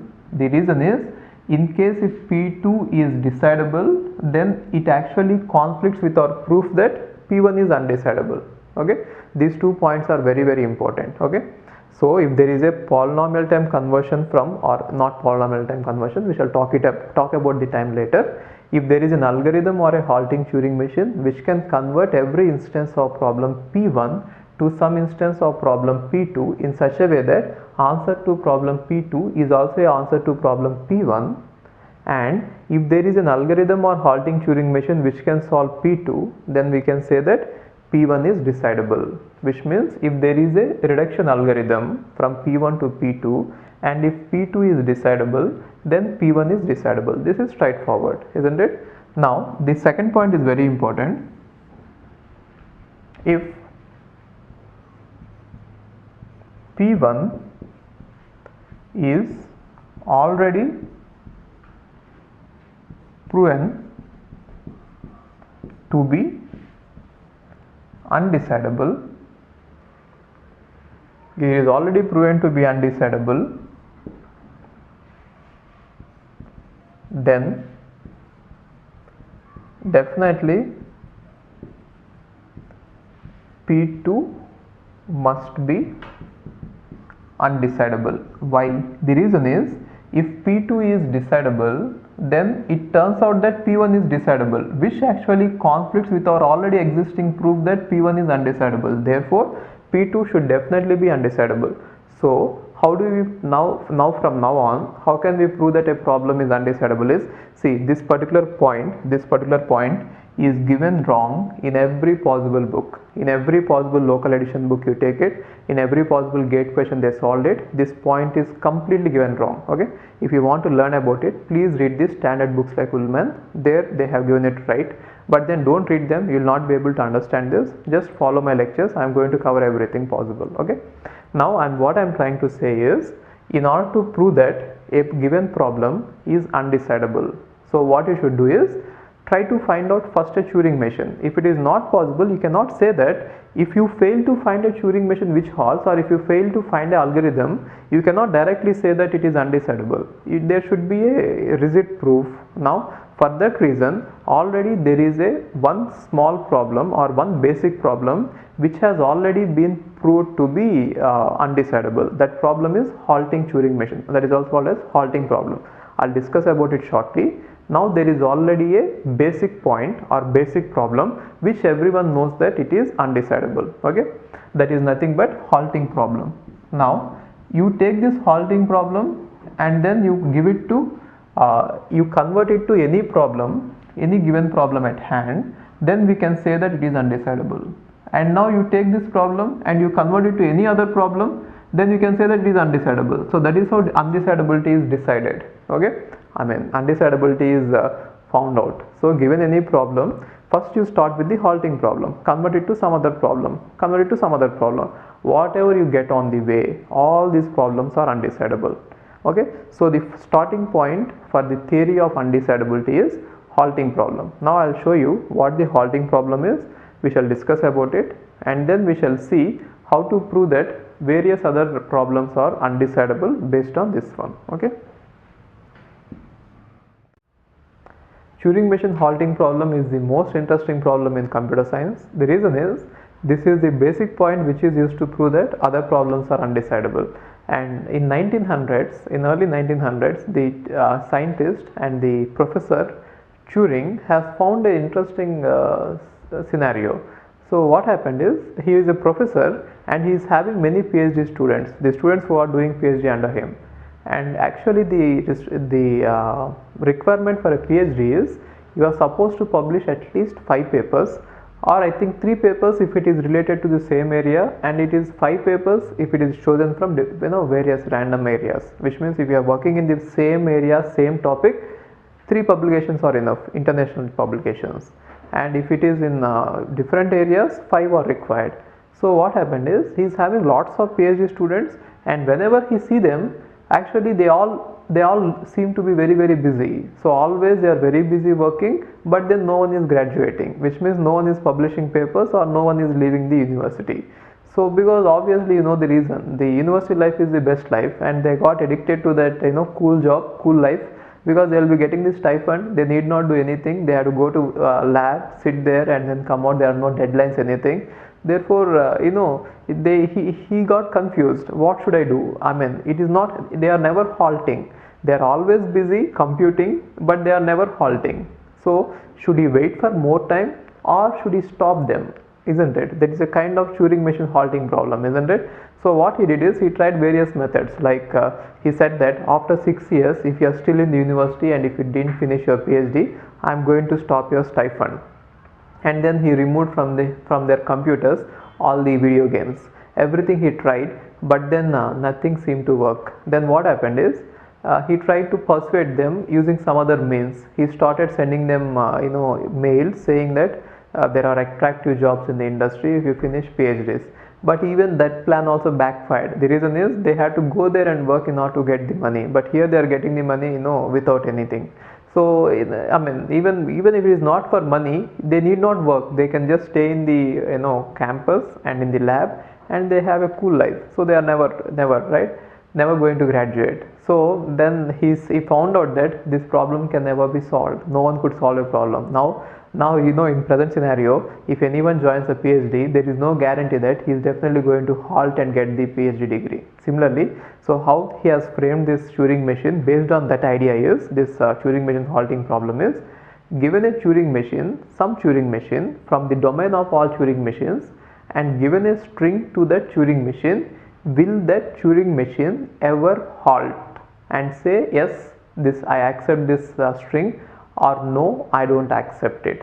And now it has been proven to be undecidable, which means there is no way anyone can come up with an algorithm which can say that a Turing machine will ever halt. So it is undecidable. I'll just explain you the statement, and then I'll show you the theorem which is used to prove that this problem is undecidable. It is very straightforward. I'll just go step by step. You please note down whatever I speak. Okay. Now see this. Turing machine, given the description of a Turing machine M, which means some Turing machine M is given and an input word and an input W. To the Turing machine, some input is given, does capital M when started with W, which means if I start the Turing machine with the input as W as its input, ever halts. So what does it mean? So the question is, given a Turing machine and an input to that Turing machine, will that Turing machine ever stop and say yes or no? That is the question, and it has been proved that we cannot decide it. This problem is undecidable, which means there is no algorithm as of now discovered which can say whether a Turing machine will halt or no. So how to prove it? See this, the theorem. This is very interesting theorem. You'll love it. You'll love this. See this. If the halting Turing machine were decidable, which means if the halting problem is decidable, So what does it mean? If there is an algorithm which can say whether a Turing machine halts or not. What is an algorithm? Some other Turing machine, isn't it? If there is some other Turing machine which can halt and say whether this particular Turing machine can halt or not, okay? If it is decidable, then every recursively enumerable language would be recursive, which means if that is so, if it is decidable, then every RE is recursive. What is the main difference between recursively enumerable language and recursive languages? Membership algorithm, isn't it? Which means for recursively enumerable languages, there is no membership algorithm, but for recursive languages, there is definitely membership algorithm. What does that mean? Okay, I'll just talk about it shortly. Let's finish this theorem. If the halting Turing machine were decidable, then every recursively enumerable language would be recursive. What is that? If it is true that halting Turing machine is decidable, then the recursively enumerable languages and recursive languages both would be same. Consequently, the halting problem is undecidable. It is undecidable that because we have already proved that the recursive languages and recursive enumerable languages are different. Okay, so which means I'll just go step by step. Now we already know that the main difference between recursively enumerable languages RE and the recursive languages is this. Here, if there is a Turing machine, then that language is called recursively enumerable. Okay, and what about recursive? If there is a Turing machine which halts for every input, then it is recursive. So what is the main difference between these two statements is, given a recursive language, we never know, given a recursively enumerable language, we never know whether, given a string, okay, 1 second. Let's see this. The difference between the recursively enumerable language and recursive language is, if there is a Turing machine, then it is recursive language. If there is a Turing machine which halts, that is recursive language. So what does it say is, now here I have a Turing machine and given a string W, it will say yes, I accept it, in case if the string W belongs to the language, or it might say no sometimes, or it might go into infinite loop. That is the meaning of it. Therefore, whenever you ask the question, does W belongs to the language, that is called membership algorithm. So that is called membership question. So whenever you ask that problem of membership, does given string belongs to the language, our Turing machine might never halt. Therefore, that membership algorithm is undecidable for the recursively enumerable language, which means the main difference is here I don't have any membership algorithm, no membership algorithm. Even though I explained it once, I am again doing it because maybe I will use a different set of words and different set of statements which might help you in understanding the concept, in case if you didn't understand it earlier. That is why if there is a difficult concept, I'll try to touch it even 2-3 times so that you will understand it better. Okay. Now coming to the recursive language, given a string W, it means that there is definitely a Turing machine which will halt and say yes, this string belongs to the language, no, this string does not belong to the language. What does that mean? For this one, the membership algorithm always exists, and for this one there is no guarantee that there is a membership algorithm. Why? Because our Turing machine might go and fall in the infinite loop. So the main difference between these two languages is, one language contains membership algorithm and the other language does not contain membership algorithm. And moreover, it is very easy to observe that recursively enumerable languages are subset of recursive languages are subset of recursively enumerable languages. Why? Because the basic definition for recursively enumerable is if there is a Turing machine, and for recursive languages if there is a halting Turing machine. Therefore, by definition itself, every recursive language is recursively enumerable. Okay.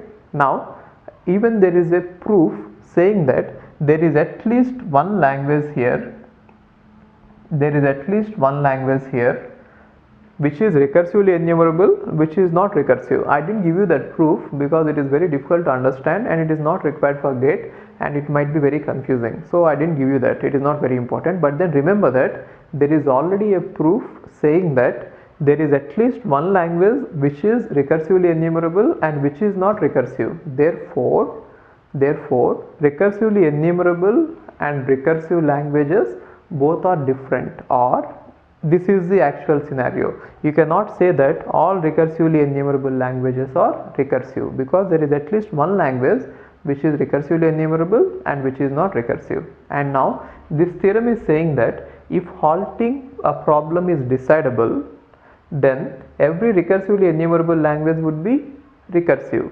But already we have proved that every recursively enumerable language is not recursive. Therefore, definitely halting problem must be undecidable. Okay, how to prove it? I'll just prove it now. Now see, the theorem proof is not yet over. I'm just revising what are all the points required to prove this theorem, and you know all these points already. In case if you don't know them, please make a note of them now. Okay, so two basics are recursively enumerable languages and recursive languages. The main difference is there exists a membership algorithm for recursive but no membership algorithm for recursively enumerable. In case if we can prove that for all recursively enumerable languages there is a membership algorithm, then we can say that recursively enumerable and recursive languages are same. But then we have already shown a proof that earlier someone has already proved that there is at least one language which is recursively enumerable which is not recursive. So now the entire concept boils down to a single point. Now you just prove that recursively enumerable equal recursive by using this statement. What is the statement? If halting problem were decidable. If you prove that, then under this assumption, then we can prove that this assumption is wrong. Okay, just see how we can prove it. Let us assume that a language L is recursively enumerable. A language L is recursively enumerable.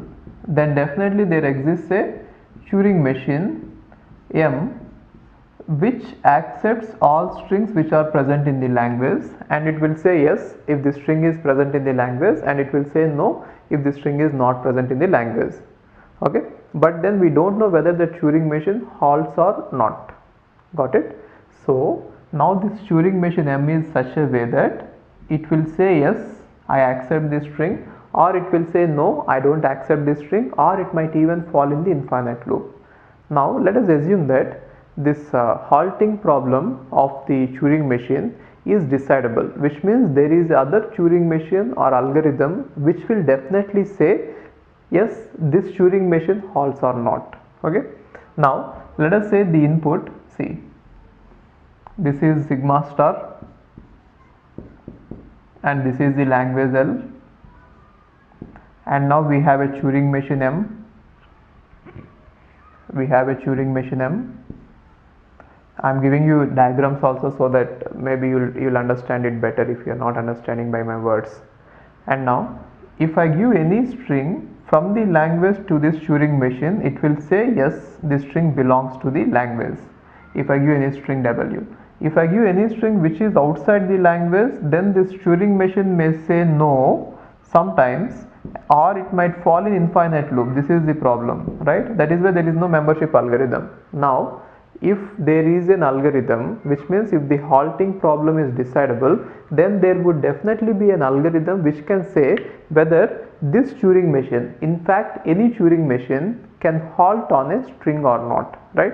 Then what I do is, before giving to this Turing machine any string, I'll just give that Turing machine to the algorithm.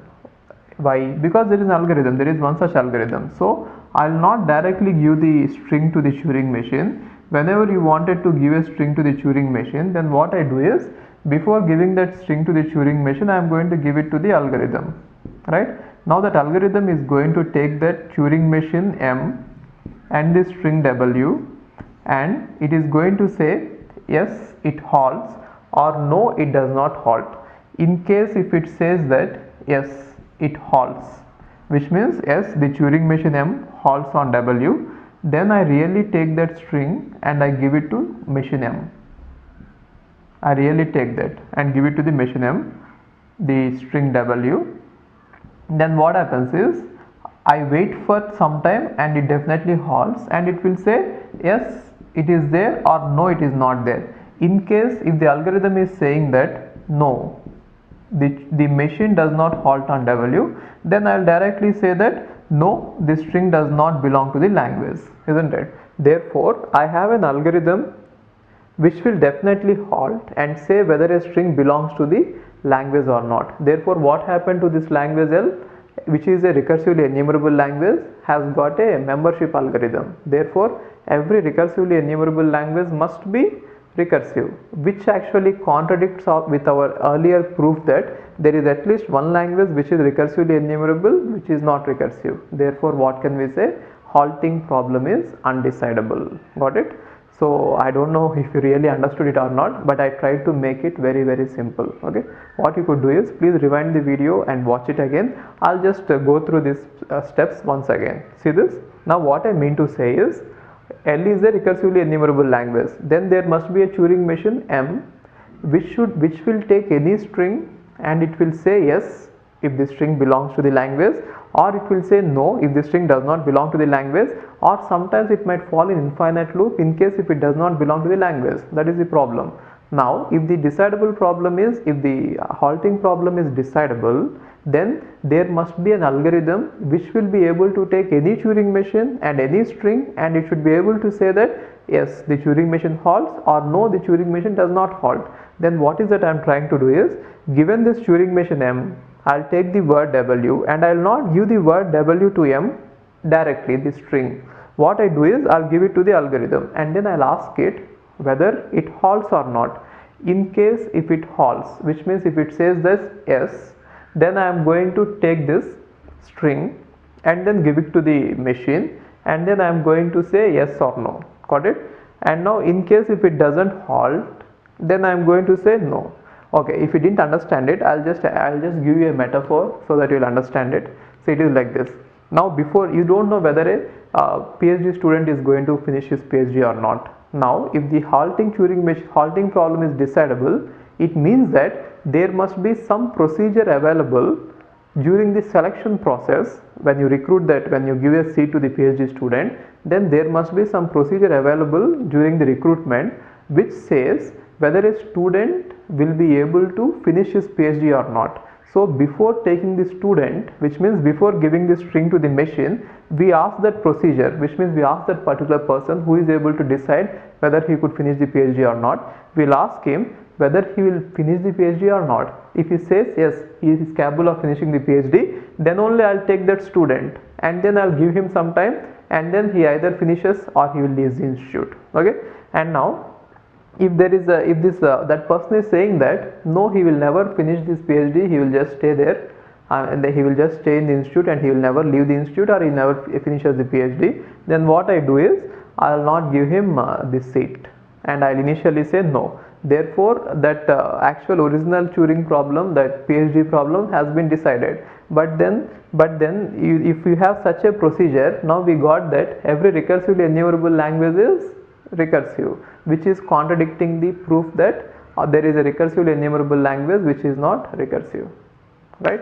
Therefore what we could say is our halting problem is undecidable. Okay, I don't know if you really understood it or not. At least remember one point, that halting problem for Turing machines is undecidable. Okay, let's see some of the problems to which this halting Turing machine can be converted, that halting problem can be converted. And then since we have converted this halting problem to that problem, we can say that that problem is undecidable. So these are two important problems. I mean, these are the popular problems. See, most of the problems given in GATE, or they'll give you in GATE, they'll be simple that you could easily see the correlation between the halting problem and the given problem, and we can say that they are undecidable. But some problems are not very easy, so I'll give you a list of problems which are all decidable or undecidable. You just by heart them. They are not very trivial to see, but then we can answer them. And these are the important problems for which I'll try to give you a small proof. Okay, how generally the proofs are used in order to say that a problem is undecidable. This will just give you some more insight into the problem. See this?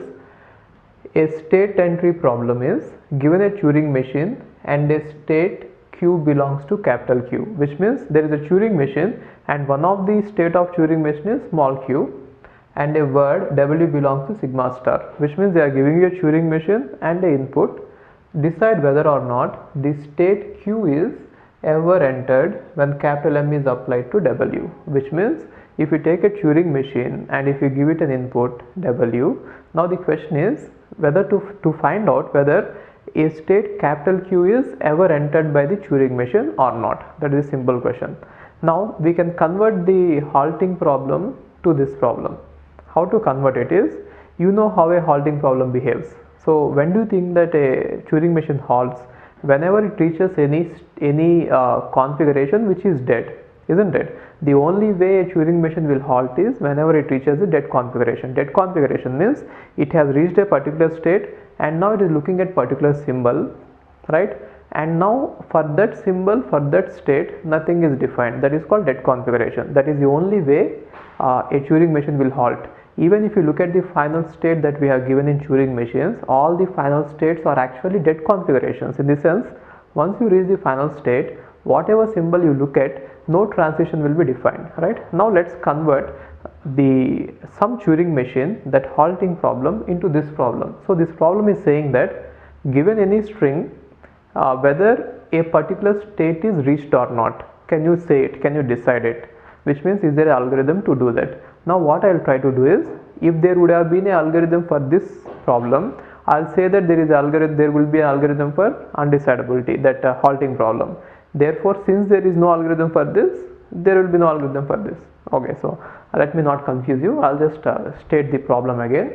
Now they are saying that there is some Turing machine with some states and there is a state q.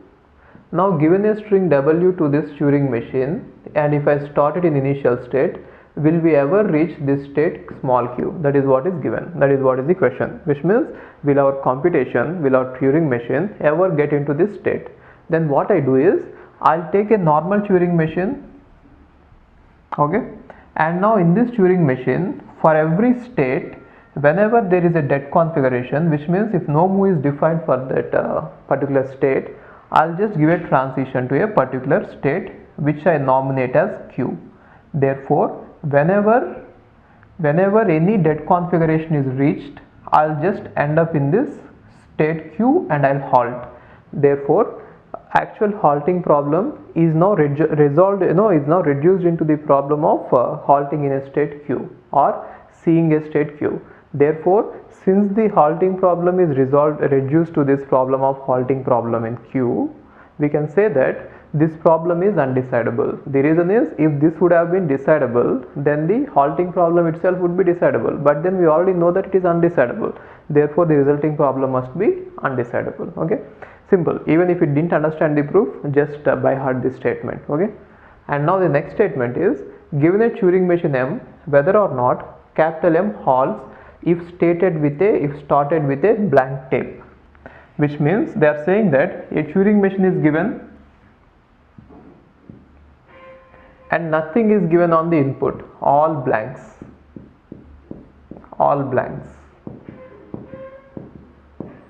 right?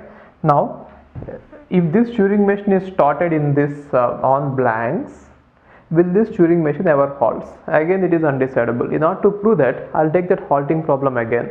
How can I convert that halting problem to this problem is, now initially I'll start the Turing machine in the blank only, but then I'll write some few states in such a way that these states will just write the input w onto the tape, and then actually start the original Turing machine TM1. Now if the original Turing machine, which is started in blanks, if that could halt, which means our problem of that halting is decidable. Therefore, since our problem of halting is not decidable, this problem is also not decidable. Till now they didn't ask any such questions in GATE like this, but then these are important statements which have been directly derived from the halting problem. I mean, these problems are initially used to prove that these problems are undecidable because of the halting problem. Therefore, there is a chance that they might ask you, even if you didn't understand the proof, just by heart it. Okay. And next one is almost any problem related to recursively enumerable languages is undecidable. So whatever you talk about coming to recursively enumerable problems, languages, they are all undecidable. The reason is for recursively enumerable languages there is no membership algorithm. Therefore, because of that there will be lots of problems which can be not decided. We shall see what are all the problems which are undecided. Okay. Post correspondence problem. Given two sequences of n strings on some alpha, see, okay, this is a problem which is very popular. See, using that halting problem of Turing machines, we can prove that many of the problems which are related to recursively enumerable languages are undecidable, and some of the problems which are related to recursive languages are undecidable, which I'll show you what those problems are later in a table. But then coming to this context free grammars, we have a problem of this few problems in context free grammars. For example, ambiguity problem, which is undecidable, right? So directly taking that halting problem and then converting it into that ambiguity problem is somewhat difficult. Therefore, what people did is they have taken this halting problem and then they converted that halting problem into post correspondence problem. Now they have taken the post correspondence problem and then converted into ambiguity problem. Using that, they have shown that even the ambiguity problem of context free languages or context free grammars is undecidable. Got it? So it is a kind of intermediate step. So anyway, if we have an undecidable problem and we keep on converting that problem to some other, that problem to some other, that problem to some other, the entire chain, whatever we get, completely everything will be undecidable. But then in order to reach a problem, sometimes it would be better if you have to go through some other problems, and post correspondence problem is invented for that reason. The reason is halting problem will be converted to post correspondence problem, and then post correspondence problem will be converted to that ambiguity problem. So finally we can say that in context free languages, ambiguity problem is undecidable. I'll just explain you what the post correspondence problem is, and then we shall see how it is related to ambiguity problem. Okay. Anyway, at the end I am going to give you a table of what are all the problems which are decidable and what are all the problems which are undecidable, just by hearting that table. In case if you don't remember any of these proofs, don't worry at all. I am just going to give you a table, and using that table you can just look at the table and answer the questions. Okay. Now look, but anyway it is good to know the procedures also. Even though you could memorize it, it is always better that you know the derivation. Let's see this. Post correspondence problem is given two sequence of n strings. Some strings will be given, some strings, okay, over the same alphabet sigma. For example, capital A is a sequence of some strings w1, w2, so on wn, and capital B is a sequence of some strings v1, v2, so on vn, in such a way that both w1, w2, so on wn and v1, v2, so on vn are all from the same alphabet sigma. If you have two such strings, we say that there exists a PC solution. PC is nothing but post correspondence solution for a particular pair A comma B, which means given this A and B, if there exists a non-empty sequence of integers such that this is this. Okay, so whatever it is, I'll just take an example and explain you. Let's go to the example first, and then we shall come back and read it. See, example is, now they are saying that there is a sequence of strings capital A, W1, W2, W3, which means A consists of these three strings where sigma equal to small a comma small b, and B consists of these three strings and where sigma equal to small a and small b. Now the post correspondence solution is, you find out some sequence of integers like this 3, 2, 1, 1 in such a way that if I put W3, W2, W3, W1 by 3, 2, 1, 1, 3, 2, 1, 1, then whatever string you get, then the same string I should get for V3, V2, V3, V1. If you can find such a sequence, then it is called post correspondence solution. Then what is post correspondence problem is whether such a sequence exists or not. So it is not a very easy question to solve, isn't it? And it can be proven that it is undecidable. The reason is we can take that halting Turing machine and convert that into halting problem of Turing machine, convert it into post correspondence problem. But then the proof is going to be very difficult. So just don't get into it. Understand this one. Okay. Now theorem, this problem states that there are two sequences like this W1, W2, W3 like this, and both of them should have a sequence, some sequence ijk in such a way that wij and vijk both of them should be equal. So example is this. So if this is given and if this is given, find out some sequence of numbers like this in such a way that if I put all the w's in that sequence and if I put all the v's in that sequence, whatever strings you get, both of them should be same, right? If you get such a solution, that is called PC solution, and such a solution if that exists, then that is called that is yes to the problem of PC problem. PC problems ask whether such a thing exists, and PC solution means what is that if it exists, right? So how is this related to that ambiguity problem is, we can think of it as a string from a grammar, and now this string from a grammar can be derived using two ways. One way is using this and other way is using this, where you can think of all these as some variables, which means if a string can be derived in two ways from the start symbol in such a way that the final string is same but the intermediate derivation is different, then that is nothing but ambiguity, right? Therefore ambiguity this problem can be converted to ambiguity problem, and so ambiguity problem is also undecidable. Already we know that terminating problem, that halting problem of Turing machine is undecidable, and therefore PC problem is undecidable. Now from PC, ambiguity problem is undecidable. Got it? That is how we could prove it. Complexity classes means there are some set of problems which are called P class and some set of problems which are called NP class. Anyway, I am going to discuss about this topic in depth when we discuss about algorithms. In algorithms, I am going to take about this topic in depth, in detail.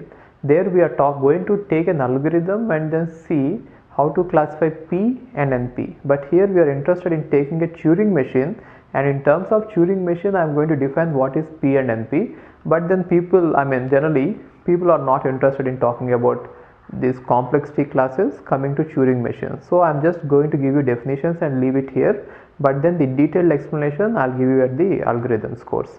Anyway, before going ahead, I'll just tell you what P and NP is. I told you that a problem is decidable if there exists a polynomial time, not a polynomial time, if there exists a Turing machine or an algorithm, that's it. So, but then when I say that there is an algorithm, we are not actually interested in all the algorithms. Even though there are some algorithms, we will not be able to implement some algorithms as a program at practice. Theoretically, if there is an algorithm, it does not mean that we could apply that algorithm at practice. The reason is that algorithm, if I implement as a program, that might take lots of resources like CPU time or memory, so or number of copies of computers. So some problems, even though they have algorithms, I am not going to implement them as a program, because not even today's computer, even in future if there is a supercomputer, even that supercomputer will not be able to compute those algorithms efficiently in the sense in less time or less energy or less space. Okay, now we are interested in finding out the algorithms which can be easily implementable as a practical program. That is what the entire purpose is. Okay, so now we know that there are various types of Turing machines, and I told you that all the Turing machines are equivalent in power, either deterministic or non-deterministic or single tape or multi-tape. All the Turing machines are equivalent in power, which means the number of languages accepted by every Turing machine is same. If some Turing machine is accepting some language, we could accept the same language using some other Turing machine, unless you restrict the way tape is used. That is a completely different topic. If you do modifications enhancing the power of a Turing machine, still the powers of all the Turing machines are equal. But then some Turing machines are better compared to other Turing machines for some problems. For example, if I take a language, I already gave this example. If I take this language a power n, b power n, if I use a single tape deterministic Turing machine, the time taken to accept a string of length n is order of n square, isn't it? If I have a single tape deterministic Turing machine, a time taken to accept a power n, b power n is order of n square. The reason is, if you have a so on n times and b so on n times, in order to match one a with one b, the number of cells I might have to cross is order of n, isn't it? I have to go there and again come back, isn't it? Which means 2n, which is nothing but order of n. Then how many such A's and B's have to be compared? N. Therefore it is going to be order of n square. But for the same problem, if I apply a multi-tape Turing machine, then what I could do is I'll have A so on n, and then B so on n in one tape initially. Then I'll copy the entire input onto the second tape. Therefore, since I have multi-tapes, okay, I'm talking about a Turing machine with multi-tapes, then I can directly in one scan I can match AB like that. Therefore, here the time taken is order of n. So what I mean to say is the time taken to solve or the time taken to accept a string of length n, it may vary significantly based on the type of Turing machine, but then every Turing machine can accept the language. Therefore, all the Turing machines are equivalent in power, no problem, there is no argument about that. But only I am trying to say is, depending on the type of Turing machine, some Turing machines can do some work faster and some Turing machines can do some work slower, and it is very easy to see that non-deterministic Turing machines will do any work very fast compared to deterministic Turing machines, isn't it? But then we cannot implement a non-deterministic Turing machine at practice. The reason is, non-determinism means what? At any point it is making two copies of itself. At any point it is making two copies of itself, which means if I have to implement such a program practically, your computer has to make two copies of itself, which is nothing but we need more and more resources. If the size of n increases and at every phase if you are simply replicating the copies, then what happens is, see this, a non-deterministic Turing machine at every point it is going to, at some point it is going to replicate like this, right? If at every point it is going to replicate like this, if I have to implement it as a practical algorithm, then what happens is our computer should be able to split itself into these many, or you should have overall these many machines in order to implement this program, that particular Turing machine, which means the requirement for the number of resources is going to be increased exponentially in case your algorithm is in case if your Turing machine is non-deterministic. But what is the effect we get? Our work will get done very fast. But then still even though our work will get very fast, easily done, we are not really going to use such algorithms. Got it? Therefore, even though there are algorithms, we are not going to use the algorithms which are actually equivalent to non-deterministic Turing machine. We are going to do the algorithms which are equivalent to deterministic Turing machines. Okay.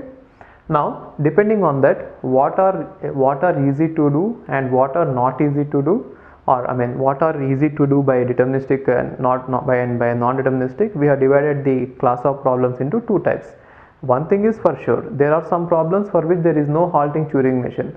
We have taken it out.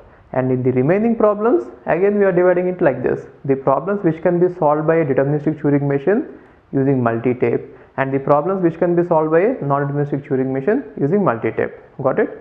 So all the problems cannot be solved. For every problem there is no Turing machine, but then among the problems for which there is Turing machine, again there are two types: deterministic Turing machine and non-deterministic Turing machine. Got it? So deterministic Turing machine problems are called P class and non-deterministic Turing machine problems are called NP class. Therefore, we are interested mainly in P class. All the practical algorithms are generally P class. If we have any NP class problem, we don't use that algorithm at practice. Instead of that, we use something called as heuristics.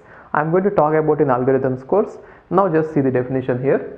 The set of all languages that are accepted by some deterministic Turing machine in polynomial time. What is polynomial time? Order of n power k. This k can be any number, that we don't worry about it. So the set of all languages that are accepted by some deterministic Turing machine in polynomial time is called P class. So you take all the problems which can be accepted by a deterministic Turing machine, and remember that this deterministic Turing machine can have any number of tapes. There is no restriction on that. Our practical computer can use any number of tapes, okay, which means any number of data structures, right? Therefore, such problems are called order of n power k. So we generally take such an algorithm and we generally implement it as a program in the computer. NP class is the set of all languages accepted by non-deterministic Turing machine polynomial time is NP. So If you take all the Turing machines, which are the languages which are accepted by non-deterministic Turing machines. Non-determinism means they can multiply themselves, right? They can make copies of themselves. Non-deterministic Turing machine, and here also remember that either this or this, there can be multiple types. In polynomial time means order of n power k is np. It is very clear to see that if a problem is solved by a deterministic Turing machine in polynomial time, definitely it could be solved by a non-deterministic Turing machine in polynomial time. Therefore, it is very easy to see that P is here and NP is here, which means for every problem where there is a deterministic Turing machine, for every language where there is a deterministic Turing machine, for that there will be a non-deterministic Turing machine as well, isn't it? Therefore, it is very easy to see, but then we don't know whether P equal to NP or not. Till now one question is still open, which means is P equal to NP? No one is able to prove it, but then we are just started believing that P might not be able, P is not equal to NP, but then we are not sure it. In future if someone says that, or in future if someone has proven that, okay, that one we shall discuss in algorithms. Just now leave it, okay? Just understand these two definitions, okay? Now the main question is P equal to NP? So no one has ever given that solution. So when will P be equal to NP? P will be equal to NP if whatever problems were solved by non-deterministic Turing machines in polynomial time, if they could be solved by a deterministic Turing machine in polynomial time, then we can say that P equal to NP. But now, till now, no one has ever given an algorithm which will take a non-deterministic Turing machine and convert it into a deterministic Turing machine in such a way that the language accepted will be order of n. See, for every it is all okay. One more thing, I have been using problem and language interchangeably, so don't worry about it. Both are same. Either I say a problem or a language, both are same. So if I say language, it is nothing but set of strings. When I say problem, it is nothing but set of instances. Every instance of the problem can be compared to a string in the language. That is first thing. And next thing is, now whenever I say that for every deterministic non-deterministic Turing machine, definitely there will be a deterministic Turing machine. But the problem is, once we convert that non-deterministic Turing machine to a deterministic Turing machine, the time taken by the deterministic Turing machine to solve the same problem will be exponential, not polynomial. Which means, see this, I told you that all the Turing machines are equivalent. If a problem or a language is accepted by a non-deterministic Turing machine, there will definitely be a deterministic Turing machine which will accept the same language, okay? But then the problem is, when you convert a non-deterministic Turing machine which is solving a problem in order of n power k, a polynomial time, into a deterministic Turing machine, we can solve it, we can convert it. There will definitely be a deterministic Turing machine which solves the same problem, but the problem is the time complexity required is becoming exponential, which means by taking the same time, both the machines are not able to solve the given problem in polynomial time. When I convert the non-deterministic machine to deterministic machine, it is actually taking order of 2 power n time. I'll just give you a small example of this thing. I'll just give you a small example explaining you this concept of converting a non-deterministic Turing machine to Turing machine, and then telling you what is happening here. But then this should not be taken as any valid proof for the for saying P is equal to NP or P not equal to NP. The small problem is this. See this, if I have a Boolean expression A or B or C, okay, now what are the values? The A and B and C, A, B, C are Boolean variables. Boolean variables means they can take a value of 0 or 1, okay. Now what are the assignments of, or tell me at least one assignment of 0 and 1 to A, B, C in such a way that this expression becomes true. True means 1. If that is the question, then the problem is our deterministic Turing machine will have to go through all possible values. So how many possible values will be there? If you write, if I have n variables like this, and if every variable is having two chances, true or false, then how many possibilities will be there? 2 power n. Then our deterministic Turing machine is going to take 2 power order of 2 power n time. The reason is it has to take every possibility and check it.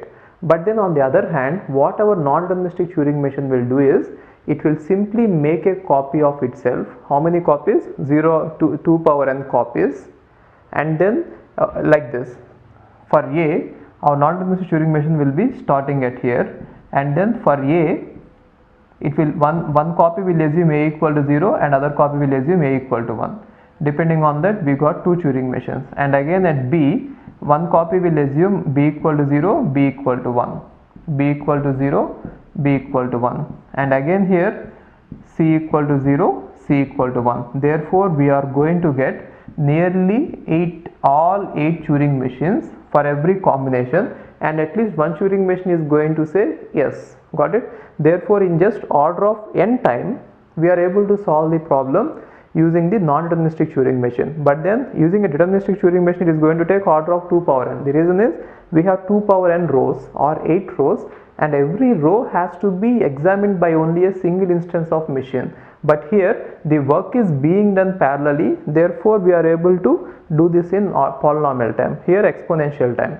So for every problem which can be solved by non-deterministic Turing machine, there will be a deterministic Turing machine, but the time taken by the non-deterministic Turing machine, if it is linear or polynomial, the time taken by the deterministic Turing machine for the same problem might sometimes go to order of 2 power n. Got it? But then there is no valid proof, which means no one has ever proven that there is no way we could find out a deterministic Turing machine which can solve a problem in polynomial time like non-deterministic Turing machine, nor no one has ever given a proof saying that there is at least one problem for which there is non-deterministic Turing machine but for which there is no deterministic Turing machine. As of now, P equal to NP or not, it is unknown. Got it?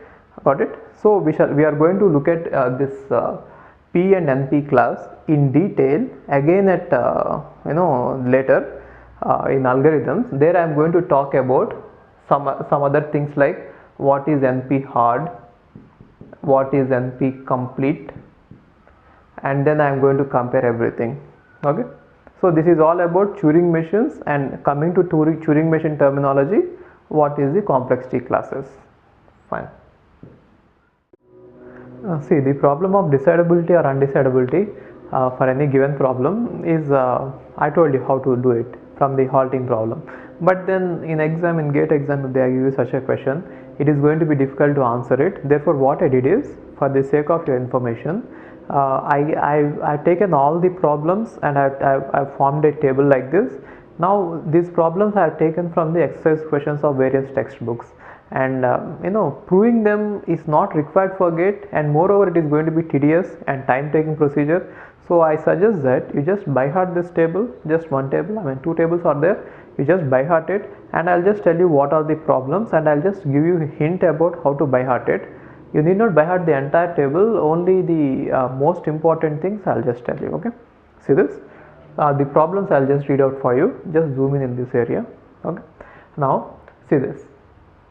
The problem is, does W belong to L, which is nothing but given a language, some representation of the language like finite automata or Turing machine, some representation, and then given a language, given a string W, does it belong to the language or does it not belong to the language? It is nothing but membership problem. And next one is L equal to 5, which means is the language empty? It is called emptiness problem. And next one is L equal to sigma star. Sigma star means does L contain everything in the universe? Sigma star is the universal language, isn't it? So if L equal to sigma star means does L contain all possible strings? That is called completeness problem. Other name of it is completeness problem. And now L equal to L2, L1 equal to L2, which means given 2 languages of same type, either regular or context free, are they both equal or not? Equality in the sense, are they both containing same strings or are they going to contain different strings? Is L1 subset of L2? So L1 subset of L2 means given a language L1 is the other and language L2, both are of same type. Is one language a subset of other language? Subset, you know that, right? It is also called as subset problem. So remember one thing, whenever I say L1, L2 here, L1, L2 here, L1, L2 here, I am assuming that both L1, L2, this problem is discussed given when both L1 and L2 are of same type. Either they could be regular or context free or CSL, whatever it is, both are of same type. Okay. And next one is L finite or not? It is also called as finiteness problem, finiteness. Next one is complement of L a language of same type or not? Which means if I take a language L and if I complement it, is its complement the same type or not? Is intersection of two languages same type? If I take L1 and L2 and if I apply intersection, is the resulting language same type? For example, if I take regular and intersect it, then is the resulting language also regular or is it not regular? Okay. Next one is L regular language? Which means given some representation like a Turing machine, is that language regular or really recursively enumerable? Or given a context free grammar, is that language regular or context free, like that? So even though a language is regular, you know that still we can give a Turing machine for that. Therefore, given a Turing machine, you should be able to say whether it is regular or not. So all these are the problems. Now when we ask such a problem for one particular type of language, whether there exists an algorithm to answer it or not, that is what I want to do. Okay, so what the question is, these are all problems. Now when this problem is applied to some particular type of languages, now the question is, for that kind of languages, is that problem decidable or not? Which means for that problem, will there be a algorithm or not? Okay, so just you can just copy it all. I'll just tell you how to remember it. You can just take this, pause it, show this all in one frame. Is it possible? So you can pause it and just copy down the, okay, so you can just copy it down, and now I'll tell you how to memorize it. See, whenever you find out that something is undecidable for a smaller type of language, if for a smaller type of language it is undecidable, obviously for the other languages, bigger languages, it is undecidable. Therefore remember it, whenever you start undecidable somewhere, the entire row should contain undecidable from that point on. So that is a hint. Okay. And what are the main important languages that you should remember is, one thing is for sure, for regular languages everything is decidable, that is for sure, and for recursively enumerable languages nothing is decidable, all these problems are undecidable. These two things you need not remember at all. So what is it? For regular languages everything is decidable, for recursively enumerable languages nothing is decidable, and for recursive languages only membership is decidable and nothing else is decidable, which means only this is decidable and nothing else is decidable. Oh, there is one more, is complement. Yes, complement is it is also decidable. Okay, so apart from complement and the membership, nothing is decidable for recursive languages. For recursive enumerable nothing is decidable, and for this only two exceptions. And now it is very simple. See, I am saying that for regular everything is decidable, for recursive enumerable everything is decidable, and for recursive language only two things are decidable, and apart from that everything is undecidable.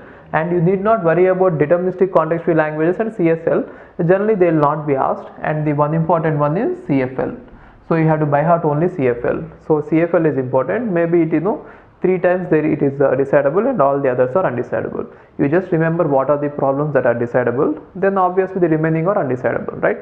So questions will be 1 regular, 2 recursively enumerable, 3rd recursive, and 4th one is CFL. So CFL only 3 are decidable. Okay, remember what are decidable and the remaining are undecidable. So these 4 classes are important: regular, CFL, recursively enumerable, and recursive. Okay, so you can by heart this table. You are definitely going to get one question from this. Definitely one question next year. I mean the coming gate. Okay. Now let's see the properties of context free languages. In context free language, see, if a language is context free, definitely there will be a context free grammar. Let us say 2 context free languages are given, L1 and L2, then definitely there will be context free grammars, right? Context free grammar, let me say CFG1 and context free grammar 2, and each context free grammar is going to start with a start symbol, isn't it? So let us say the start symbol for context free grammar G1 is S1. S1 derives, it is going to start like this, and the context free grammar this one is going to start with S2. S2 derives, it is going to start like that. Now if I want to combine these two languages, which means if I want to apply the union, what does that mean? The resulting language should have all the strings, or should have all the strings of L1 as well as L2. Therefore what I do is I'll write a new grammar S derives S1 or S2. So if you want to derive any string which is present in the language L1, you start with S1, which means from S you start with S1, and S1 is going to generate the string which is present in the language L1, right? Or if you want a string which is present in language L2, then from S you start with S2, right? Then you are going to generate a string which is going to be present in the language L2. Got it? So if whatever you want to generate, you could choose appropriate start symbol, and since this is the resulting grammar is also a context free grammar, the resulting language L1 union L2 is context free. How did we do this? Find out the context free grammars and you just apply the slash and put a new symbol, isn't it? It is straightforward. And next one is, if L1 is a context free grammar and L2 is a context free grammar, L1 concatenated with L2 is again a context free grammar, context free language. So if two context free languages are given, the concatenation is also a context free, which means context free languages are closed under concatenation. How can we prove it? You start a new start symbol with S1 dot S2. If this one is having a context free grammar which is starting with the start symbol S1, and if L2 is having a context free grammar which is starting with the starting symbol S2, then you write a new grammar which is going to start with a start symbol S and which is having S1 followed by S2, and all the remaining productions are same. For all the S1 and S2 you add all the productions of S, language L1 and L2. Here also you add all the productions of language L1 and L2, right? It is fine. And now after concatenation, let us say closure. Closure means if you have L1 as a context free grammar, then L1 star should what can you say about the L1 star? It turns out that even L1 star is context free, which means context free languages are closed under closure operation. So how can we prove it? If L1 is a context free language, then there will be a context free grammar which is starting with some symbol S1, right? Now what we want to do is we want to repeat the number of strings in L1 as many times as possible. Then I am going to introduce a new grammar which is having S1s or epsilon. So what is the meaning of it?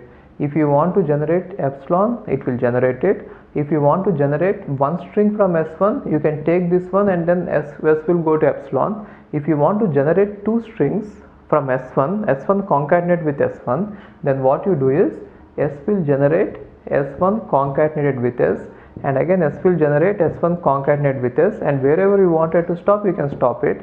Now if you want two strings, yes, you got two strings. If you want three strings, you extend it. Therefore by using this rule you can generate closure of the language. Therefore context free languages are even closed under closure. They are closed under union, concatenation, as well as they are closed under clean closure. Got it? Context free languages are not closed under intersection and complementation. We shall prove it with a counter example. See, now I am saying that context free languages are not closed. Till now we have seen the closure properties. Now I am saying that they are not closed under intersection. Intersection means if I take two context free languages L1 and L2, and if I do the intersection, then the resulting language might not be context free, which means the resulting language need not be context free all the time. It might be some other language also. So how can we prove this? If you have to prove it, find at least take two context free languages in such a way that at least one example should give us a language which is not context free. So let's see which examples will be better. See, this is called proof by counter example, which means I am assuming that context free languages are closed under intersection. Then I'll find out an example which will show that actually intersection of two context free languages, we are not getting the context free. But then there will be other examples where when you apply the intersection of context free languages, then the resulting might be context free languages, but it doesn't prove that they are closed, isn't it? In order to prove that they are not closed, you find out one example which says that they are not closed. But then if you find an example which says that they are closed, it doesn't mean that they are closed. Okay, it is like this. See, if you want to prove that some person is bad, you can find out one bad thing which is done by that person and you can say that he is bad. But then if you want to prove that a person is good, one good thing is not going to be enough. It has to be his entire lifetime in which there is no bad thing, isn't it? Similarly here, if you have to say that the context free languages are closed, you have to take every possible languages, all possible languages, and apply the intersection and find that all the languages or the resulting languages when you apply the intersection are actually context free. Got it? But then if you can find out at least one example in which the resulting intersection is not context free, that is enough to say that the languages are not closed under intersection. Now just see this. Let us say you already have seen this example. L1 equal to a power n, b power n, c power m such that n comma m greater than or equal to 0. Do you remember this? We have already seen this example, isn't it? So this is definitely context free. How? You generate a and b together using a variable, and then you generate c separately using a variable, and then you concatenate them. This is context free. We did both the context free languages, the context free grammar as well as PDA for this example. And let us say L2 equal to a power m, b power n, c power n such that n comma m greater than or equal to 0. So what does language L1 say? That the number of a's and b's are equal. And what does language L2 say? That the number of b's and c's are equal. And when I apply L1 intersection L2, see, it is most confusing. Many people get confused here. Okay, so think about it. So what are these strings that we get in L1 intersection L2? I am saying that the strings which will be present in the intersection will be a power n, b power n, c power n. It is very easy to see it, but then I don't know why people get confused in this. See, if a's and b's are equal in L1 and b's and c's are equal in L2, if the string has to be present in both L1 and L2, obviously all of them have to be equal. You please work it out on math. Okay, what you could do is take some examples and work it out. See, if L1 is containing all these strings in which a's and b's are equal, and L2 is containing all these strings in which b's and c's are equal, then definitely L1 intersection L2 will contain the strings in which a, b and c are equal. Otherwise they will not be present. See, a string is present in here, which means a's and b's are equal, and a string is present here, which means cc. A string which is present here is also present in L1, which means a's and b's are equal. A string which is present here is also present in L2, which means b's and c's are equal. Therefore, applying these two rules, a, b and c's are equal, isn't it? Therefore, I got this one. I don't know where people get confused. Whenever I teach this in the classroom, they'll generally have this doubt. How did you write this? Maybe for me it is just easy. You just think about it. You please work on it. And a and b, see, this language is definitely not context free. We have seen it. There is no context free grammar for this one, or there is no PDA for this one. We have already seen it, right? And it is actually context sensitive language. We have seen the context sensitive grammar also. You please refer to the context sensitive grammars concept. Okay.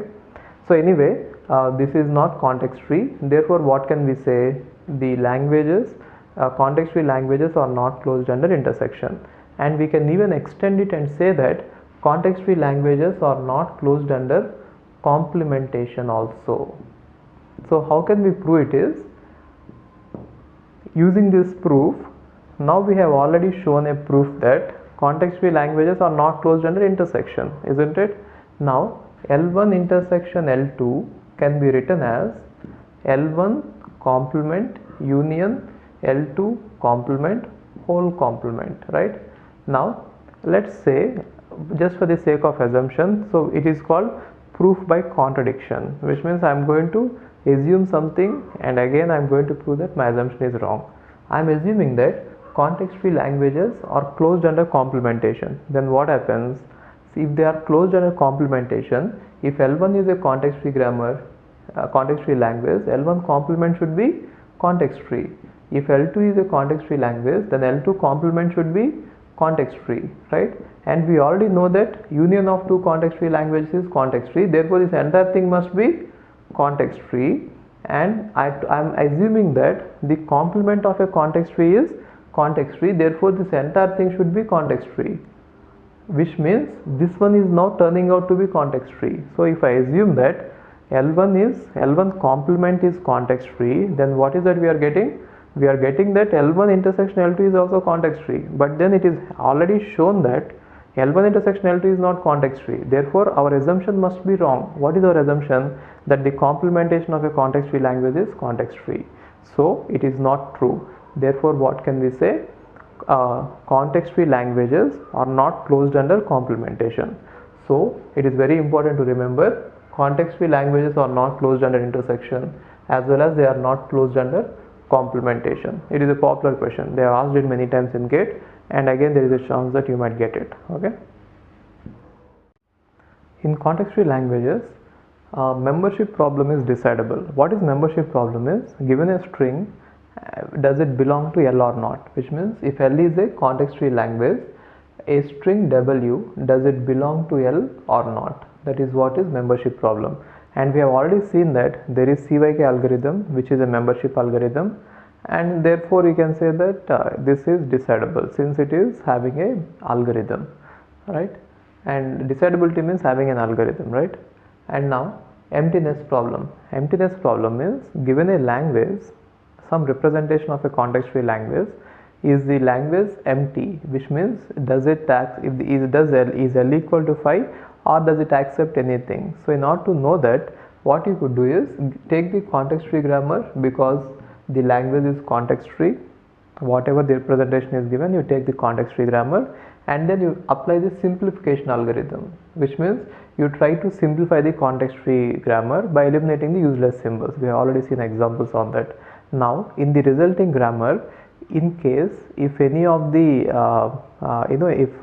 in the resulting grammar, if you find out that the start symbol S is useless, if the starting symbol S itself is useless, it means that we cannot generate anything, isn't it? So if S is useless means there is no way we can, what is a useless symbol?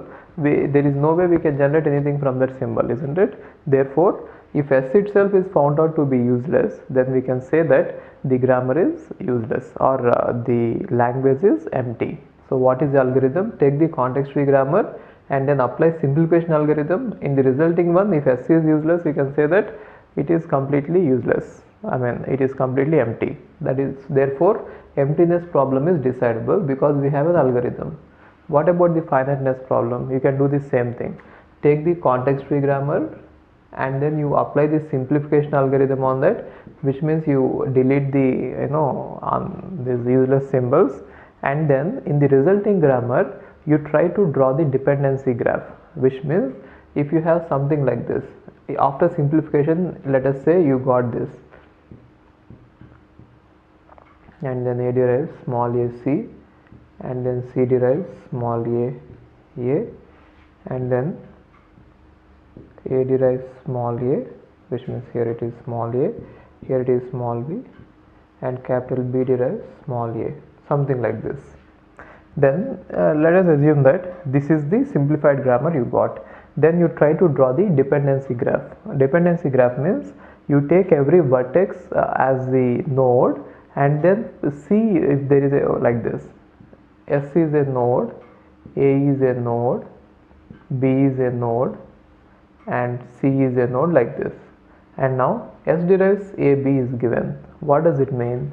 From S you have to give like this. The reason is S is deriving A and B, and then A derives C is given, therefore A to C, which means like this. Whenever there is a production from generating any variable from one variable, you just use the directed edge from that.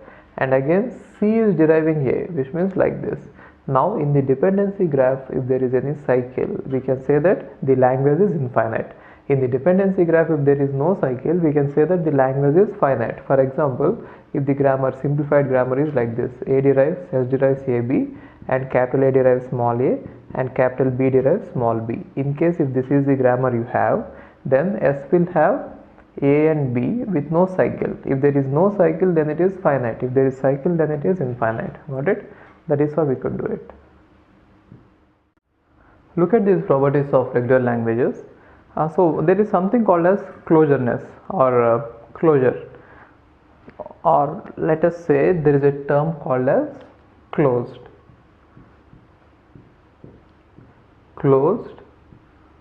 under some operation. What I mean by closed under operation is, if I take set of all natural numbers, let us say this is set of all natural numbers, then set of all natural numbers is closed under addition. So what I mean by this is, if I take any two natural numbers from this set of all natural numbers, and if I apply the addition on those two natural numbers, then the resulting is also a natural number. That is called closed under addition. So this set natural numbers, the set of all natural numbers is closed under addition is, if I take any two natural numbers or any two elements from this set, and if I apply this operation, if the resulting whatever I get as the result also belongs to the same set, which means if I add two natural numbers, if the result is also going to be a natural number, then I can say that set of all natural numbers are closed under addition. Similarly, whenever I take regular languages, set of all regular languages, if this is the set of all regular languages, and if I apply some property on the set of all regular languages, if I take two regular languages and if I apply some property on that, some operation, and if the resulting language whatever I get, it also belongs to the set of regular languages, which means after taking two regular languages and applying a operation, if the resulting language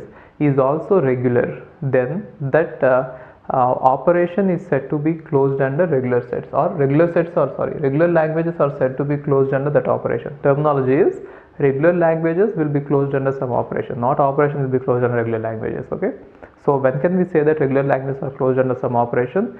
You take two regular languages and you apply a property on that. If the resulting is also belongs to the same set, then we can say that set of all regular languages are closed under that particular operation. And now let's see how to prove it, which means let's see some of the properties and I'll show you how to prove them. See, for regular languages I am going to prove all the properties, but for the other languages, context free, context free I'll prove some of them, and for the other languages like recursive enumerable and recursive context sensitive, I'll just give you a table. You refer to the table, that table is good enough. Okay, now just watch it. If L1 union L2, see, what can you say about the regular languages under union, L1 union L2? So if L1 is a regular language and L2 is a regular language, then definitely L1 union L2 will also be regular language, which means set of all regular languages are closed under union. How can I prove it? If it is a regular language, there will be a regular expression, let us say R1, and if this is a regular language, there will be a regular expression R2. Then union of these two languages is nothing but putting a plus in the middle, isn't it? And then intersection, okay, intersection we shall prove it later. And let's talk about concatenation. If L1 is a regular language and L2 is a regular language, then L1 concatenated with L2 is also regular. How can I prove it? Same way, if you take the regular expression R1 for L1 and you take the regular expression R2 for L2 and you just apply the concatenation, then whatever language we get or whatever expression we get is again a regular expression. So since it is a regular expression, the language which resulted must be regular, isn't it? Then what about closure, clean closure? Same thing you can do. If L1 is a regular language, then you can find out a R1 which is a regular expression for this language. Then L star, clean closure of the language is nothing but the clean closure of the regular expression, and the resulting regular expression is also a regular expression. The resulting expression is also a regular expression. Therefore, you can say that the resulting language is regular. And now let's prove that L1 complement is a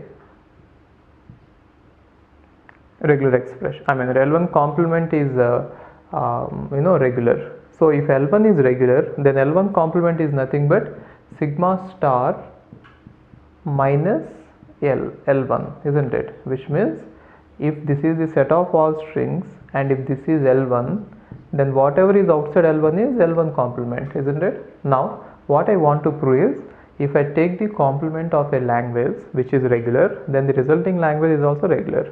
In order to prove this, it is already given that L1 is regular. Therefore, there will be a DFA for that, right? And now we complement the DFA.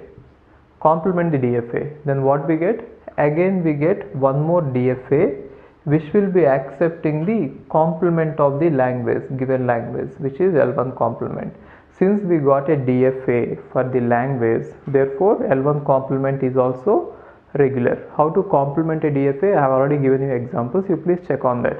So complementing a DFA is nothing but construct the DFA and then make the final states non-final and non-final states final, which means only thing that changes here is in the final states, look at this.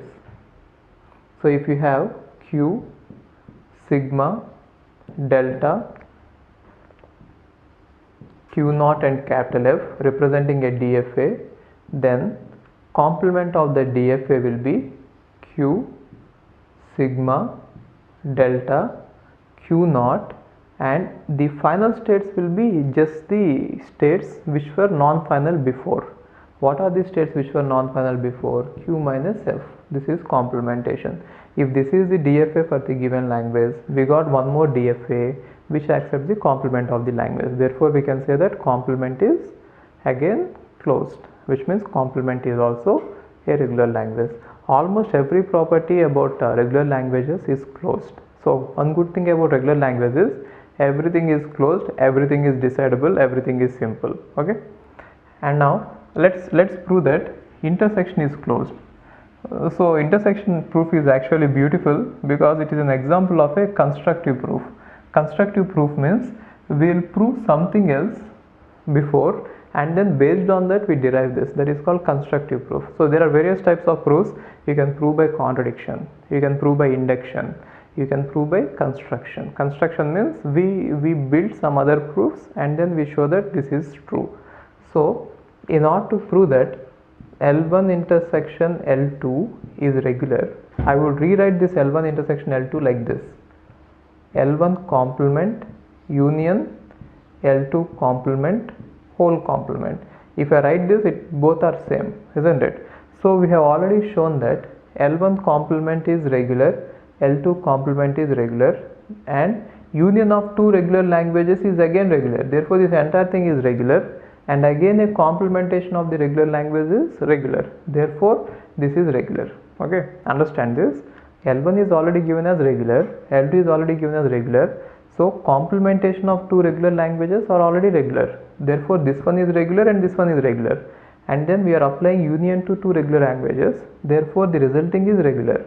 And then we are simply complementing it. And so the complementation is also closed. Therefore the resulting is regular. So finally the intersection of two regular languages is always regular. So what can we say? Regular languages are closed under intersection. Okay.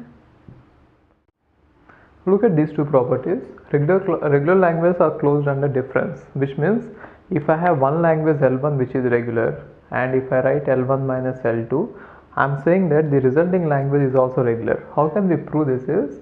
It directly comes from the proof of intersection. Already we know that intersection is regular, right? So we can write it like this. Difference is nothing but L1. See, I am talking about the first property, not the second one. I am talking about the first one, then I will talk about the second one. Second one is regular languages are closed under reversal. First one is regular languages are closed under difference. So L1 minus L2, I can write it as L1 intersection L2 complement. These two are same. Therefore, already we know that this complementation is closed, which means this is regular. Why? Because L2 is regular. Therefore, L2 complement is regular, and two regular languages are now applied intersection, therefore the resulting is regular. So difference is always closed under regular languages are always closed under difference. This is the proof. And what about this reversal? I told you how to reverse a language of a DFA, or I told you how to reverse a finite automata. That method was applied both for DFA as well as NFA. Do you remember that reversal? How to do the reversal is, you please refer to that examples, and I'll just tell you how. Make the final state as initial state and initial state as final state, and you just reverse all the transitions. That is nothing but reversing a finite automata. Now I am saying that regular languages are closed under reversal. So what does it mean? You take the DFA first, or NFA, anything, DFA or NFA, both will do, even epsilon NFA will also do. And now you apply the reversal of the DFA, then again we get a finite automata which will be either DFA or NFA. Okay, and now you can find out that the resulting finite automata, if this one is accepting L, the resulting finite automata will accept L power R reversal. I hope that you remember what reversal of a language is. String reversal is if you take a string and if you reverse it, that is string reversal. Language reversal is if you take every string in the language and if you reverse it, that is language reversal. So all the regular languages are closed under reversal. You take any regular language and you apply the reversal, you finally get a regular language. That is why they are closed. Okay, these two properties are closed. In fact, every property is closed for regular languages.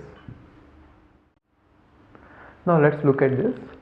The function h from sigma to tau star is called homomorphism. So what it means is, if you have an alphabet, which means input symbols, and in every symbol, for every symbol in the input, if you substitute a string from some other alphabet, then it is called homomorphism. And it is known that it can be proven that regular languages are closed under homomorphism. So before going ahead and seeing the proof, I'll just give you an example and explain you what homomorphism is. Let us say we have a input alphabet A comma B. Then if it is defined, a h is defined, that a homomorphism is defined in such a way that for every small a in your input, if you substitute a string from some other input, let us say some other input is 0, 1, 2, some other alphabet is 0, 1, 2, and now for every symbol here, if you substitute a string from that particular some other alphabet, then it is called homomorphism.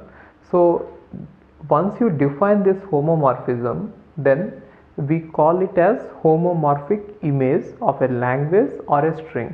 So what we do is generally initially sigma is defined, which is your alphabet, and then tau is defined, which is some other alphabet, and now this mapping is defined for every symbol. For every symbol in your alphabet, there has to be some string. Once this mapping is defined, then for a given string from this alphabet or for some language, we are going to find out the homomorphic image. So what is homomorphic image of a string? Let us say a string is ABA. What is homomorphic image of the string ABA? According to this homomorphism is, in place of A you have to substitute 0, 1, and in place of B you have to substitute 1, 1, 2, and in place of A again you have to substitute 0, 1, isn't it? So it is nothing but homomorphic image of a string, right? And then what is the homomorphic image of a language is, you take the language and in every string you find out the homomorphic image, then it is nothing but the homomorphic image of a language. So what is the homomorphic image of a language is, I'll just take an example of a language. Let us say language A is, some language L1 is A star B. It is a regular language, isn't it? And now the homomorphic image of this language is, in this language take every string and in place of every string you put the homomorphic substitution, which means whatever is the homomorphism is substituted there. But then taking every string and doing it is as good as taking the regular expression, and in the regular expression you do it. So in the regular expression we have A star B, isn't it? So take this regular expression and do it. In place of A, what should you substitute? 0, 1. 0, 1 star, and in place of B what should you substitute? 1, 1, 2, right? Therefore the homomorphic image of this language is this one. So now I'm saying that regular languages are closed under homomorphic image.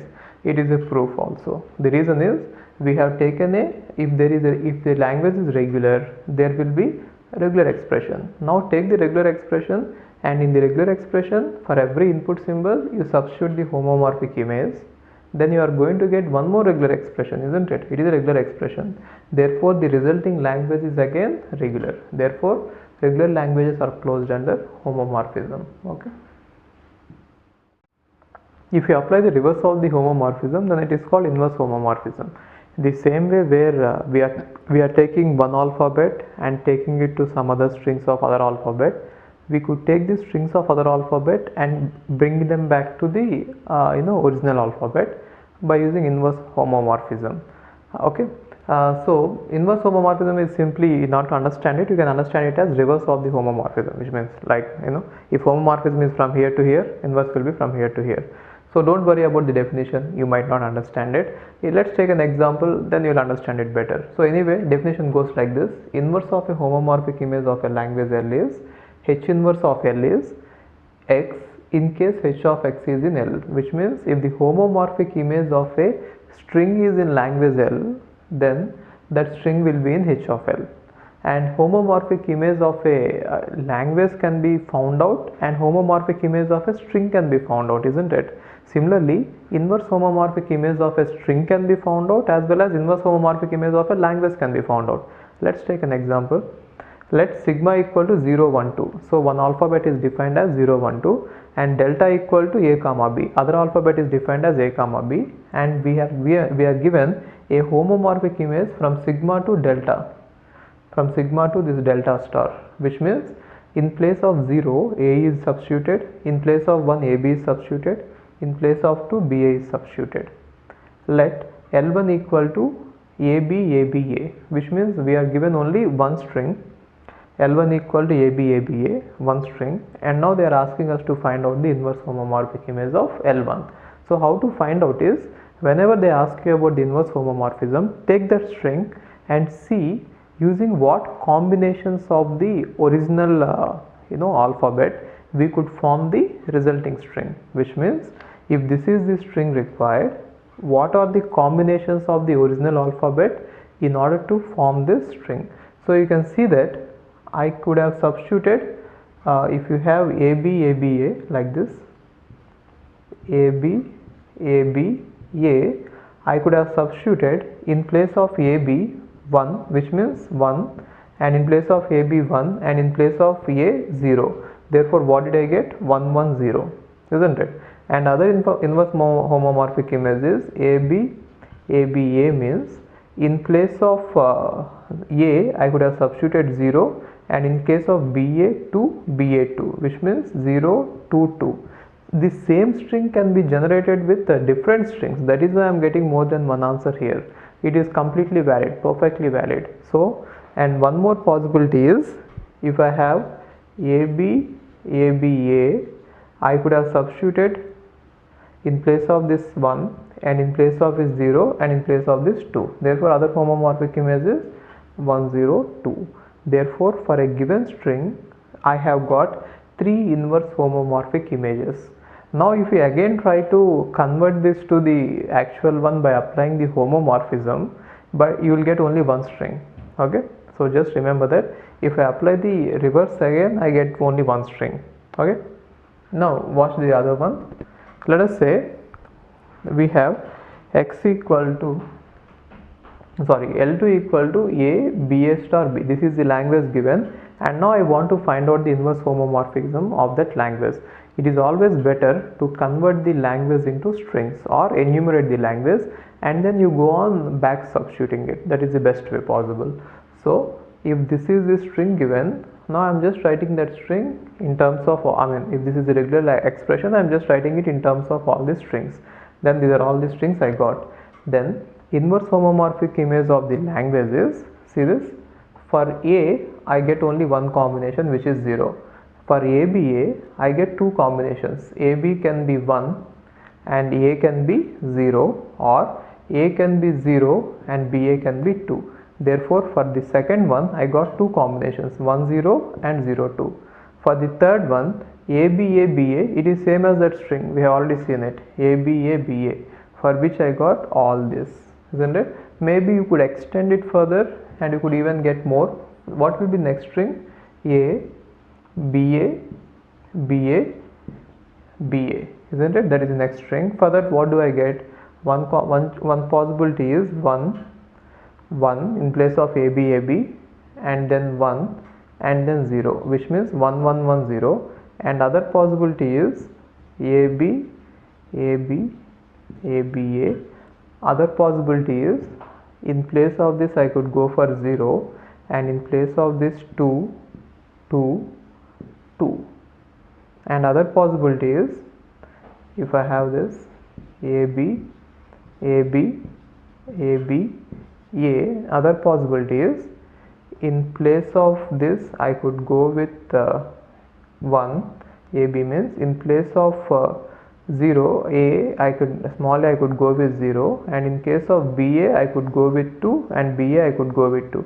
Other possibility is in place of AB I could go with 1, in place of AB I could go with 1, and in case of small a I could go with 0, and in case of BA I could go with 2. Therefore, these two are possible. Anyway, what are all the possibilities is, for this language, one is 1 star followed by 0, it is an answer, or you could have represented as 0 followed by 2 star. See, 1 star followed by 0, it will generate everything, or 0 followed by 2 star, it will generate everything, or you could have even represented as 1 star, 0, 2 star. In fact, you could write all these three as an answer, or if you could observe this, the third language itself, this will properly contain these two. Therefore, you could even write this only this one as the answer. It is also valid. So, if you want to simplify the answer, this one is the final answer, or even if you write entire three things as the answer, no problem. The reason is finally everything means the same. But then if you look at this, in place of this star, if you put a 0, it will boil down to 0 2 star. In place of this star, if you put a 0, it will boil down to 1 star 0. Therefore, you could go with anything, not an issue. Okay, fine. So that is how you can find out the inverse homomorphic image. Okay. Now I want to illustrate one important property of inverse homomorphism using an example. Okay, take this example. See this one. Let sigma equal to 0 comma 1 and delta equal to a comma b. So one alphabet is 0 comma 1 and other alphabet is a comma b, and they are defining a homomorphic function like this. So h of 0 equal to a and h of 1 equal to aba. So which means in place of 0 they are substituting aa, and in place of 1 they are substituting aba. So then they are asking, if this is the language given, so this is the homomorphism defined, which is in place of 0 they are putting aa, and in place of this they are putting this. And for some language is already formed over delta. Now we want to find out the inverse homomorphic image of that language. Now that language is L equal to AB plus BA star followed by A. So I want to enumerate the language first. So I have written all the strings. If this is the language given, these are all the strings. Now I want to find out the inverse homomorphic image of L. Then I'll take every string and I'll examine if I could write it in terms of 0 and 1, so that I could put it in the inverse homomorphism of the language. Now I'll take this string A. Now if I take this string A, there is no way I could either write it in terms of 0 or 1, because the string lengths are at least 2 and 3. So A is not possible in inverse homomorphic image. And what about this ABA? Yes, it is possible and it is 1. What about BAA? You cannot write either, one thing, it is not just enough that you encode a part of it in terms of zeros and ones. You should do it completely. Okay, so BAA cannot be completely written in terms of ones and zeros, so there is no inverse homomorphic image of this string. And what about this one, ABA? So maybe you could write ABA here, but then the remaining string BA cannot be derived by anything, and AA is completely useless in this case. The reason is no two A's are actually together, therefore it is not possible to write it in the inverse. Then what about this one? AA could be written as this 0, but then ABB cannot be written as 1. Therefore inverse homomorphic image of this string is also not possible. So if you look at this entire language, only one string inverse homomorphic image is possible. Therefore inverse homomorphism of this language is only one. So see this, inverse homomorphic image of this language is only one. Now if we apply the homomorphism for this one, which means h of h inverse of L, then we get ABA. So if I apply the homomorphism for the inverse homomorphism applied, contrary to the belief that we should get L, we got only ABA, which is not equal to L. Therefore even though a language is given, and if you first apply inverse homomorphism, we are going to lose some of these strings, and again if you apply the homomorphism back, we might not get the entire language. Sometimes we might get, sometimes we might not get, but actually this subset is the true relation. It is not equal to, it is subset, and it is not proper subset. It might, which means it might not always be the case that we lose some of these strings. In this example we lost some of these strings, but then in some other example we might get all these strings. Okay, so anyway, what I mean to say is, in case if you try to apply the homomorphism to a language and again homomorphism, we might not get the entire language. Some of these strings might be lost in the process. So it is a very important law, you just remember it. And till now it has not been asked in the GATE, so I am expecting that if they want to try something new, they will try with this. Okay, now let's see this operation of right quotient. So right quotient means if two languages are given, then I'll take every string of one language and I'll take every string of other language, and I'll see that if the right side of this string is this string. Okay, so I'll just take an example and explain it instead of using my hands. Let L1 and L2 be the languages on the same alphabet, which means two languages are defined. Then the right quotient of L1 with L2 is defined as L1 by L2 is a string x in such a way that if xy belongs to L1, then y should belong to L2. So what the meaning of it is, if you have a string which belongs to L1, then there should be at least one string in L2 in such a way that the right end of this string is this string. Then whatever is remaining, I'll write it there. Okay, I'll take an example here. See this.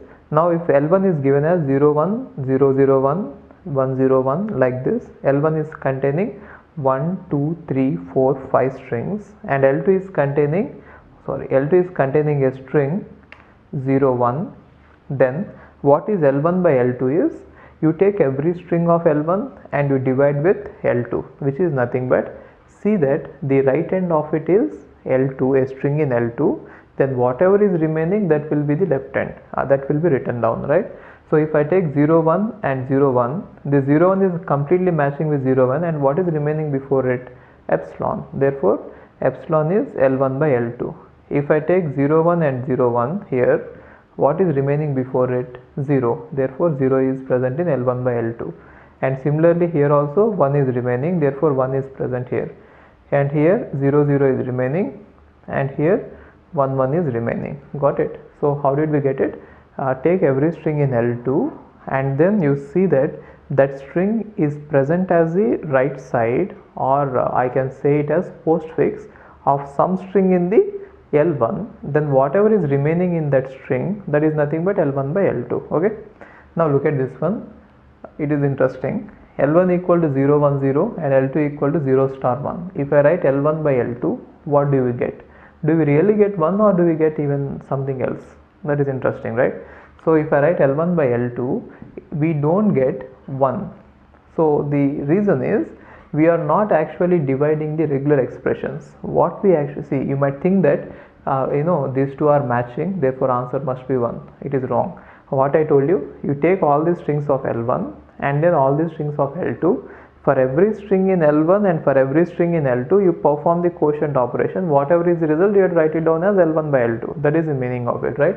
So now I'll take every string of L1. So what is every string of L1? 1 1 1 0 1 1 0 0 1 1 0 0 0 1, so on.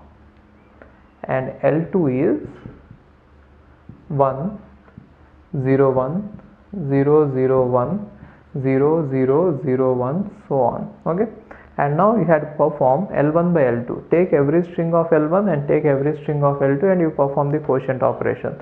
Now what do we get? If I perform L1 by L2, what do you get? L1 by L2 is, if I perform this, we see that definitely we get 1,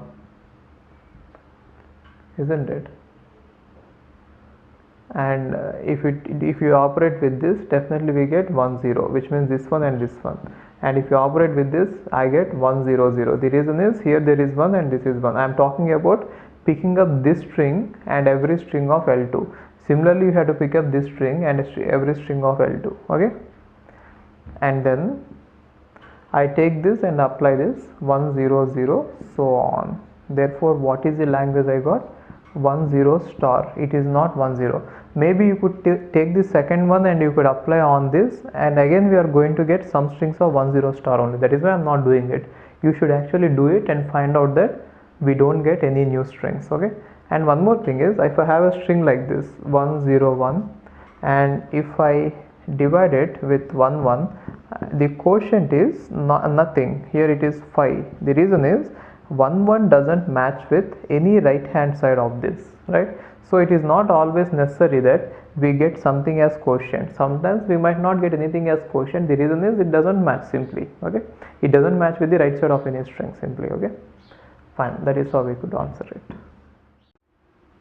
Regular languages are closed under init operation, INIT, init operation.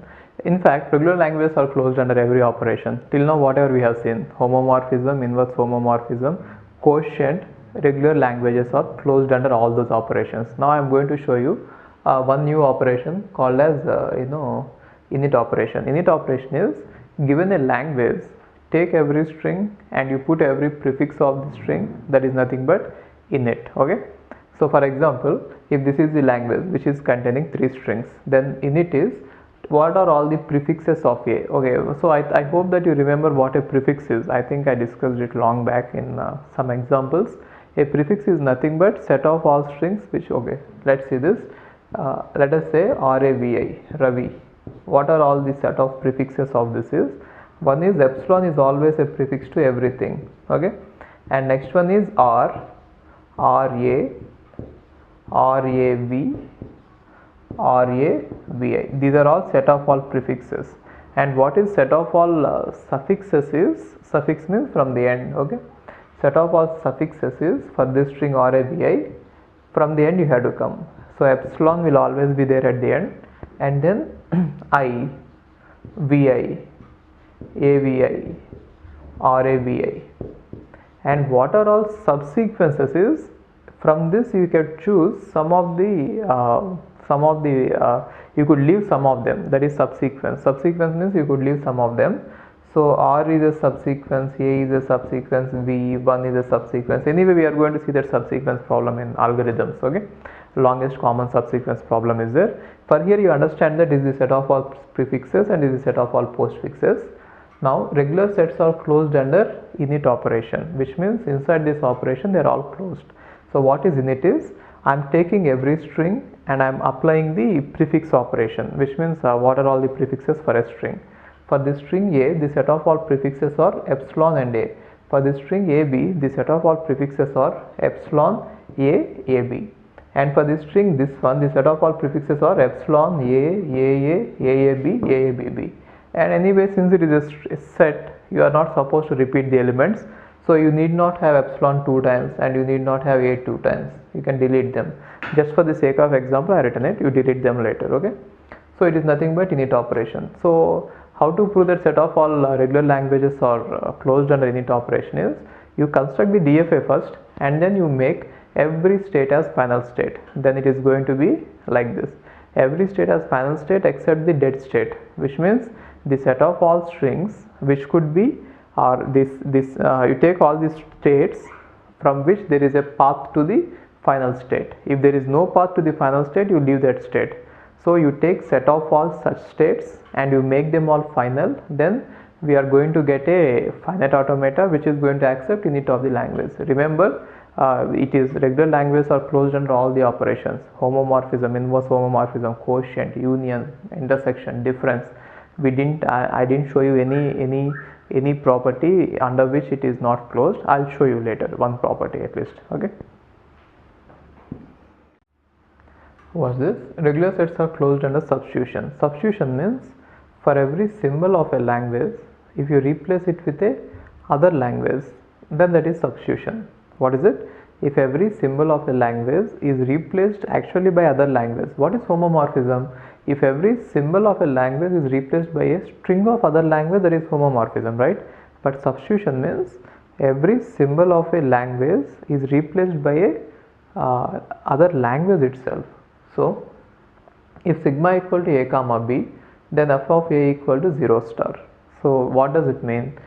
For a, I am going to replace it with a language 0 star, and f of b equal to 0 1 star. What does it mean?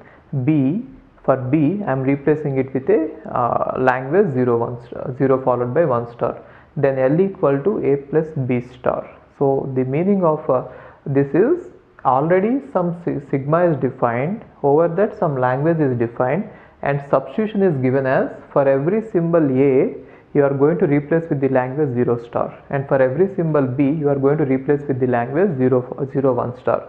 Then f of L is nothing but what is this substitution is, for a I am going to place 0 star, and for b 0 1 star whole star. So in place of a and b I substitute the languages.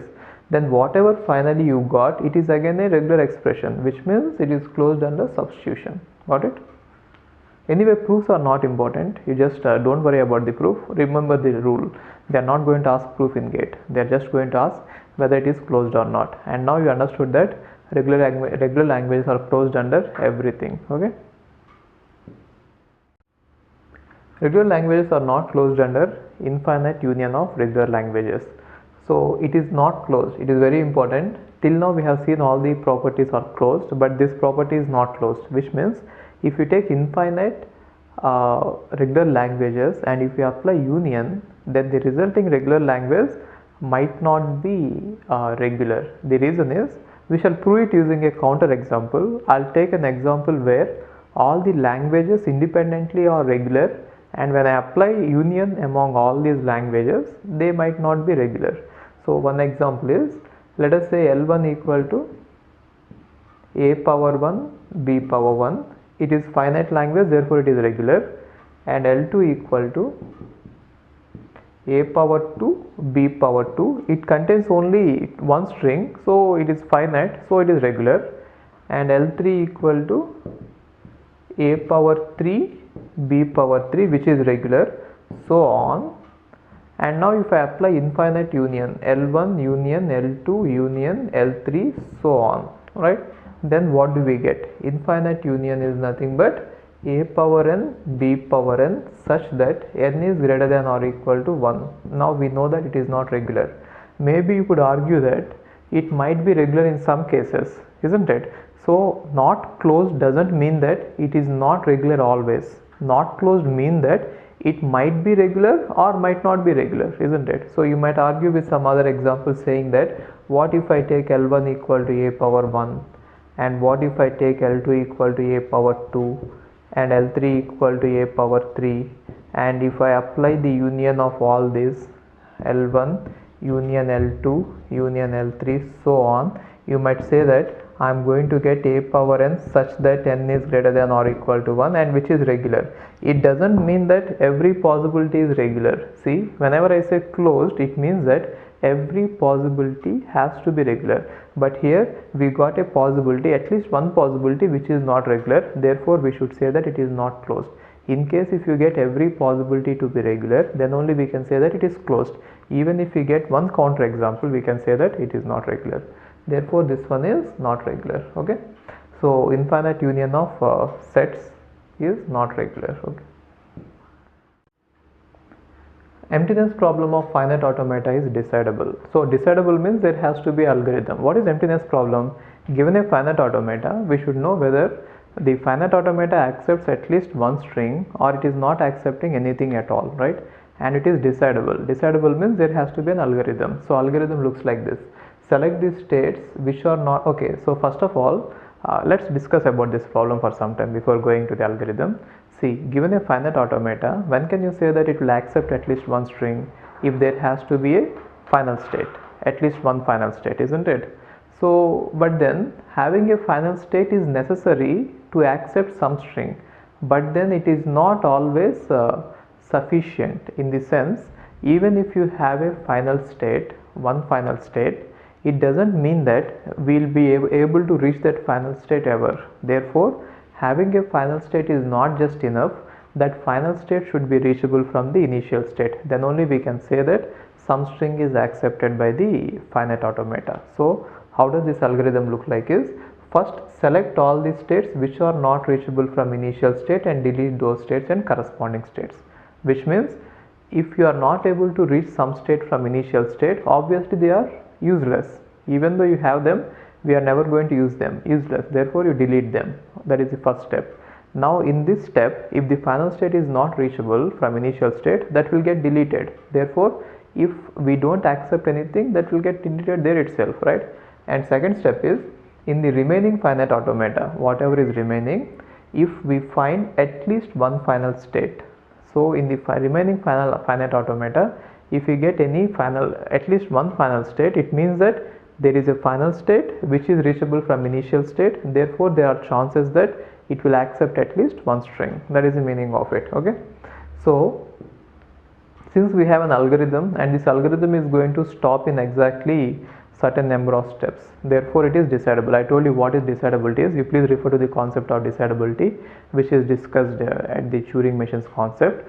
Decidability means we are able to give an algorithm. Since we are able to give an algorithm, the problem of emptiness is decidable.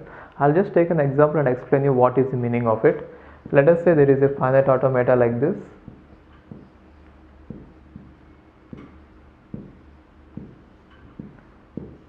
This is the final state.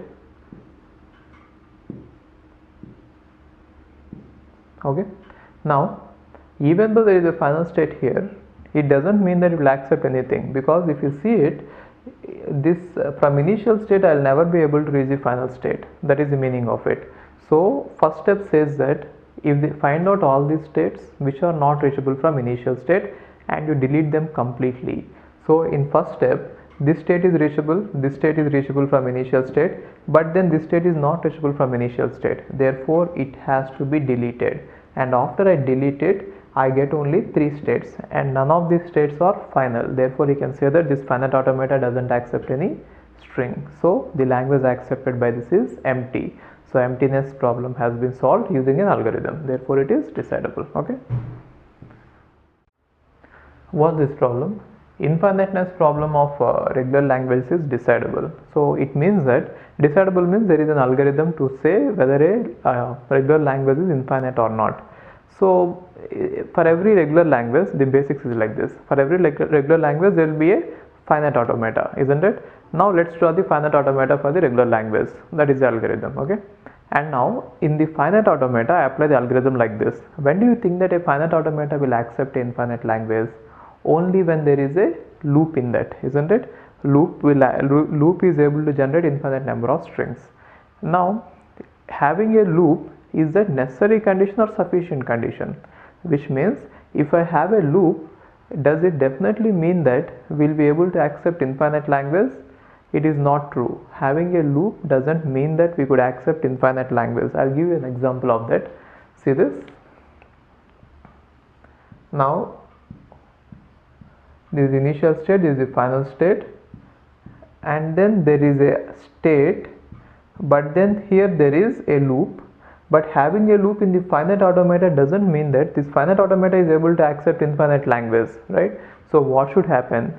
In order to, if a finite automata has to accept infinite language, there should be 2 conditions. One thing is there should be loop, and that loop should be reachable from initial state, as well as from that loop we should be able to reach the final state.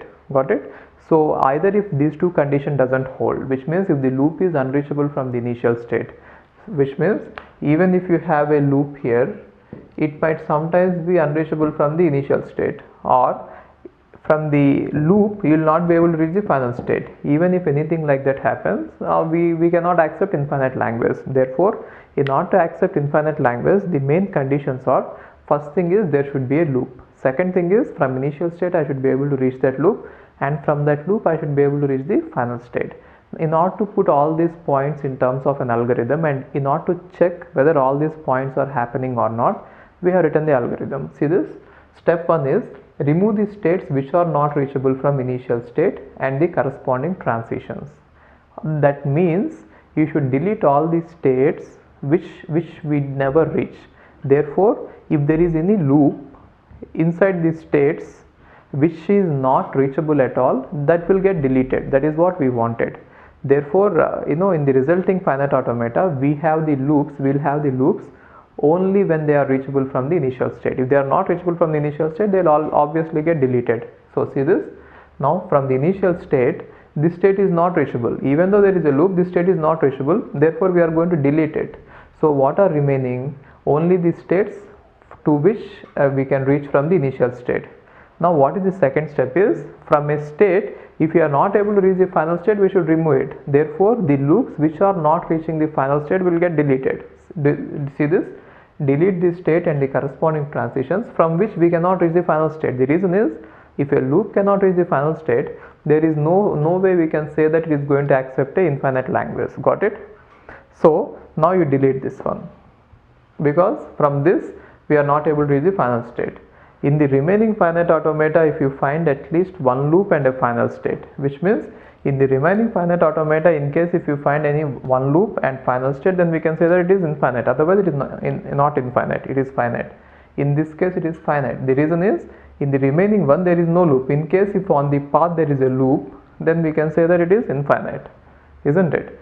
So by making these 2 points, we made sure that if there is any loop in the finite automata which is reachable from initial state and from which we can reach the final state, that loop will remain in the finite automata, and we can say that it is accepted by, we can say that the language generated by that finite automata is infinite. Got it?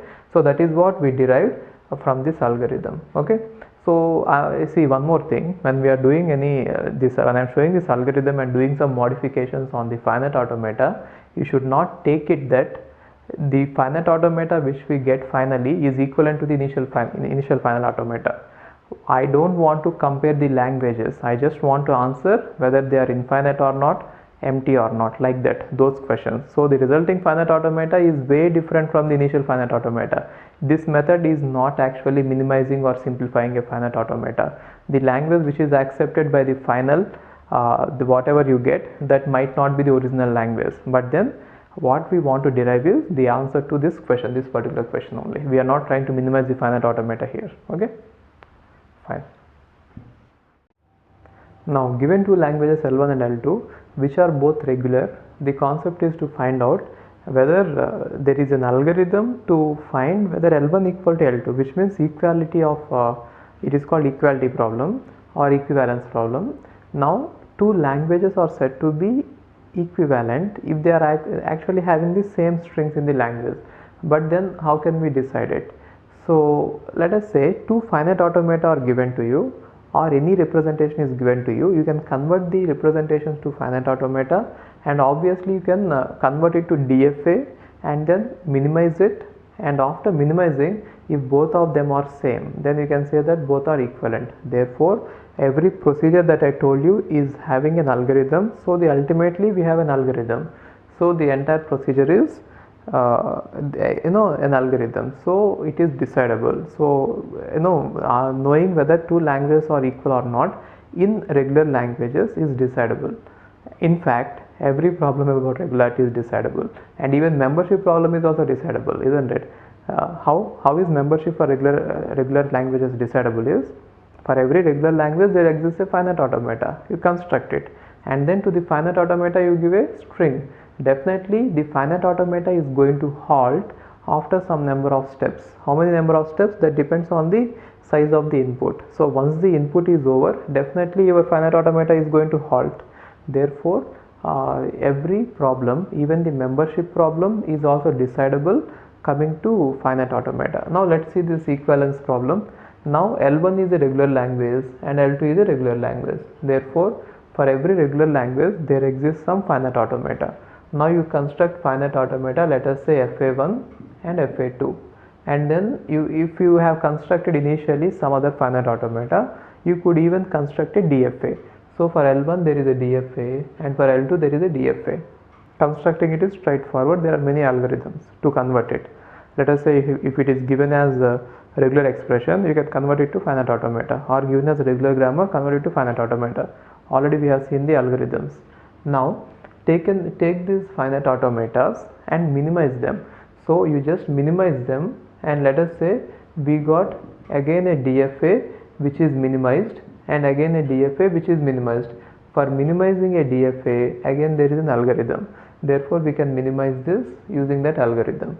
Now once we get the minimized DFAs, we can compare them and see whether they are equal or not. If they are equal, then we can say that both the languages are equal. So equality problem coming to regular languages is decidable. The reason is whatever steps I told you here, they are all having algorithms. So we got a overall algorithm which will decide it. Got it? So equality problem is decidable. Recursive languages are a proper, look at the options. They are talking about recursive languages. Recursive languages means they have the Turing machines which are going to halt. Recursive languages and recursive enumerable languages both are different. I hope you remember that. Recursive languages are a proper subset of CFL, which means they are saying that recursive languages are contained under CFL. Actually CFL is contained under recursive languages, isn't it? So if you have, the classification goes like this: recursively enumerable, recursive, CSL, and again CFL here, right? So inside the recursive languages, context-free languages are present. So obviously it is wrong. Always recognizable by PDA. So for recursive languages it is not PDA. For context-free languages it is PDA, and for recursive languages it is Turing machine, right? It is not true. Are also called as type 0 languages. Actually type 0 languages are the recursively enumerable languages. So I hope that you remember this. Type 0 languages are recursively enumerable. Type 1 languages are context sensitive languages. Type 2 languages are context free languages, and type 3 languages are regular languages. This is the classification by Chomsky. It is also called as Chomsky hierarchy. Chomsky has classified the grammars into 4 types, and according to the grammars, the languages we get are now of 4 types, right? Actually recursive languages doesn't fall in any of these categories explicitly. It is going to fall under this category, but then recursive languages are not the only languages which are called type 0. Recursively enumerable is called type 0, right? It is wrong. Recognizable by Turing machines, it is right. So definitely a Turing machine can recognize a recursive language. So D is right. Okay. So they are asking that what are the machines in which both the non-deterministic and deterministic are equivalent, which means given a non-deterministic machine, in which of the cases you would convert them to deterministic machine. That is what the question is. And we have seen that finite automata, in case of finite automata, DFA, for every NFA there will be an equivalent DFA, or DFA and NFA are equivalent in power. And even Turing machine is also same. Even though the time taken by the Turing machine to accept a string depends on the type of Turing machine, overall the languages accepted by deterministic Turing machine and the non-deterministic Turing machine are same, which means power in terms of acceptance is same for deterministic as well as non-deterministic, but then time is going to vary, based on which we have seen P and NP, right? Now in case of finite automata and Turing machine, deterministic and non-deterministic are equivalent in power, but only in case of DFA, push-down automata, only in case of push-down automata, deterministic and non-deterministic machines are different in power. In the sense that if there is a non-deterministic Turing machine, non-deterministic push-down automata, for that there might not be an equivalent deterministic push-down automata. In fact, the context-free languages which are accepted by some push-down automata will contain deterministic context-free languages which are accepted by deterministic push-down automata, right? Therefore, the non-deterministic and deterministic are not equivalent in power here. Okay, this is the answer. Which of the following conversions is not possible algorithmically? Which means they are asking whether it is decidable or not. Having an algorithm is nothing but decidable, right? No algorithm is undecidable. So first question is regular grammar to context-free grammars. So is it possible to convert it? Actually, by definition, every regular grammar is context-free grammar. The reason is a regular grammar is nothing but A derives, it is either left linear grammar or right linear grammar, and both the left linear grammar and right linear grammar falls under the definition of the context-free grammar, or context-free grammars are defined in such a way that it will be enclosing regular grammars as well. Therefore, this is possible algorithmically, definitely. And NFA to DFA, we convert it, it is possible algorithmically. NPDA to DPDA, which means non-deterministic push-down automata to deterministic push-down automata, it is not possible. The reason is, for every non-deterministic push-down automata, there may not be a deterministic push-down automata. It is not possible. Fine.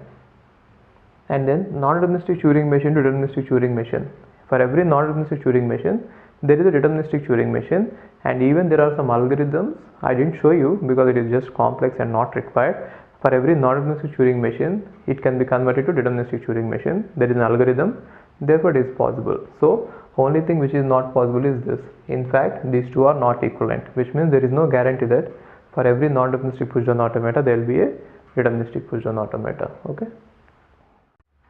Which of the following is not decidable? Okay, decidable means there should be an algorithm, and algorithm means that is a procedure which should stop in finite number of steps, some number of steps for every instance of the problem. That should be generic one, right? So if you can stop the procedure in finite number of steps, then we can say that we got an algorithm, right? Then the problem is decidable. Now watch this. Given a Turing machine M and a string S and an integer k, M accepts S within k steps. So they are saying that they will give a Turing machine, and now they are saying that they are giving a string S. Either S could be in the language accepted by the Turing machine, or it might not be in the language accepted by Turing machine. Therefore, the Turing machine might halt or might not halt depending on where the string is, isn't it? So, but then we are in luck that they are giving an integer k. You need not wait until the Turing machine halts. You could just run this on this machine. You could run the machine on the string just for k steps. So after k steps, definitely you don't care whether it is halting or not, you stop it, right? And then you can say yes or no. Therefore, this Turing machine is going to halt. The reason is we are going to stop it even if it is not going to halt. Therefore, it is an algorithm, right? So it is decidable. Why is it decidable? Because it is definitely going to stop. The reason is we are stopping it. Why? We just want to know, given this some integer k, which means our Turing machine will always run at most maximum of k steps. In case if it is accepting within k steps, it is great. If it is taking more than k steps, we'll stop it. So we'll never enter the infinite loop. Therefore, what can we say? It is decidable. So what is the algorithm? Just run it for k steps. Any string, any machine, run it for k steps and stop it. Therefore, this algorithm works and stops in fact in k steps. Therefore, it is decidable. Equivalence of two Turing machines. Maybe you could refer to the table where I discussed about decidability and undecidability problems. Equivalence is undecidable in case of recursively enumerable languages. Turing machines means recursively enumerable languages, and there L1 equal to L2, that is undecidable. Okay, and in fact most of the problems about recursively enumerable languages are undecidable. Maybe you could even take a guess in the exam. If any problem is given about Turing machines, most probably it would be undecidable. Okay, but then use the table once. Okay, next one is language accepted by a given finite state machine is non-empty. It is nothing but emptiness problem in finite automata. We have already seen that it is decidable, and I have already given you an algorithm also. So what is the algorithm? Just remove all the states which are not reachable from the initial state. In the remaining finite automata, if the final state remains, then it is going to accept something. That is an algorithm, therefore it is decidable. So it is decidable. And next one is language accepted by a context-free grammar is non-empty. This one also we had discussed about it. It is nothing but emptiness problem in context-free languages. What is the algorithm? Simplify the context-free grammar. You remember how to simplify it? Remove the useless symbols, remove the epsilon productions, remove the useless unit productions and useless symbols. In the resulting grammar, if you find out that the start symbol is useful, then definitely it is able to derive something. Then definitely the language is non-empty. Therefore, the algorithm is minimize the grammar, and if S remains, then it is non-empty. If everything vanishes, it is empty. So therefore, there is an algorithm. So D is also decidable. Only thing which is not decidable is equivalence of two Turing machines. Okay. Which of the following is true? The complement of recursive language is recursive. See, the main difference between recursive enumerable language and recursive language is there will be a Turing machine for both of them, and for recursive languages it halts, and for recursive enumerable languages it may halt or may not halt on a given string.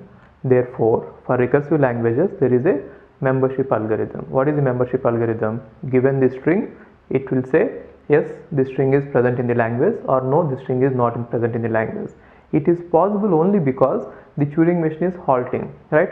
Now, based on that property, that trademark, the trademark of recursive languages is Turing machine will always halt. Now, let's see what happens to a complement of a Turing, this recursive languages. If I have a recursive language, then definitely it means that there is a Turing machine which accepts it, which accepts a string, and it will definitely say yes, it is present, no, it is not present in the language, isn't it? Now, if I complement it, what does it mean? For the strings which are present in the, let us say this is it, is the language, some particular language I am talking about, which is recursive language. Then for this language, if I give a string which is in the language, it is going to say yes, it is present. If I give it a string which is not in the language, it is going to say no, it is not present. Now we can take this same Turing machine and see that it accepts the complement of the language. Complement of the language means whatever is outside this circle. Inside the circle is complement, outside the circle is not the the inside the circle is language, outside the circle is the complement. Now we could change this Turing machine in such a way that previously when it was saying yes, now I'll make it to no. Whenever it says yes, I'll tell you that it is saying no, and whenever it is saying no, I'll tell you that it is saying yes. Then what happens? Then there is a Turing machine which always halts, which will say yes for every string which is not present in the language, and which will say no for every string which is present in the language, which is nothing but we got a halting Turing machine for the complement of the language. Therefore, the complement of the language is also now recursive. So what do you understand? Every recursive language is closed under complementation, or complementation of every recursive language is again recursive. See, whenever we are talking about the properties, it should be applicable for every language. You should not take only one example for which it accepts and you should not say it. It should be generic. So for every language, this is true. Whatever I told you is true in case if the language is recursive, right? Therefore, A is right. A is true. Complement of recursive language is recursive. Okay. Complement of a recursive enumerable language is recursively enumerable. It is not true because the Turing machine does not halt. We cannot give such a kind of argument to say that recursive languages are closed under complementation. See, this statement is saying that for every recursive language, it seems that if you take the complement, it should be recursively enumerable language. REs, right? It is not possible. So by heart it, recursively enumerable languages are not closed under complementation. Very important. And next one is complementation of recursively enumerable language is either recursive or recursively enumerable. It is not true. If this is not true, definitely it is not true, right? It simply extends it. If the complementation of recursively enumerable language cannot be in the bigger set of recursively enumerable language, how can it be in the smaller set of recursive languages? Fine. If this is false, this is definitely false by extension. And now the complement of CFL is CFL. So we have already seen that context-free languages are not closed under complementation. The reason is, the argument is like this: context-free languages are not closed under intersection, therefore they are not closed under complementation. So how did we prove that context-free languages are not closed under intersection? If I have a language a power n, b power n, c power m, and then a power n, c power m, b power m, c power m, what is the intersection of these two languages? A power n, b power n, c power n, right? Therefore, intersection of two context-free languages, this is a context-free, this is context-free. Intersection of two context-free languages is not context-free language, which means context-free languages are not closed under intersection, right? And now we could write intersection of two languages as like this.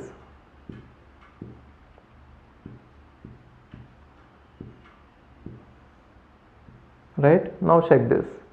Already I'm saying that this is not context-free language, this is not closed.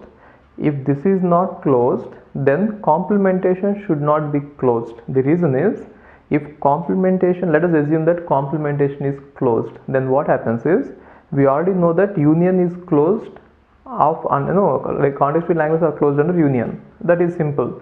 Take that initial states, the start symbol, and you write s derives s1 / s2. That is straightforward. Now assume that complementation, this context-free languages are closed under complementation, then what happens is, this one will be CFL, this one will be CFL, L1 complement, L2 complement, and union will be CFL, because union of two context-free languages are context-free language, and now the complementation will be CFL. So in case, if our assumption is context-free languages are closed under complementation, then we'll find out that context-free languages are closed under intersection, but we already found out that they are not closed under intersection. Therefore, our assumption must be wrong. What is our assumption? Context-free languages are closed under complementation. Therefore, this is false. So only true statement is complement of recursive languages or recursive. It is very, very important. It is all about complementation. So remember that complementation of recursive language is recursive, and complementation of recursive enumerable language is not closed, and complement of CFL is not closed. So based on this, I'll just like to extend this question and give you some few points. See if you can understand it. It is logical extension. Now we know the placements of how the languages are placed, like that Russian dolls, one inside the other, right? See this. This is context-free languages, assume that, and now this is set of all recursive languages, and this is set of all recursively enumerable languages. There is one more language called context-sensitive language. I am just eliminating it. There will be one more language present here, which is context-sensitive language. I am just eliminating it. Okay. Now tell me, here there is context-free languages, and here there is recursive languages. It is not regular, it is recursive languages, and here there is recursive enumerable languages. Now, if L is a context-free language, which means here, if L is a context-free language, some language L is a context-free language, then is the complement of L a context-free language? It is false. So I'll just write down some few points. You answer me these questions. If L is context-free language, then L complement is context-free language. Say yes or no. It is false. The reason is, just now we have seen that context-free languages are not closed under complementation, which means every context-free language complement cannot be context-free. There might be some examples for which this statement holds true, but then if it is a generic statement, if it is not true for all the examples, it is not true. Therefore, this statement is false. If L is context-free, L complement is context-free is false, because context-free languages are not closed under complementation. Now, it is interesting, L is context-free language only, then L complement is recursive. You think about it and answer it. L is context free only. L is context free language, which means present in the innermost circle. Now I am asking you whether the L complement is recursive or not. Think about it and answer. Okay. See, if L is context free language, then definitely L is recursive language, isn't it? If L is context free language, then definitely L is recursive language. See, how to answer it is, you should go step by step.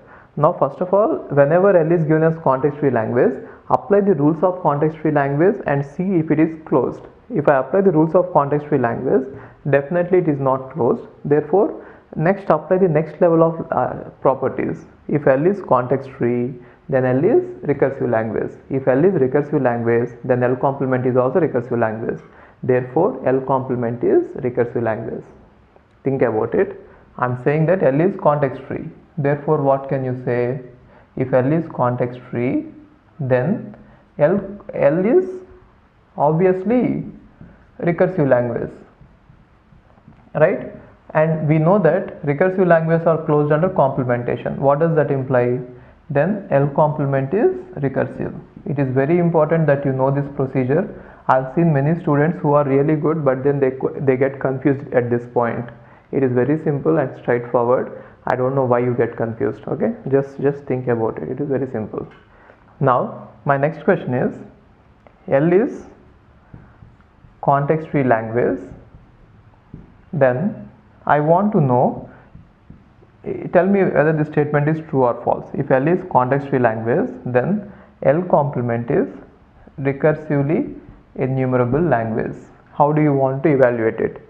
Now you cannot use the argument that L is context free language, therefore L is recursively enumerable languages, it is recursively enumerable language, and so since recursively enumerable languages are not closed under complementation, this one is false. That is, your argument is wrong, absolutely wrong.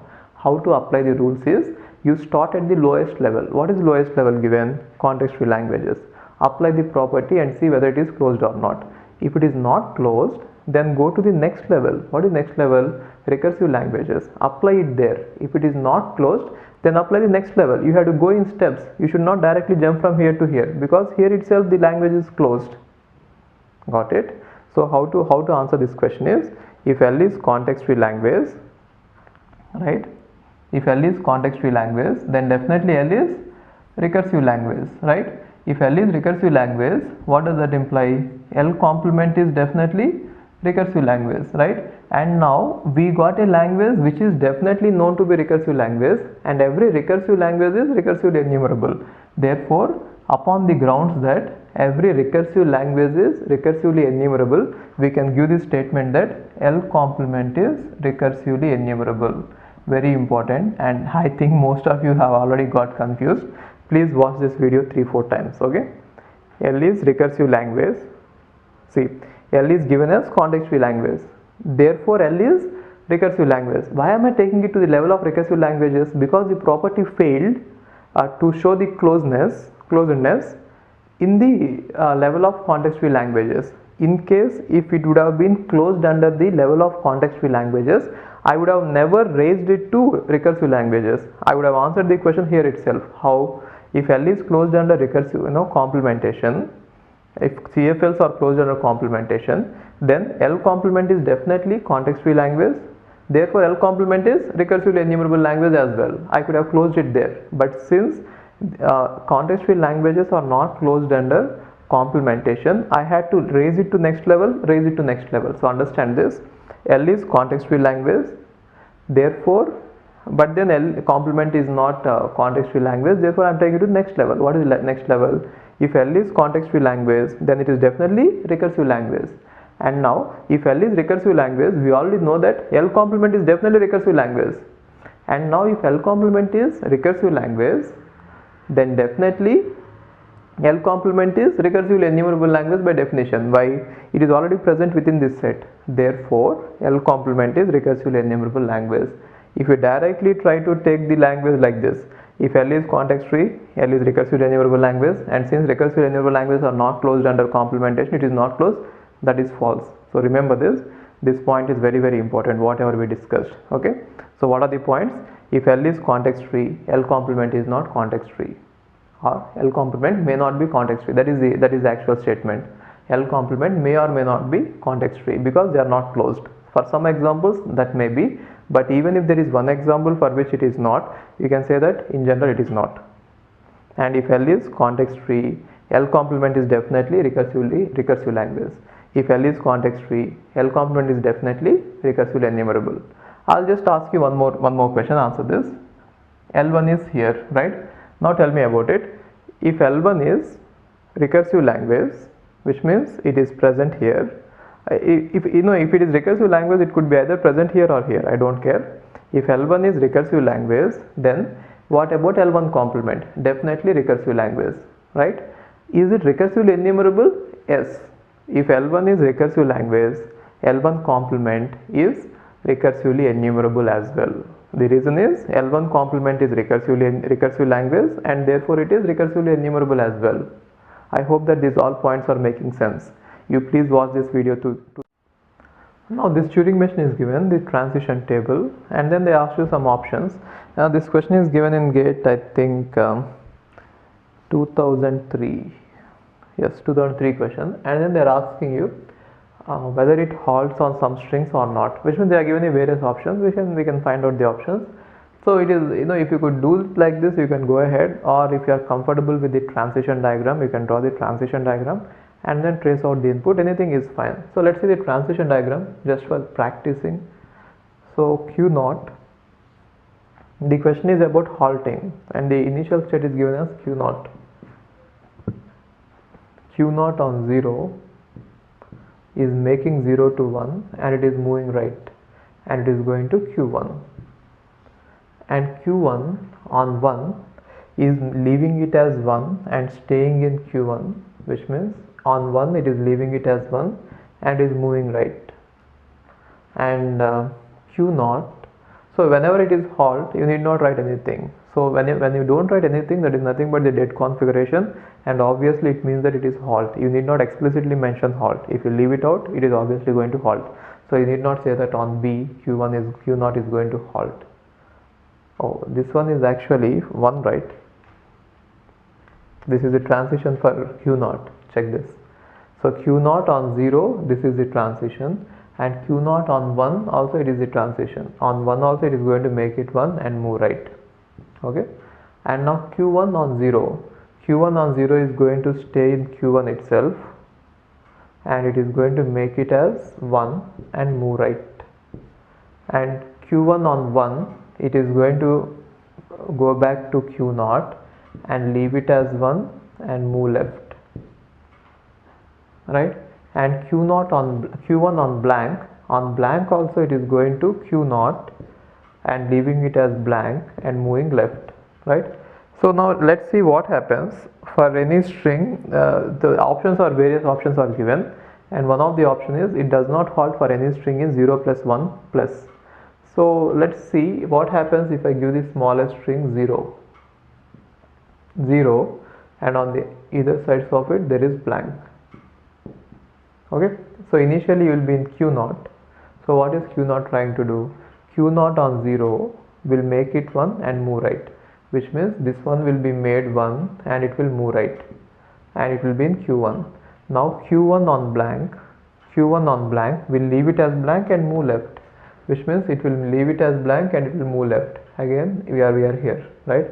And now Q1 on 1 will make it as 1 and move right. It will make it as 1 and move right, and again it will leave it as blank and move left. So which means it will always be going like this. It will never halt.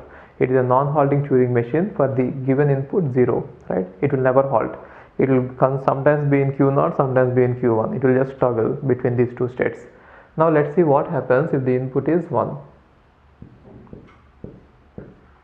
If the input is 1 and on the other sides if there is blank, let's see what happens. If you are here, Q naught on 1 is going to leave it as 1, yes, leave it as 1 and move right. Okay, and be in state Q1, and Q1 on blank is going to leave it as blank and move left, and again we move left, right? And again we are in Q naught, and Q naught in 1 is going to leave it as 1 and move right. So again it is going to do the same thing. either on 0 or 1 it is going to do the same thing, right? So you can take all these strings and you can check out that for any string what it will do is it will convert the entire string into all ones and then reach the blank, and in the blank it will just keep on toggling here and there. I mean, after reaching the blank q, it will be in q1 and q1 will push it to q0 and q0 will push it to q1. Therefore it is not going to halt in any of these states. So it is not going to halt for any string in 0, 0, 1 plus. Watch this. The C languages, the C programming language is what? That is what they are asking. Is it a context-free language? So actually, if you look at the rules of the C language, C programming language, like in compiler, I have given you rules of expression, right? And all the parsers. Every parser is going to take the context-free grammar as the input, right? And at this lexical analysis phase, it is going to take the regular expressions. Therefore, C programming language is as big as context-free languages, or context-free languages are powerful enough to actually describe the C programming language. And in fact, we are not using all the context-free languages. We are using the subset of context-free languages which could be parsed by LR parser, and LR parsers cannot parse every context-free language, right? So the answer is C programming languages, context-free language is true, because every language, every grammar, every rule is encoded in terms of the context-free languages at the parser, right? It is true. At some phase it is regular and at some phase it is context-free. Therefore you can say that it is all context-free.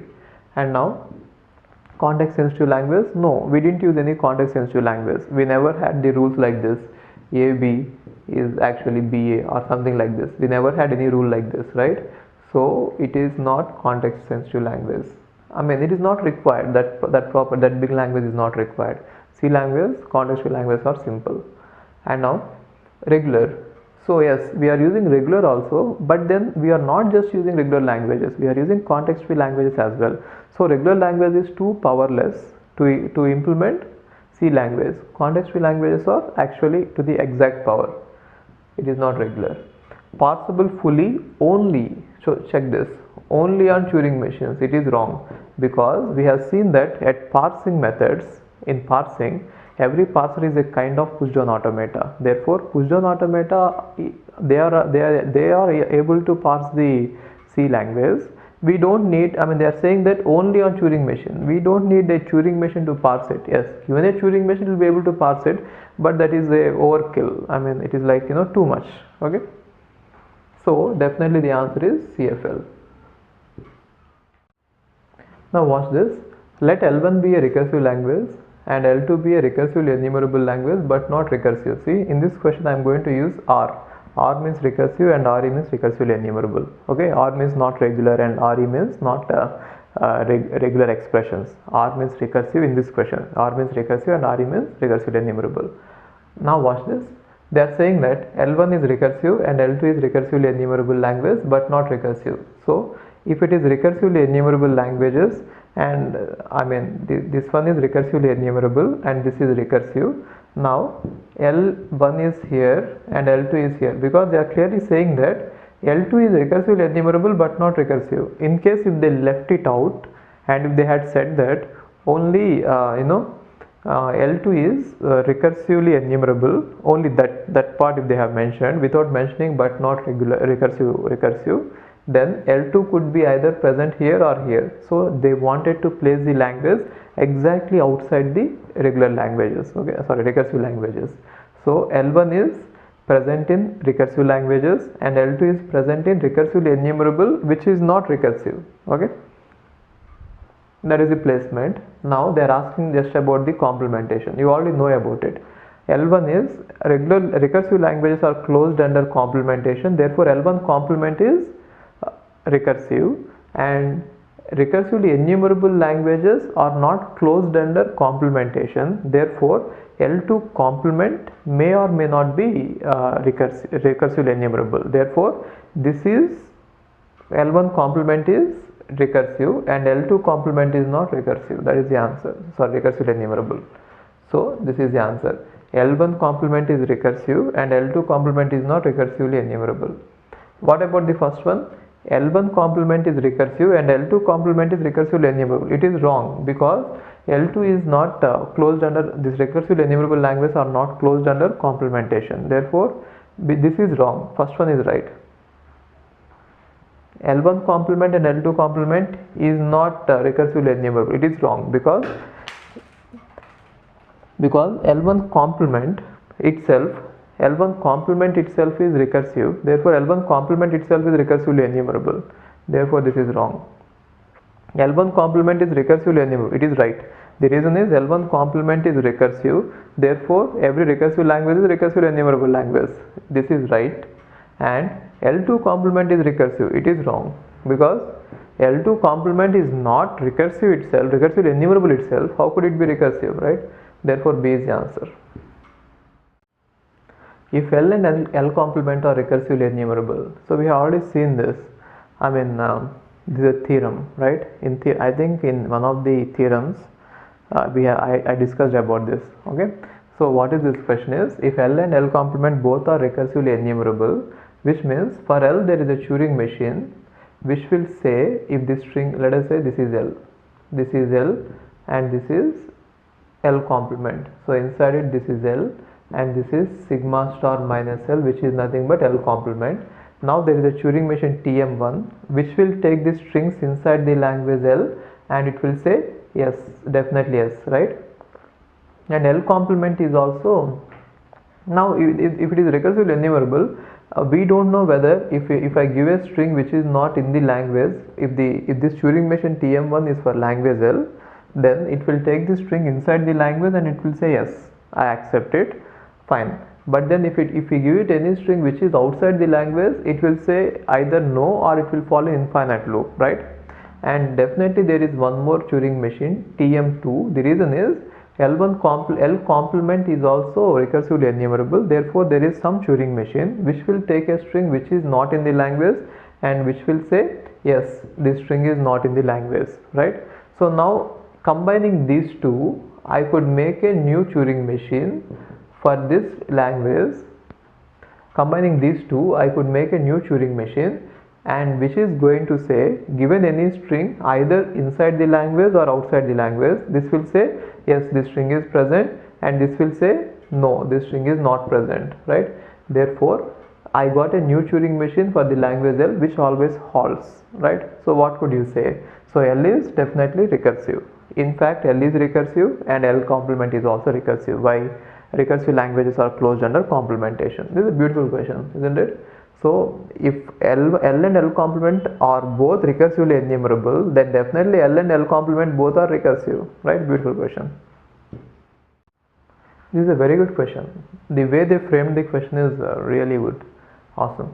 Now let L be a language and L complement beats complement. One language is given and its complement is given, and then they are asking which one of the following is not a viable possibility, which means what are the various possibilities for L and L complement.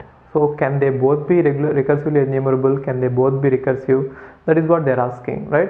So see this, if L be a language and L complement beats complement, which one of the following is not viably possible? So let's see one by one.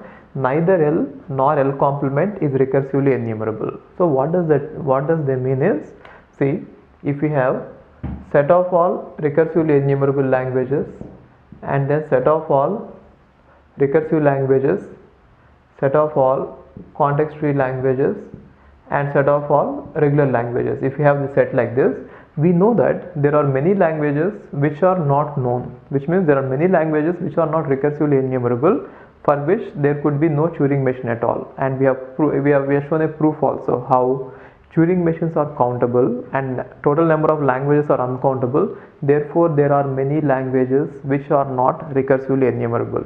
So they are saying that L and L complement could be somewhere here. It is absolutely true. If L is outside this, we don't know how to classify them, we don't know how to accept them, and we don't know what its complement is. We don't know about that language and we don't know definitely what its complement is. So definitely it is viable that both of them could be outside the range completely and we don't know how to interpret it. So it is fine, it is true, it is possible, viably possible, right? and one of L and L complement is recursively enumerable but not recursive, and the other is not recursively enumerable. What they are saying is, if either L is here or L complement is here, the other language will be outside. This is perfectly fine. The reason is, recursively enumerable languages are not closed under complementation. Therefore, if L is in recursively enumerable language and not recursive, see, it is very important that this should not be recursive. The reason is, if the language is recursive, both the complement and L are going to be inside it, right? So it is completely fine. If L is here, L complement is here, or if L complement is here, its complement, which is L, will be outside. It is completely perfect, right? So one of L and L complement is recursively enumerable but not recursive, the other is not. So it is viable, perfectly viable. Both L and L complement are recursively enumerable but not recursive. What does that mean? They are saying that both L and L complement are going to lie here, which is not possible. The reason is, recursively enumerable languages are not closed under complementation, right? Therefore, they cannot both lie inside the recursively enumerable languages. I mean, they cannot both lie inside this part, definitely. That is not viably possible.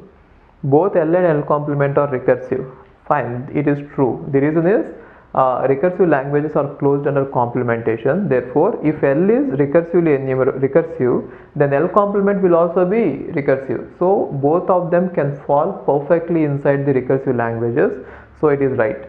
So it is also viable. Now let's just extend this question a bit, just a bit. What if both L and L complement are CFL? Is it possible? Can both L and L complement be inside CFL? It is not possible because context-free languages are not closed under complementation. Therefore, it is not viable. Can both L and L complement, sorry, here it is L and L complement, or regular languages, which means can both of them fall here? If L is a regular language, can L complement be also a regular language? It is perfectly valid, viable. The reason is, regular languages are closed under complementation, right? So only case which is not viable is in case of context-free languages and in case of recursively enumerable languages, because they are not closed. All the other languages are closed under complementation. Remember this. Only context-free languages and recursively enumerable languages are not closed. The reason why recursively enumerable language is not closed is Turing machine does not halt. And the reason why context-free languages are not closed is they are not closed under intersection. Therefore, how can they be closed under complementation, right? So it is worth remembering these points because many questions are asked on this. Okay, and they are very simple to answer. Initially, they might look confusing, but please watch this 2-3 times or 4 times or 10 times, 100 times until it is clear. Okay. Now watch this. Let M be a encoding of the Turing machine, which means this question is given in 2014. You could even refer to this question, 2014 question. M be a encoding of the Turing machine. So what is encoding of Turing machine? We have already seen that a Turing machine can be encoded into zeros and ones. You know, in case of universal Turing machine, I told you that. You please refer to that concept. So every Turing machine can be written in terms of zeros and ones, right? So a string of zeros and ones can be eligible to be a Turing machine, but not every string could be eligible to be a Turing machine. Now, how many strings will be there of 0 and 1? They will be finite, I mean not finite, countable, right? And now the Turing machines is a subset of that original set of all strings. Okay, I'll just write it and explain you like this. See, now encoding is nothing but given a Turing machine, we can write it in zeros and ones. Therefore, let us assume that sigma equal to 0, 1, right? And now sigma star contains set of all strings which are possible over 0, 1.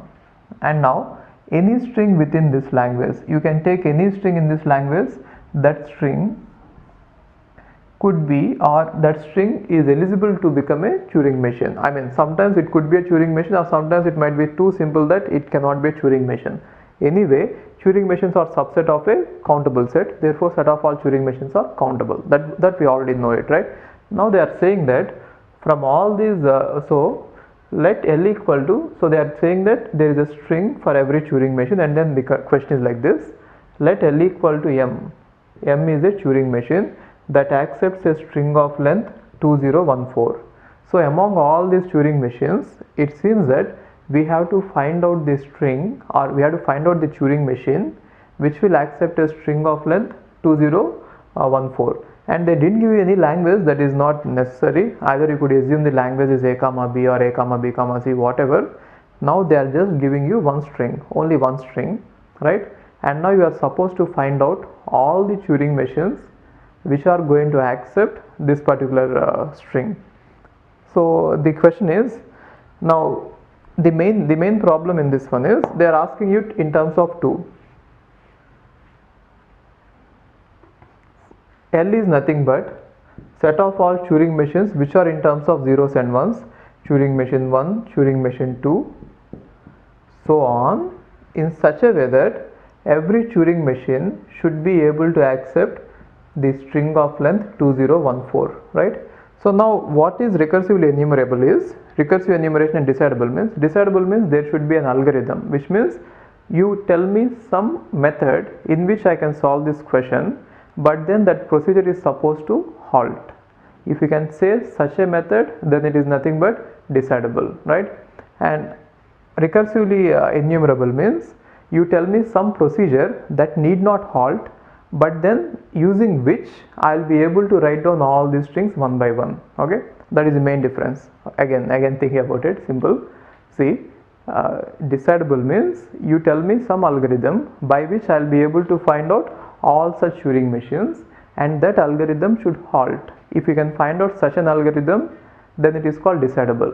What is recursively enumerable is, the recursively enumerable languages are also nothing but the languages which could be enumerated, or for which there is enumeration procedure, which means if we can come up with a procedure which will be able to list out all the strings in the language one by one, and that procedure need not halt, but it should only write down the strings of the language, right? So there is an interesting theorem. That theorem is very big, so I'll just try to answer this, in simple words. Maybe try to follow this. If you are not able to get it, get this at any point, you please rewind it and watch it. This is a question which you might have to watch more than once, right? So don't worry if you don't understand it first time. Now see this. Decidable means you should be able to find out an algorithm using which you should be able to write down all these strings. So first let's see about the recursive enumeration. I want to find out all the Turing machines which will accept a string of length 2014, right? So let me find out some procedure. That procedure need not halt. Okay, now this procedure should be able to enumerate all the strings T1, TM1, TM2, TM3, so on. Now we already know that set of all Turing machines are from set of all this sigma star. So what you do is take every string from sigma star one by one. So how many strings are there? Infinite. That is why this procedure will never halt. Okay, take every string one by one, and after you pick up a string, just check if that string could be Turing machine or not. So it is very easy to check whether it is a Turing machine or not, which means it should be in some format so that it could be again encoded back into the Turing machine. In case if it is in the form of Turing machine, then take that. Okay, so are you following it? Now from the sigma star you have all these strings like 00, 01, 10, so on, right? Now you pick these strings one by one, and then you examine whether that string could be converted into a Turing machine. In case if it could be converted, then what you do is you write it down, right? Yes, this is a Turing machine, and then this is a Turing machine, and then this is a Turing machine, so on, right? Write all the Turing machines possible. Now this is nothing but the set of all Turing machines. Now what is that they are asking is, you have to find out the Turing machines which will accept the strings of length exactly 2014. So what you take is, take every Turing machine and then try to give the string to it, input of length 2014. The problem is, if you give a input to that and then if you wait, then what happens is, in case if 2014 is not accepted by the Turing machine, it will never halt. Then you will be spending your entire time just looking at one Turing machine which is not accepting a string of length 2014. Therefore, that enumeration does not work, or that procedure cannot enumerate all these strings. So let's try to find if there is any other way we could find out the Turing machine. Okay, see, I don't know whether you are understanding this in terms of this mathematical language. I'll just make it simple for you. I told you that in order to teach any subject, let us say like TOC, right, there is nothing called the end. I could keep on teaching it, keep on teaching it, keep on teaching it, which means if you give me that subject, I'll keep on teaching it throughout the life. I'll never halt, right? But then the problem is, if you spend time in one subject like that, you will not be able to learn other subjects. Then what we could have done is, take the first subject TOC, teach it for 1 hour, and take the next subject operating systems, teach it for 1 hour, and take the next subject some other subject digital, teach it for 1 hour. If I go in that way, right, then all these subjects will be covered equally. And in case if a subject is small, let us say TOC is infinite, then if I start with TOC, I'll never stop. See, I think you are following this. See, if TOC is infinite, I'll never stop. Let us say there are finite subjects and there are infinite subjects like TOC. Then what I'm doing is, if I start with TOC, I'll never end teaching it, and you will never learn any subject. Then what we could do is, start with TOC, but then teach it for 1 hour, and again start with operating system, teach it for 1 hour, start with DBMS, teach it for 1 hour, start with some other subject, teach it for 1 hour. When all the subjects are finished for 1 hour, and again come back and again teach it for 1 hour, and again come back and again teach it for 1 hour. If I do like this, what happens is, after some amount of time, definitely the subjects which are finite will be over, and the subjects which are infinite will be running forever, isn't it? Therefore, you have found out an enumeration method there, right? What is enumeration method? Don't take one string and spend your entire time on that. Run it for some time and again go to the next one, run it for some time, run it for some time, run it for some time. Therefore, if there is any Turing machine which is going to accept 2014, that will halt at some point. Therefore, you could write it down. That is the enumeration method. But then the enumeration method itself will not halt, but you will be able to write down all these strings which are in the language. Okay, let's come to this. Now, what I mean to say is, first from sigma star there are all Turing machines, and then you are writing all the Turing machines in some order. Then you are taking up each Turing machine and now you are giving it a string whose length is 2014. In case if it accepts it, you can write it down and say that that string is present in the language.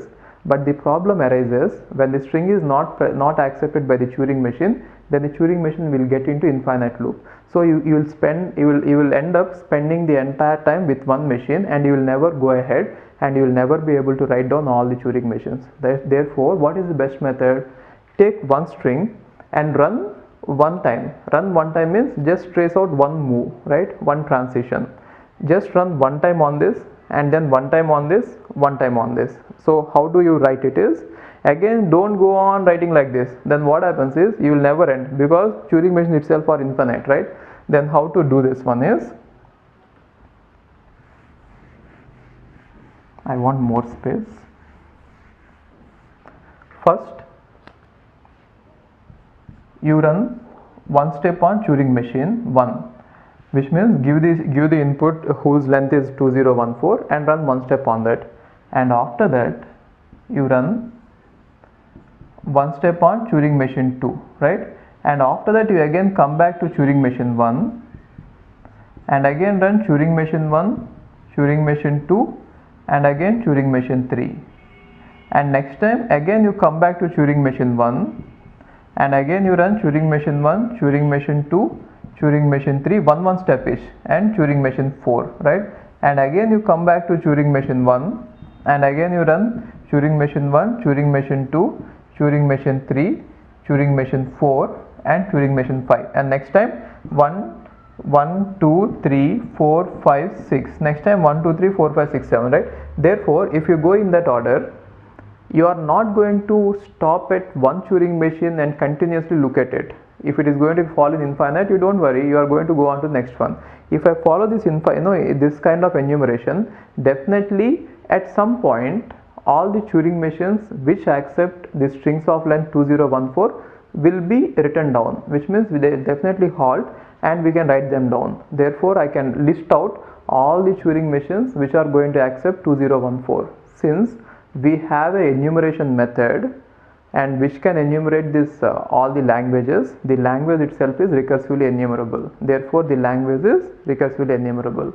Now, the second question is it decidable or undecidable? Decidable or undecidable means given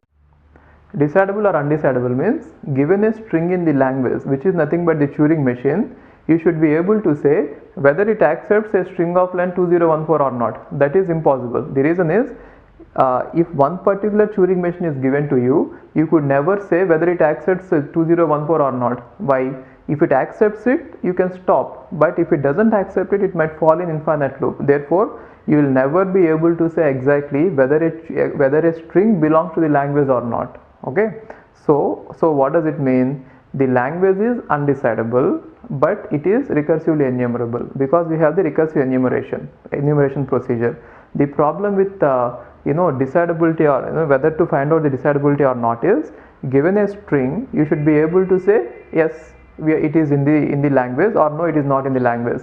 But the problem is, if the string is not in the language, that will never be written down. Therefore, you have to wait forever, right? So what is recursive enumeration means? If the string is inside the language, at some point you will be able to write it down. But if a string is not inside the language, you will never be able to write it down, and your enumeration procedure will not halt. But that is fine, as long as you have enumeration procedure. But even if enumeration procedure doesn't halt, it is okay. You keep on writing it, but then you are able to write all the strings in it. That is why it is recursively enumerable. But it is not decidable because given a string, you will not be able to say whether that string belongs to the language or not. Why? Given string is nothing but a Turing machine. Now you will take the Turing machine, and what you will try to do is give it the input, which is nothing but a string of length 2014.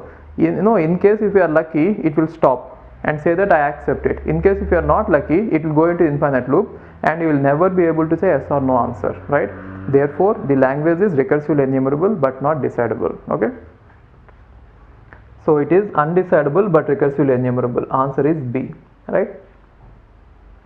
Please watch the video more than once. I don't know whether you understood it or not. If I could look into your eyes and then see your expression, I could understand, right? But it is difficult. Therefore, better what you could do is watch it many times. Okay. Which of the following statements is false? So they are asking true or false question. The halting problem for a Turing machine is undecidable. So obviously it is true. Given a Turing machine, whether it halts or not, undecidable, right? This one is true. This option is true. Determining whether a context-free grammar is ambiguous is undecidable. So I told you that this halting problem is the first one, which is known to be undecidable, and if that problem is converted to some other problem, then that problem will also become undecidable, isn't it? So I've shown you that. I think I told you with some text theory that Turing machine can be the halting problem can be converted to post correspondence problem, and now post correspondence problem can be converted to ambiguity problem, right? Therefore, from halting, post correspondence, ambiguity. Therefore, ambiguity problem is undecidable. Even if you don't remember all this, you could see the table. In the table, I think I didn't tell you this. Table, it is not there, but then you can remember it this way. Or it is a very popular question, better by heart it. So ambiguity of Turing, this context-free grammar is undecidable. Given to arbitrary context-free grammars G1 and G2, whether G1 equal to G2. So this is nothing but equality problem in context-free languages, right? And I told you that in the table that equality problem in context-free languages is we cannot decide. Therefore, it is undecidable. Therefore, it is undecidable. Given to whether the question is not completed. Is undecidable. Then it is true, which means they are giving you two arbitrary context-free grammars. See, if two particular grammars are given, which means for a particular instance we can definitely write an algorithm, but then if generic grammars are given, there is no algorithm, right? So they are saying that context-free grammars are given G1 and G2. When context-free grammars are given G1 and G2, then it is nothing but two context-free languages are given, L1 and L2, right? And now they're asking whether they are equal or not. Equality in the case of context-free languages is undefined. I mean, not decidable, undecidable. Therefore, it is true. Given two regular grammars G1 and G2, it is undecidable whether G1 equal to G2, L of G1 equal to L of G2.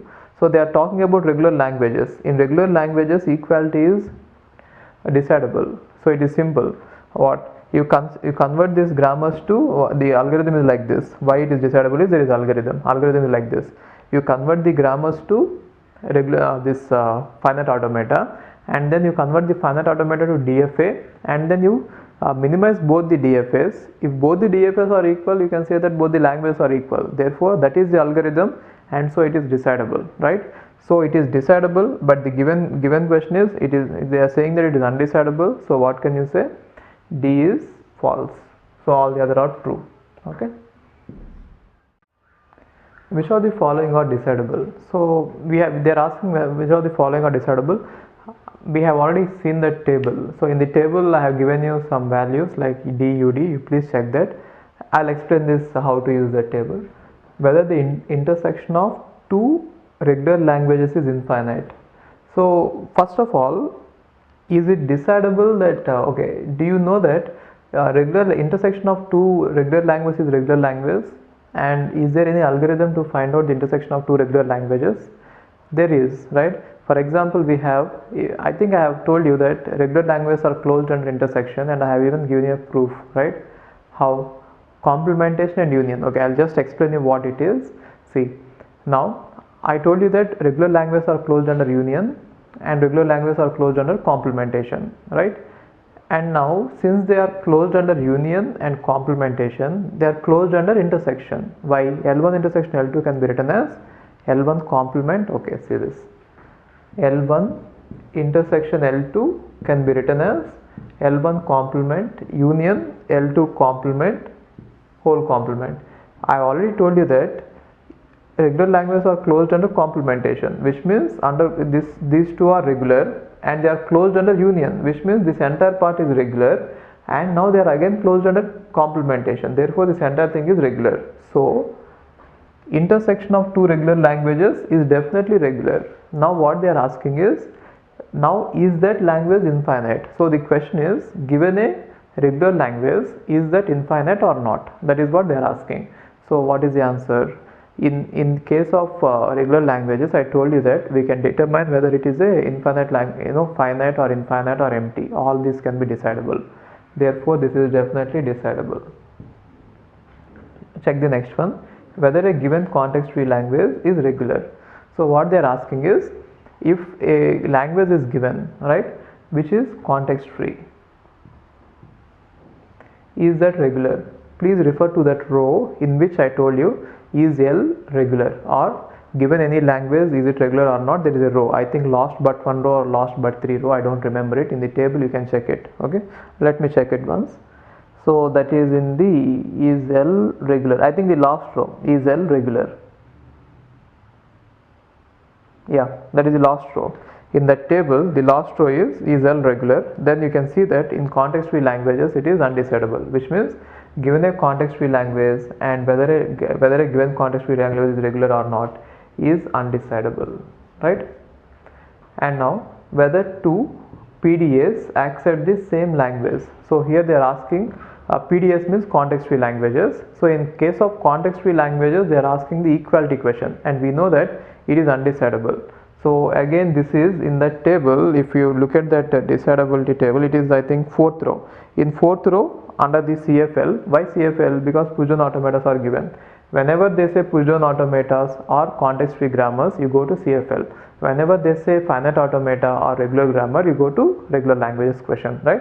So it is nothing but undecidable. Whether a given grammar is context-free. So this is simple. How can I find out whether a given grammar is context-free? I told you that there are four classes of languages and we define them, right? If the grammar has to be context-free, then the left hand side there should be only one variable and the right hand side can be a collection of any variables and terminals. Therefore, you take each production and you examine it. Any given grammar, it is a finite grammar, which means every grammar is finite. let them give it. Then you take the productions one by one, and every production you see whether it is following that rule or not. What is the rule? Left side should be a variable, and right side should be could be any combination of variables or terminals, right? Therefore, you can see that whether a given grammar is context free or not, it is completely decidable. And the algorithm is examine each production one by one and see if it is according to the rules. What are the rules? Left hand side, it should be of the type A derives alpha, where A should be belonging to vertices and alpha could be anything, vertices and terminals, right? Simple, that's it, right? Therefore, you can take every production and you can examine it, so it is decidable, right? So only two which are undecidable are these two. So you can even remember it about this context free grammars. Generally the most frequently asked questions is two context free grammars are equal or not, G1 G2 are equal or not, or two context free languages are equal or not. Equality question is most popular, and then complementation is most popular. You can by heart it. Okay, fine. Which one of the following problems are decidable? So they are asking what are the decidable problems in them. First one is, does a given program ever produce an output? So it is nothing but, program is a Turing machine. So it is asking that whether a Turing machine will ever halt. This is one other way of asking whether a Turing machine will ever halt. I told you that Turing machine like program, see the notion of falling into infinite loop in Turing machine is also there in the programming language, which is nothing but infinite loop, right? The problem of non-halting in Turing machine is equal to infinite loop in program. Therefore, it is undecidable. So simple. Does a given program ever produce an output? What you do is you take the program and try to run it and then watch it for some time.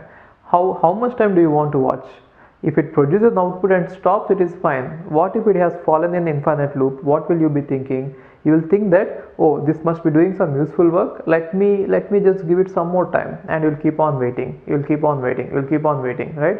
And sometimes it might be true that it is doing the useful work. If you try to stop the program forcefully, maybe it has done work so much that is just about to produce the output and you stopped it. Therefore, we don't know whether to stop it or wait longer. So it is actually the Turing machine, halting problem of Turing machine, which is nothing but undecidable. So the first problem is undecidable. The first statement is undecidable, right? They are given statements and they are asking which one is undecidable, and then there are options are 1 2 1 3 1 4 2 3 2 4, something like this. Options are there, but we shall examine all of them. If L is a context free language, then L complement is also context free. It is undecidable, right? Because context free languages are not closed under complementation. If L is regular, then L complement is also regular. It is decidable, isn't it? Why? Complementation is closed. It is decidable. If L is recursive, then L complement is also recursive. It is also decidable. I told you that recursive languages are closed under complementation. We have seen enough examples and we have seen enough theorems on this also, right?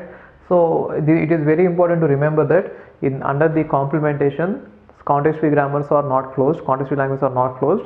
Regular is closed, recursive is closed, but context free and recursive enumerable are not closed. Please remember it. Definitely there will be one question on that. Complementation of the languages. Okay, fine. Let sigma be a finite non-empty alphabet and let 2 power sigma star be power set of sigma star, which means they are saying about some alphabet sigma, and then sigma star is nothing but set of all strings, and 2 power sigma star is nothing but set of all languages. We have already seen such a problem, right? So if sigma is set of all this, sigma is the alphabet, then sigma star is set of all languages, and 2 power sigma star is set of all, sigma is set of all, sigma star is set of all strings, and 2 power sigma star is set of all languages. And I have already proven that this sigma star is countable and 2 power sigma star is uncountable. In fact, sigma star could also be used to represent, sigma star is a superset of set of all Turing machines. Therefore, Turing machines are countable and set of all languages are uncountable. So we have more languages than Turing machines, right? So what is the option? 2 power sigma star is uncountable and sigma star is countable. C is the option, right?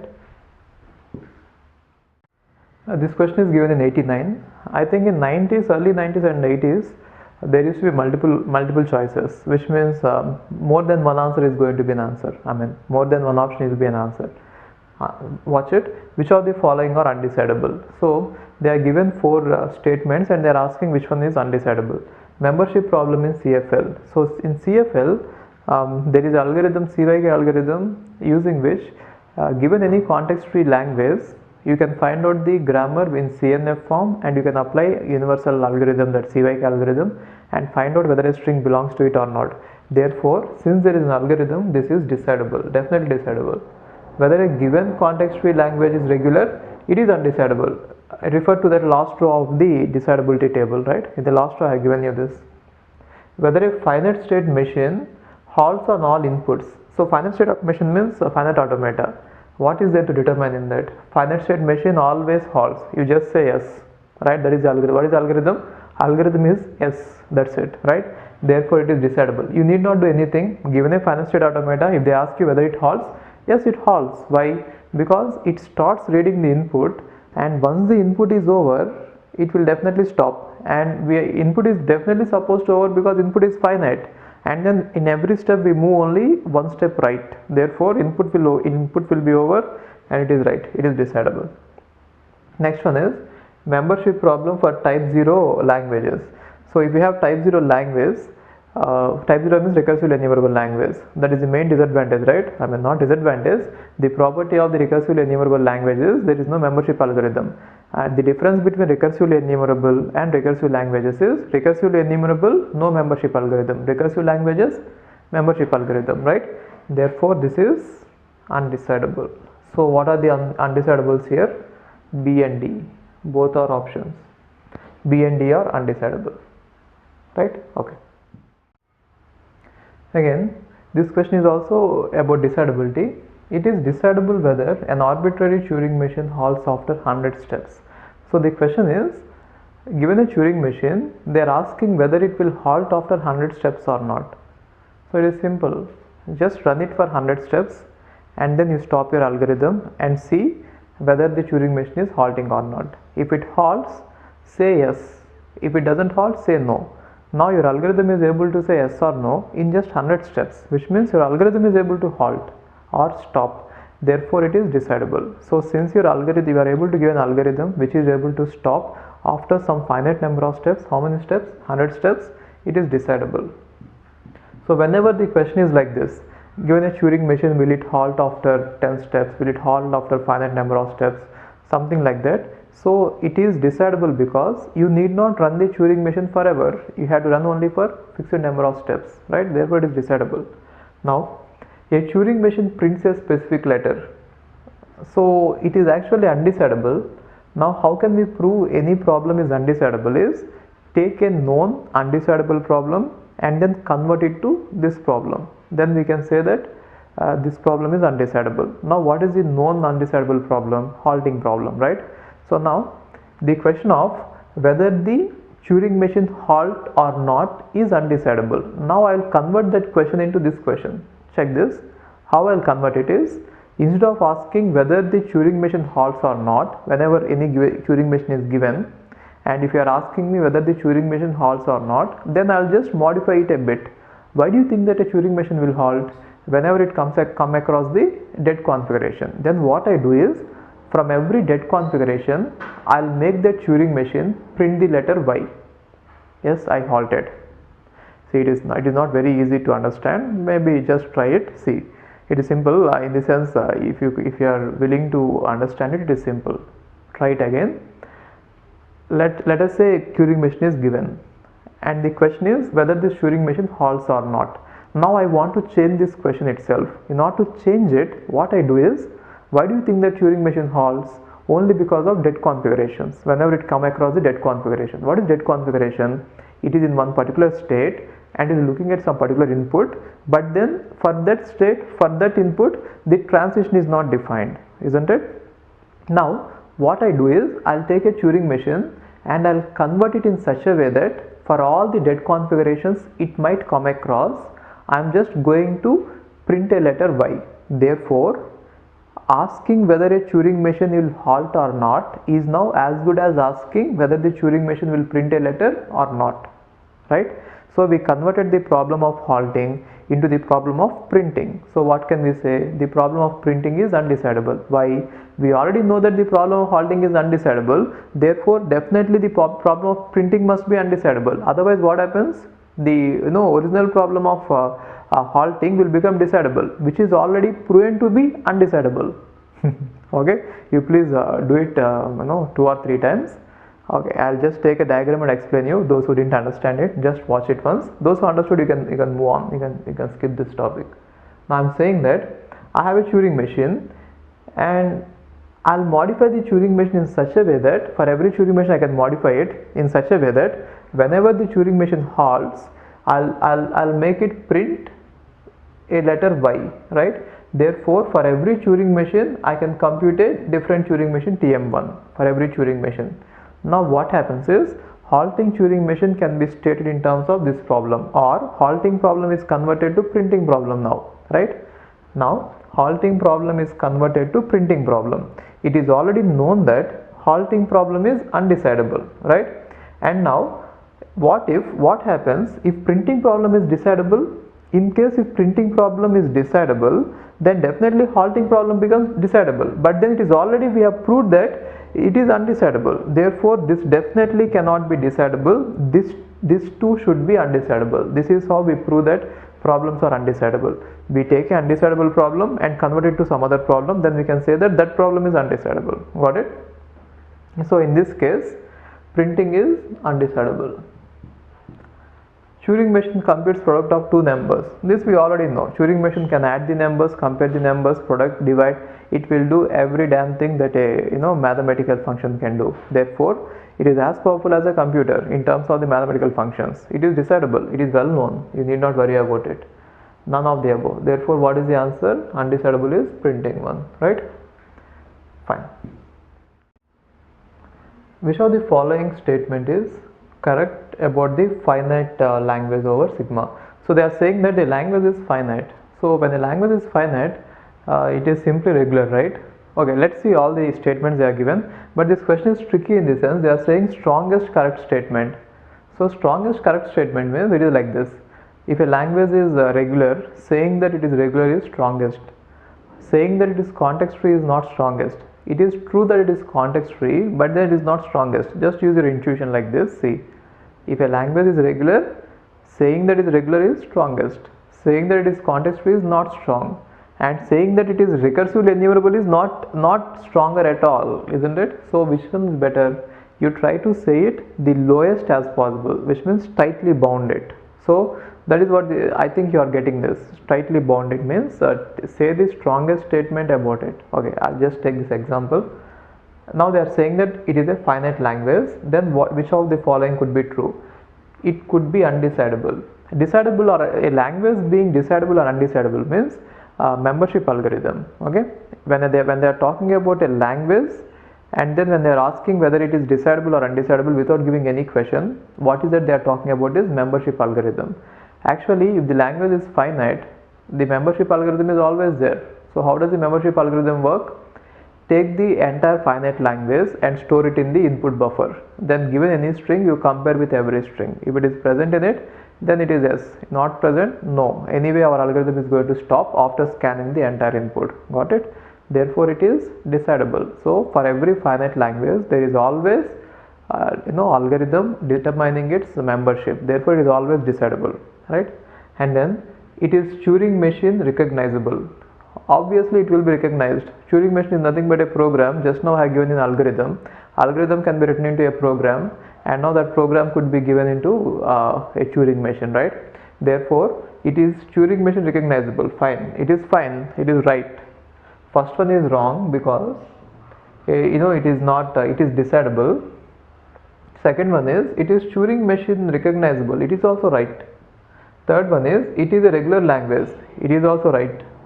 And fourth one is it is a context sensitive language. It is also right. Every finite language is regular. I think you remember it. So definitely it is regular. Saying that it is regular is tightest or strongest.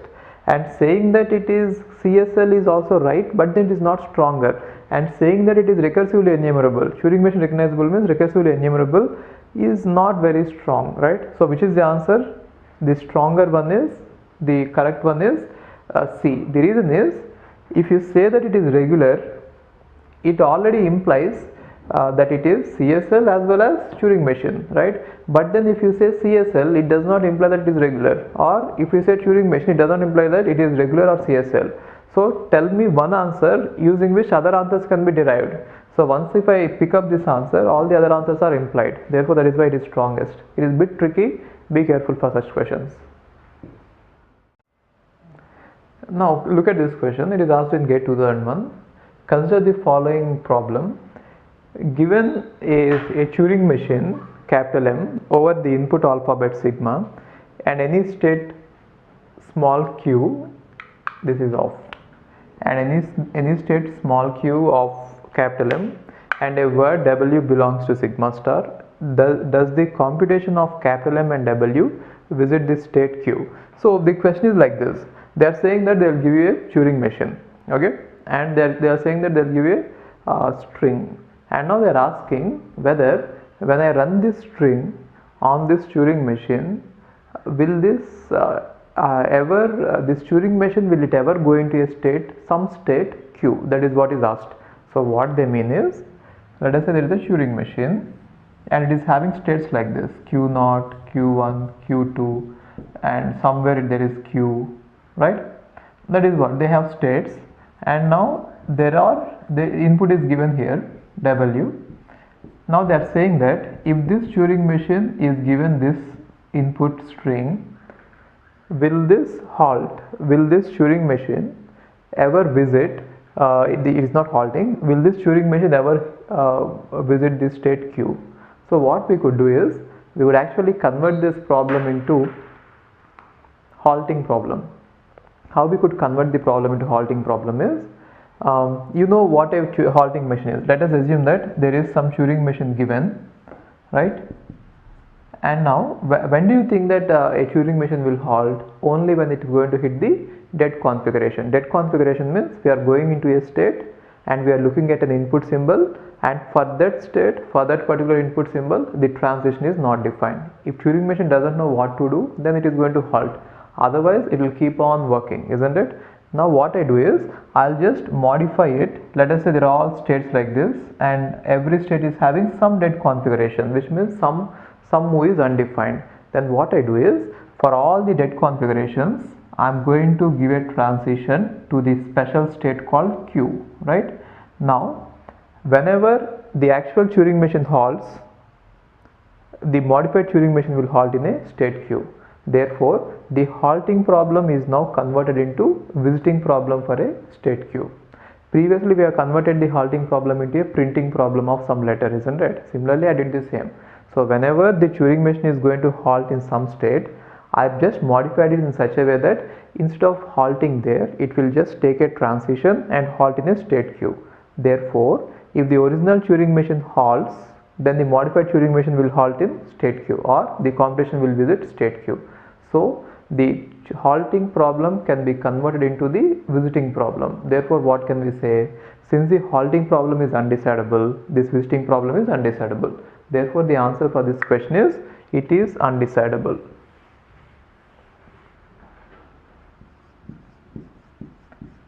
Undecidable. Okay. So before concluding anything, in this question they have used a new term called as partially decidable. Generally the partially decidable term is not very important, and many textbooks and many authors, they don't really use this term, even though there is a concept called as semi-decidable or partially decidable. Generally no one is interested in that, but in this GATE question they have really used that word partially decidable. Therefore I'll just tell you what a partial decidability is, and then in case I don't think that they'll ask it again and again, but since they have asked it, let's see it what it is. It is not very important, but then now so what is decidability? If there is an algorithm which will definitely stop after few steps, that is what is algorithm, and then if it says yes or no, then definitely it is decidable, right? And anything which is not decidable is undecidable, which means if your algorithm is not going to stop at least for one instance of the problem, then it is undecidable. So actually there are two types of problems can be classified into basically two types. Some problems are decidable and some problems are undecidable.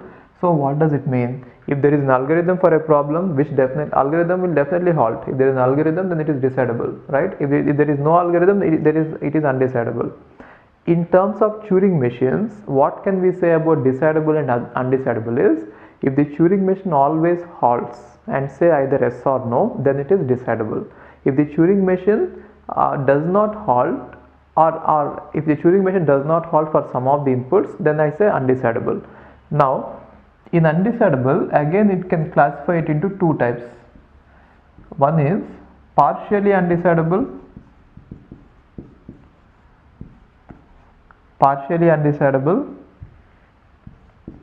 and completely undecidable.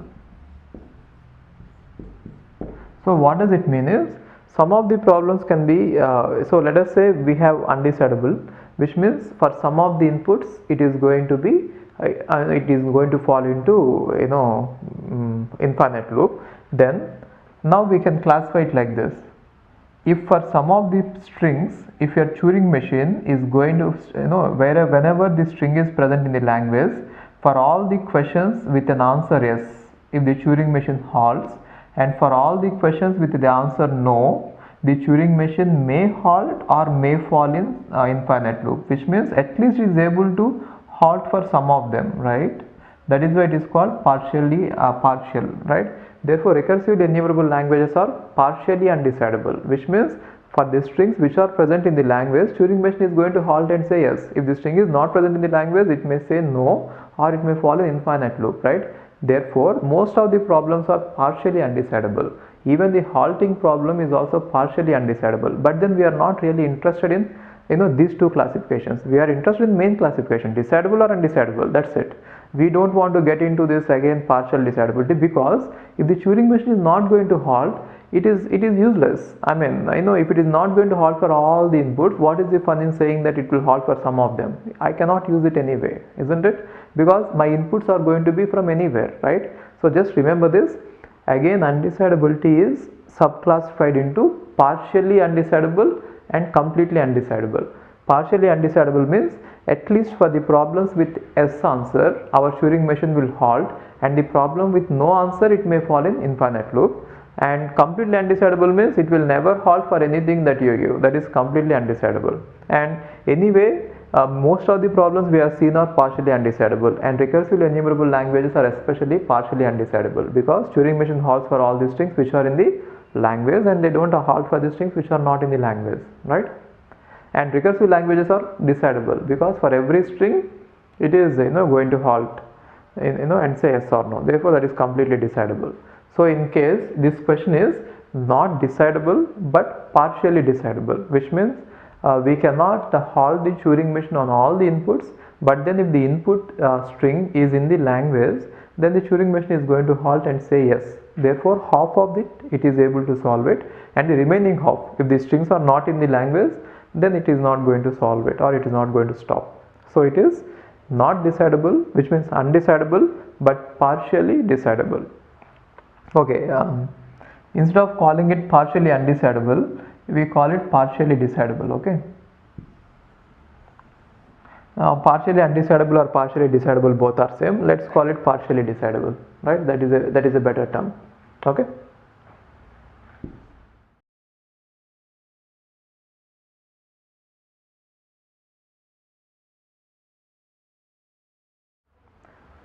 Now this is a problem about how you given any problem which is undecidable, how could you find out some other problems which are undecidable, or how do you prove that a problem is undecidable? This is a problem about it. Okay, now let us say there are two problems, A and B. Always is right. See, this question is given wrong in every book. Almost every book, this is wrong. You just follow whatever method I'm saying. Okay, and again I'm going to visit this problem at PNP complete later. The same method is used. Okay, just see this.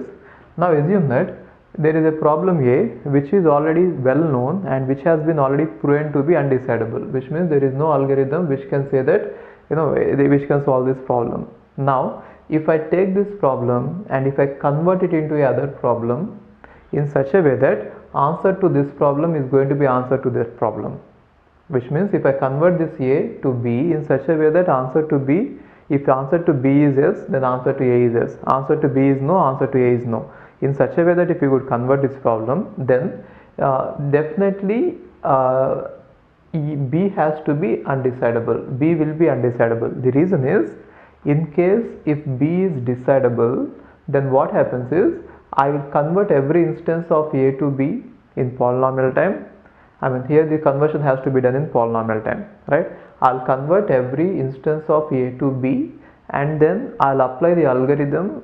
Polynomial time in the sense you have an algorithm, okay? Think about it. There is some method which, using which we should be able to convert it to B. If there is no algorithm, that means that there is no conversion between A and B. Now assume that for every instance I'll take it and convert it to B, and now I'll solve B because it is decidable, therefore this one will become decidable. Then why did you initially say that it is undecidable? Contradicting, isn't it? Simple. If initially you are saying that it is undecidable, A is undecidable, which means there is no algorithm existing, and we have shown a proof for this, therefore in future no one can say that it is decidable. Now if A can be converted to a problem B, then definitely B should be undecidable. The reason is simple. So if B is decidable, then it turns out that A is decidable, but then which is contradicting our initial known fact, which is A is undecidable. Therefore, what can you say?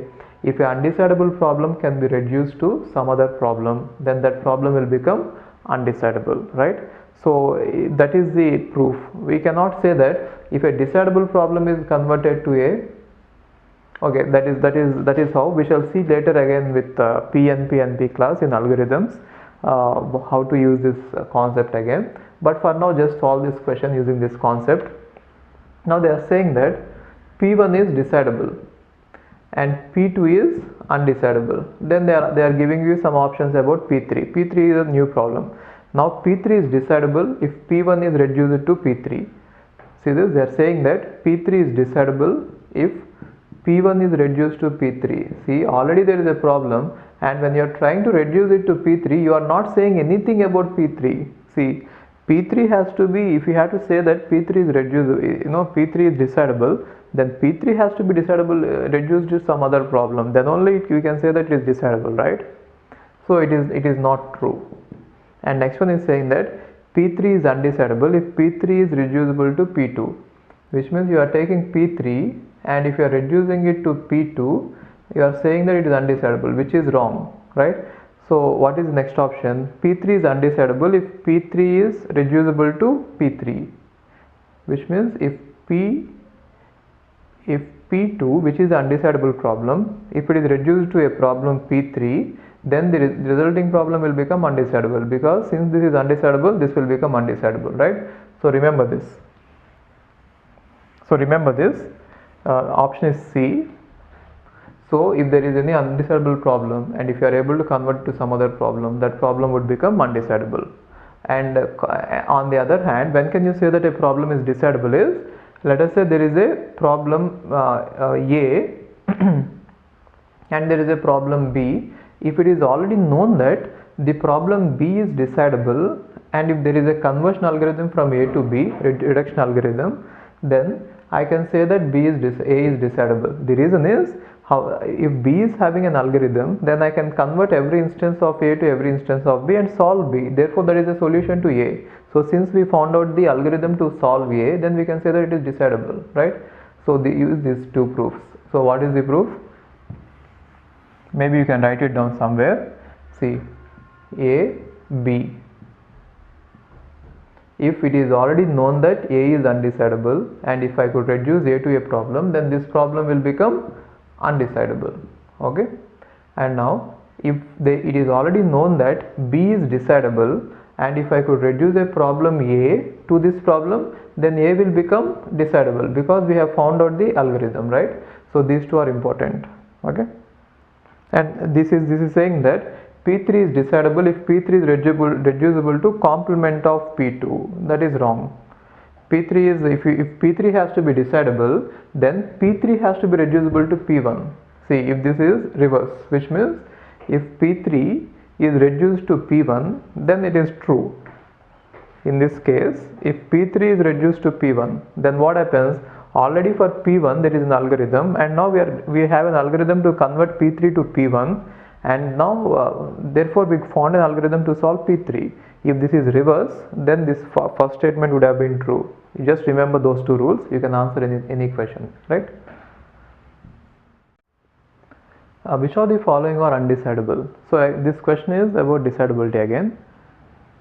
If capital G is a context-free grammar, which means they are talking about context-free languages, L of capital G equal to phi. So it is decidable because you could simplify the grammar and then you could see whether S is useful or not. If the grammar vanishes after simplification, then you can say that L of G is phi. Therefore it is decidable. What about this? Capital G is a context-free grammar, is L of G equal to sigma star. It is a completeness problem. What is completeness? Does the grammar generate everything, right? So in completeness problem, please refer to that table. I given you that in the completeness problem coming to this context-free languages is undecidable. So this one is undecidable. And capital M is a Turing machine and L of M is regular. So what does this mean? The last row in the table is given a language, is it regular or not? So this is decidable only for regular languages and not for anything, right? Therefore it is undecidable. You can refer to the table. These two entries are already present in the table. Go to the context-free grammar row column, and the question is the completeness. Row is completeness question problem, and this one is the last row. Go to the Turing machine. Obviously it is undecidable. And now if capital A is DFA and capital N is NFA, L of A equal to L of N. So both are regular languages, and now they are asking about the equality of languages coming to regular languages. Remember one thing, any problem about regular language is decidable. Almost every problem is decidable. Okay, so definitely this is decidable. So what are the options? Now these 2 and 3 are the two statements which are undecidable. In the options they are given 1, 2, 2, 3, 3, 4, something like this. So these two are undecidable. Okay. What's this one? Which of the following is decidable? Now they are talking about again decidability, but then all these questions are about context-free languages only. So first one is deciding whether a given context-free grammar is ambiguous. I told you that it is undecidable. We already know it. We have seen many times.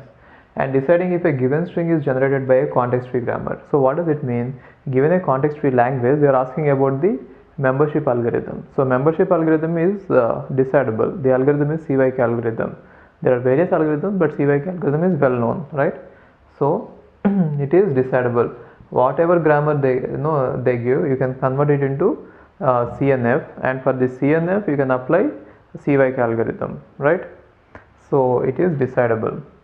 Deciding whether the language generated by a given context-free grammar is empty.